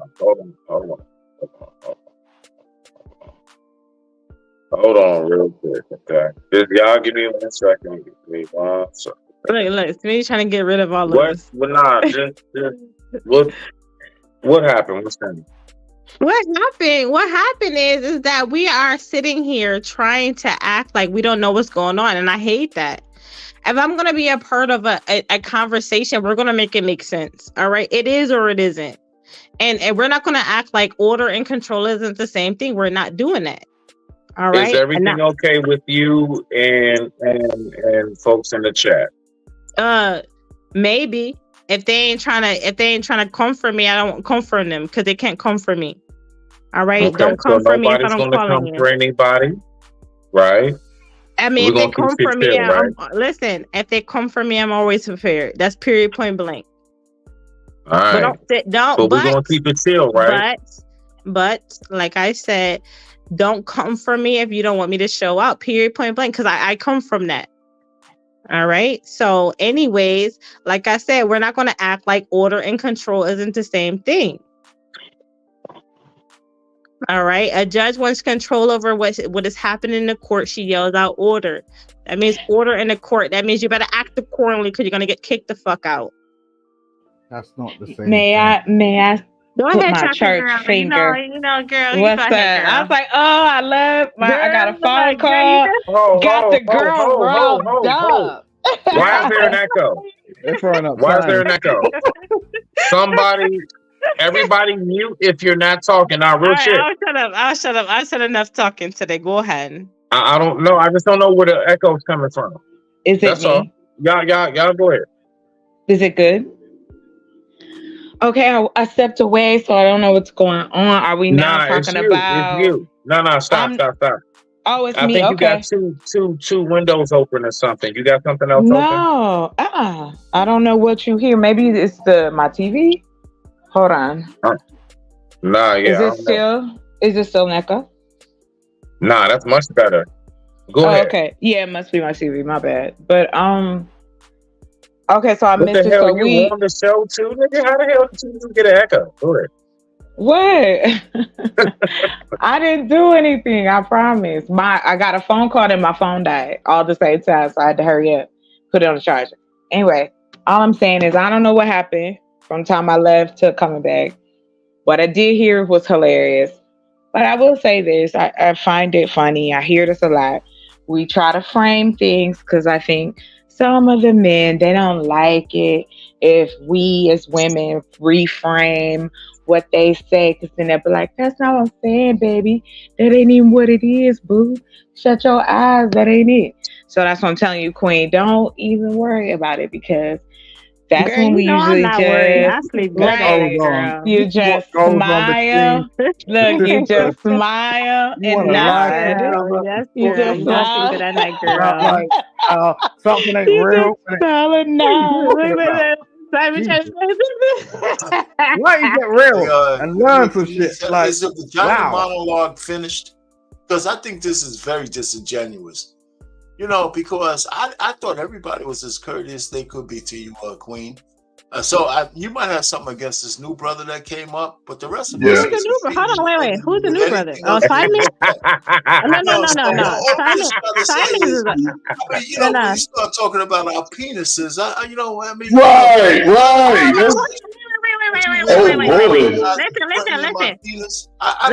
Listen. Hold on, wait. Before you guys say something. One mic.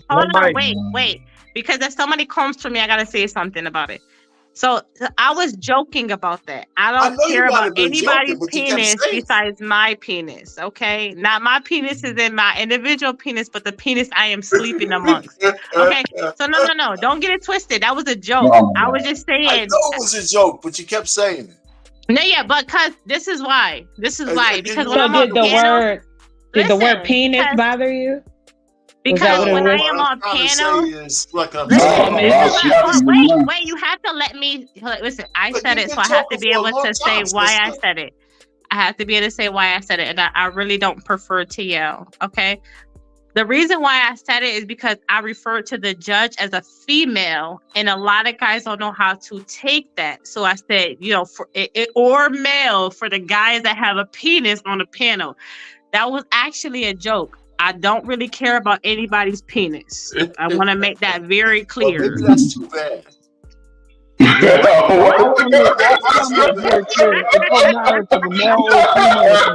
how it go right back to it. Wow. Wait, that It don't matter. Male judge. Oh shit. Y'all wild, man. Listen, when it comes down to it, everybody has it within them to practice your religion or your word. Yeah. The word is what's going to move you. You don't need people to read to you something that you can already do and you already got in you. Everybody got some good. But it's The bad more is than always. that, though. I'm just giving you. Hold on. I'm just giving you my tools and fuse of what has helped me success to thrive in the life that I've lived, despite all of the BS that I've experienced. I have overcome that because I have thought higher than where I was. I thought above what my condition was, and I had to put in the work according to the word. Not only do I have to do physical work, meaning earn a living, plow the fucking yard, cut the grass, clean the spider webs out the basement, whatever I had to do in that capacity, but I also had to do the mental work, meaning I had to go, I had to meditate, I had to read, I had to practice what I read on people because that was bringing the blessings to me. Just like my cousin Jesus, he walked through the people speaking blessings to them, acting on the word. That's as simple as I can make it. I didn't have to go pay a preacher's $5,000 shopping spree. I didn't have to do that. I was able to save all that money for myself and build off of that, helping those that need a hand, the disadvantaged. This is something I've done. It's my last thing. It's something I've done all my life. I never let people borrow money because those same people that borrow money, they run into church. They showing up, buying all the shit, and you looking at them like, man, where's my money? I ain't got it. So in order for me to avoid that, I knew the type of person I was. So I said, no, let me work hard. If I have to borrow it from somebody, that means it ain't meant for me to have. I can wait. So as I worked hard as I could, all my early 20s, 30s, 40s, when I got to 50, I could take a step back and breathe. This is all I'm saying. We got the capacity to do it, but if you 21 to 41, you can't be standing still in spaces that don't bring good energy to you. If you standing in those spaces, you will struggle as a fucking black person in America, whether you male or female. If you spending thousands of dollars a year on bullshit to fake you out, when you can invest it in your own self, your own smart ass children, that just waiting for somebody to spark a bug into their eye, man, that should have bring you 10 facts of abundance.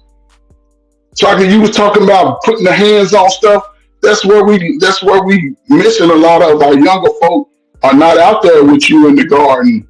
The brothers are not plowing, but see, that comes from the family. That comes from the family unit. Hold on, Trey. Can I just say, when you say that, we know that is not, again, someone said earlier, I think it was Arpain, being disingenuous. Everybody don't got a mother and a grandmother and an auntie or uncle. People learn. I know that. Hold on, Trey. Let me finish for you. Get ready to jump down my throat. Cause I'm gonna be real with y'all. I'm not trying to argue with you, sir. Like, I don't. So we don't even have to raise voices or talk over each other. Nothing. This ain't I'm that not serious. raising my voice. I'm talking. I'm just telling you. Well, I mean, I know you a man, sir. but I'm passionate like you. I'm not disrespecting you, am I? Let me know. Say it, sir. Okay. I'll be quiet. I didn't say that. That's all. I'm just saying, let's keep it light and loose. That's all I'm saying. But anyway, what? Okay. Yeah. Okay. the same crowd was talking about saying penis too many times. So yeah, they real loose in Nah, here. But hold on, anyway, what crowd? Now you love them. Come on, man, don't do that. See, why? Do what I want you to can't do that. No, Yes, you I can't do that. can. Now, see, Yes, I I ain't say can. nothing. Hey, no, I ain't say did nothing about it. them I wild said cookie it. collars running I around. No, said stop. it. I said See how it. y'all I just poke me in said the it. forehead? How you gonna Don't poke me in the say forehead? y'all. Don't say You y'all. said y'all. Hold on, you I just said. said no. Hold on. One You mic, said. one mic. We can't So understand y'all. I Uncle Ferg, let him apologize. go, and then you So go after him, sorry. Uncle Ferg. So sorry. Chocolate, let's get to the point. Let's get to the The point. point is this. Then you snap. I think penis is great, and I hope that one day I meet a penis that will be everything I need it to be. In the name, amen. So there goes some blasphemy for you. There's a little bit of turn up for you on Monday, Tuesday.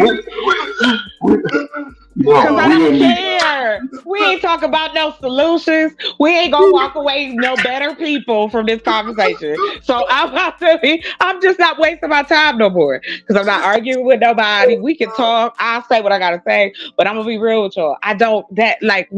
No. I mean, if you have sex, if you like sex, shout out to all the hoes.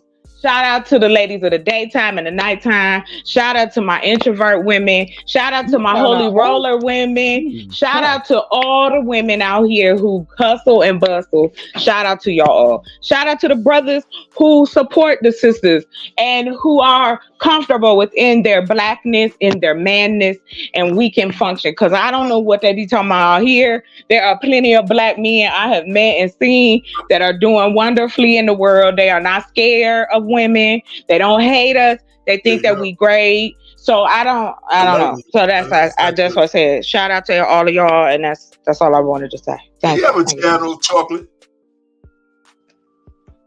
Do you have a channel? Yes, sir. I have 2 channels. Which females? It depends on what you want. You want foundation, black power. I'm sorry. Excuse me. Shout out to all the L and all of them. Yeah, shout out to all of them. Well, can you just whatever that just was? Depending on what you would, right? Because out of respect, I respect my elders. I want to say this to you. Depending on what side of chocolate you want, do you want chocolate black power about the people politicking that chocolate, or you want to get some of this rowdy? You let me know, and I'll. The black politician. All right, sound good. Yes, I talk about politics. I talk about manufacturing. I talk about all that kind of stuff. Economics. I talk about how we can make money by helping our own, by creating businesses of our own that fit into those pockets. I'm kind of boring though on that side. Just if you type in YouTube, I'm so sorry, excuse me. If you go to the top of YouTube, search Chocolate Earth Foundation. Okay. And if you could just click on my name, I thought that did it in the chat. Like when you click on somebody's name, you could go to their channel. So y'all got it. I'll check it out one day. Right, yeah. Deuces. Peace. Yeah. Okay. We got no answers tonight. Not a damn thing. Not a goddamn thing was answered tonight. I don't know where this shit went. Somebody mute. Everybody mute. We got no answers tonight. And that shit is wild. So I had a great time though. I miss y'all niggas. So I appreciate everybody for that. I don't know why this thing has an echo. But I appreciate everybody pulling up. Any final words? Let's go ahead and go around and get some final thoughts. And we're gonna go ahead and call this tonight.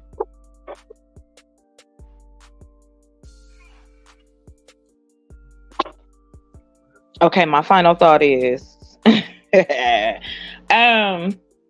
Oh, Queen dropped down. Hey, Queen, connect with me. So we could do some conversations. I think that your point of view is great. Another thing too is, gentlemen, I enjoy speaking with you. Please take it no more than me having banter with you, because like I said, I have raised a young Black man. I have nothing but admiration for Black men as far as what they have to go through in this society and what they have to go through just as human men in this country. So I'm very aware. And just because I'm not a man, I won't ever put those, that's not going to be a part of my resume. That still doesn't mean that I can't empathize with what's going on. So I think sometimes, I know my tone can sound one way, but I am very empathetic to men in general. Just like I'm empathetic to women, I'm empathetic to children, old people, disabled. I'm empathetic to a point. But when you come with the bull, yeah, it's starting to get redundant, because it's just like, come on, what are we talking about? Do we really want to change something? Like, do we really want to, see something different? Are we willing to do all that? And it really would be nice to have those type of conversations. Urban building is still a part of the landscape. I think that would do curtail a lot of the things that go on in certain types of communities, especially if we want to see that in the future. And the one thing I'll say again, take it out of the playbook. When they wanted to see their families thrive, and little Jimmy is swinging at the swing set, and it's just like the developments that we live in, apartment complexes, the whole nine. You build a community, meaning not just the homes, but you also create shopping. You allow for churches or a mosque or so on and so forth. You bring that business in so that you can have that type of lifestyle. And nothing's wrong with that.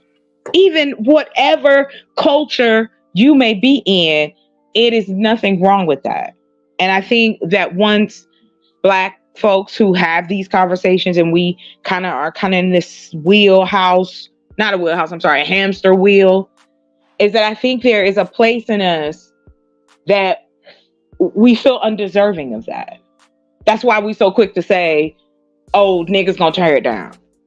Because then we don't have to have hope. We don't have to believe, because we've been so disappointed, trauma after trauma. Again, going back to what you said, Smitty, churches not being safe, not being able to trust the police, not being able to trust the banks, not being able to trust your doctor, not being able to trust the old man that lived down the street. I mean, there has been evolving and involving of that in our culture and society. And I just think Black people kind of miss the mark on, let's go just create our own. I'm not even talking about back in the day, I wasn't there. I'm talking about anybody that know what was happening between the 80s, 90s, and now. Like, that's it. That there is options, and we can do things to change and actually see it flourish. It's like, I don't get why we're afraid to experiment and see that happen. So thank y'all, gentlemen, like always. It's always a pleasure. And I pass my mic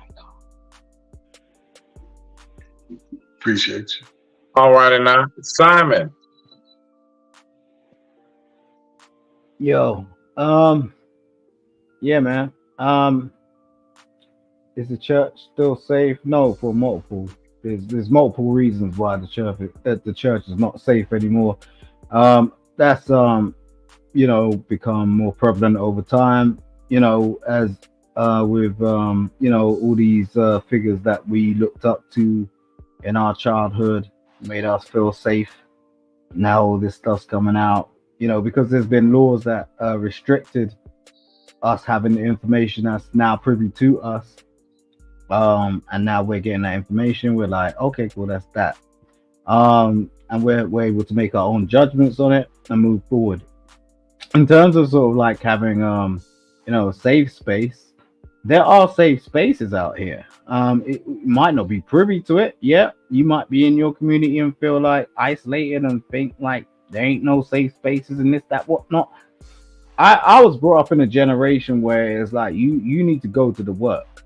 Like, so if you want to be in a place and go, okay, I'm gonna make a safe space out of this when you damn well know it ain't safe, then what are you trying to do exactly? Because it takes a lot for a space to become unsafe.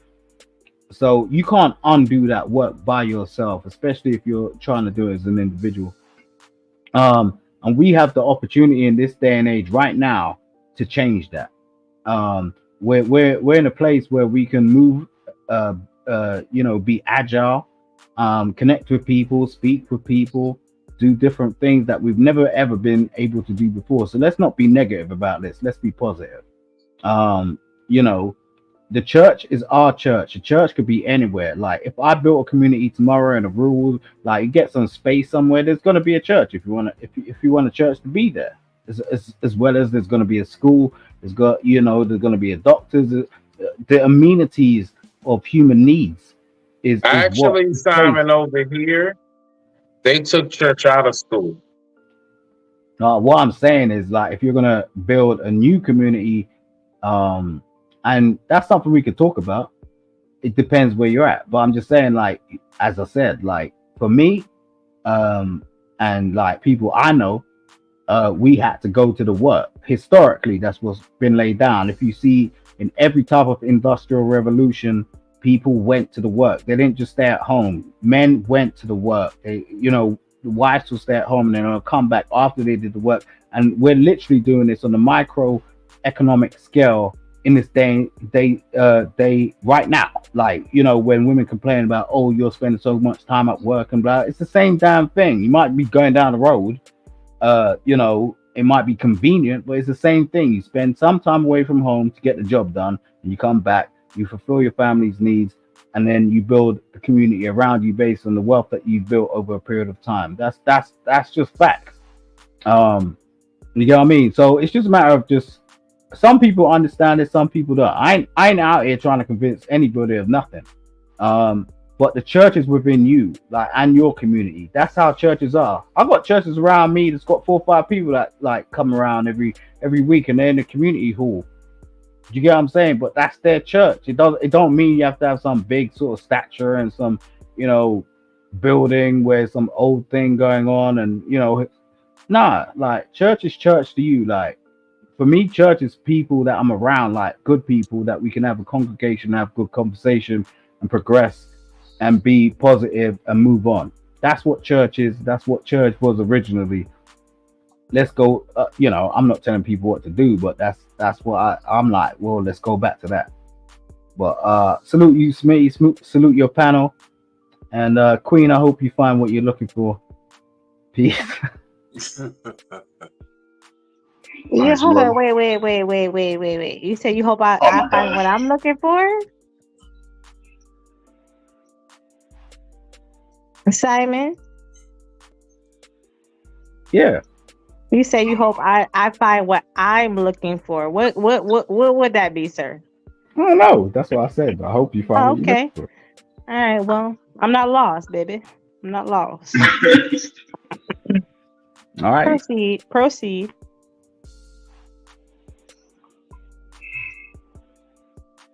So, Cheeks, what you got? My phone. Listen, I was having so much fun. Okay, I was so intrigued into the conversation that I literally let my phone die, which doesn't typically happen. So salute. Listen, salute to the panel. Salute to the chat. You guys always come with very interesting perspectives. I really appreciate it. Because my brain is on 115. Yeah, definitely. We have to. We gotta link up and talk, because I like the way your brain works. Listen, girl. Listen, I like the way my brain works too, girl. And me and you, we in the same wave. Trust and believe. Trust and believe. But listen, salute. Hold on, wait. Is the guy sighing? Is there some sighing going on in here? Because you know what? I was going to salute, Mr. Ferg. I think you were the one that sighed, because I kind of see it. No. Hold on, wait. Hold on, wait. I'm sorry. Was it you? Is you? I was making a noise because my damn knee hit the damn. You're getting a bit tired. Okay. No, my knee. I hit my knee on some wood. Okay. Watch out for that wood. Watch out for that wood, because that's what I tell the ladies. Listen, salute to Mr. Ferg. Yo, yes. Mr. Ferg. Listen, Mr. Ferg. Salute. Watch out for that wood, baby. Salute to the wood, yo. Oh my God. Gosh, I got wood. You done started a revolution. One mic. Hold on, because you know, Smitty gets a little bit screwed around this time. Listen, salute to Mr. Ferg. Mr. Ferg, you just be dropping gems. I can't lie. And hold on, wait. What's this other guy's name that I can't remember? Our Pain. Mr. Pain. Mr. Pain. Listen, I love these panels because they come with so many different perspectives, and I'm introverted, as I did say, right? So I get a chance to hear a lot of men talk, and it's amazing to me, believe it or not. I know I'm introverted, but I do my own thing, and I am a grown-ass woman, all right? When I say I'm a grown-ass woman, that means I do my... Hold on, Mr. Berger, you hurting me again on the wood? I'm just laughing. This is just funny. Oh, okay. I just gotta watch out for that wood now, all right? So listen, all I'm saying is that, listen, I do my own thing. All right, I do it. Now he got it. Listen, salute. He told you Listen, listen, only he light skin. Look, he light skin. About lighter than shit. That's why he keeps hitting yellow that wood, bone man. right there, baby. He hitting that wood now. Gotta use some suntan. See the hate is real. See the hate is real, though. Boy, I'm telling you. No. Yellow. No. Listen, if I was at the club and I saw you and I say, look at that yellow meat right there, just gonna send him a drink or two. Come on, sit down over here, baby. No, but listen, no, seriously, like I really do love these panels. Besides the chat was going off a little bit today. All right. Behave yourselves, because it makes me a little bit kind of have to be a little bit fierce, and I don't like to really show that side. All right. But anyways, Smitty would test, right, Smitty? Just shake your head, yes, please. Chocolate's still looking at that meat. Look, what? She's just silent. Yo, not Simon trying to say something about Wait, what meat? Who looking at me? I ain't see no meat. Can me and our Pain go, man? Like, all I'm seeing is his face. Is that what you're doing? Like, that's the face. The face is also a tool. Listen, Queen. That is wild. That is wild. The face is also a tool. It is okay as well. We appreciate y'all. Don't help me up on the damn auction block. Get me off the damn auction block. Hell yeah, I look good. What am I supposed to do? I'm a man. What you put? We appreciate you showing up. You go Queen, look. What y'all been sipping on today? He said, look, let me show you. Wait. Who said we were sucking on something? Which one is that? Exactly. Because y'all in rare form. Y'all just tag teaming like a mother. Because no. See the pop up, girl. Y'all not tag team. What you talking about? What tag team? High five? I'm just saying. No, yeah. Is that what you're talking about? No, y'all vibing together. Y'all bouncing up. Not you complaining about black people sticking together. No. Anyway, I never complain. Black women don't like each other. Black women. Y'all don't. Only when they come to us. Why don't you say hold on. Black women. What you been doing? You been wild all day today. Introvert? Are y'all good? Nah, listen. I'm introverted, but I speak. I speaks my mind. Don't ever get it twisted. All right, that's our So don't problem you is that ever? we don't see things for what it is. But let me just say There something you and be go. serious about this. Let me be serious about this really fast. No, I really do. I really do love like intelligent men. I love that because I gain this perspective and then I get a little bit combative a little bit if it don't make sense. And I love that. You know, Smitty want to go to sleep. I'm sorry, Queen. Yeah, He want to go to he sleep. He tired of us. He gonna hold out though. He gonna hold out. But this is what I gotta say. Yo, you gotta control the chat, man. The chat be going a little bit too crazy, and you know how I get my little claws out for that. Look, You know. Oh. But anyways, look, no. Look, I looked we and I seen and I yes. we Yes. keep shit peaceful. Yeah, we keep it exactly. peaceful, but you know how You know what my MO is. you know right? how a predator seeks to prey and then it shuts them up by clawing them to death. All right, so listen. Anyways, I'm gonna be serious about this. I was serious. Hold on, I was serious about that, but let me be serious about this though. We have to stop relying on everything else to run our households, to run our minds, to guide us. You know what I mean? We really should be seeking things within ourselves. I don't think that there's anything wrong with seeking extra guidance, but I think that solely relying upon things that are out of our households, that are out of our reach, is a little bit ridiculous. That's a personal opinion, and anybody can say what they want. I don't care. I'm that type of person. I don't care. All right. But we need to do better as a community. I do agree with building on our communities. I don't subscribe to any religion, but anybody that does, salute to them. I don't really care. But yeah, we just have to do better. When I hear somebody that speak on something and I inquire about it and you don't stand in that, I have a problem with that. You should stand solid in what you believe in. And if I could shake it a little bit, it's not too appealing to me. All right. So Smitty, you can look like that if you want to, but I'm gonna speak what I have to say. No, you know why I'm looking at you. That look. I want to know where the after hours spot is. Anybody know? Yes, girl. Listen, you know where is the after Hey, can we get a chance? What they want? Can we get a chance? Can we get our final thoughts? Yeah, I mean, listen. Again, I wasn't able to get answers tonight, but like, you know, we're gonna keep shit peaceful, like I said. Steph, you're gonna behave yourself as well, young lady. Okay, Tika, you're gonna behave yourself, young lady. I don't know what y'all think shit is. Listen. Okay, all right. What the problem is? No. I don't. No. You're not gonna tell me what the problem is because I know what the problem is. All right. I don't even like to show out, but I will show out if I have to show out. All right. I don't typically. I'm trying to tell you. This is to calm me. All right.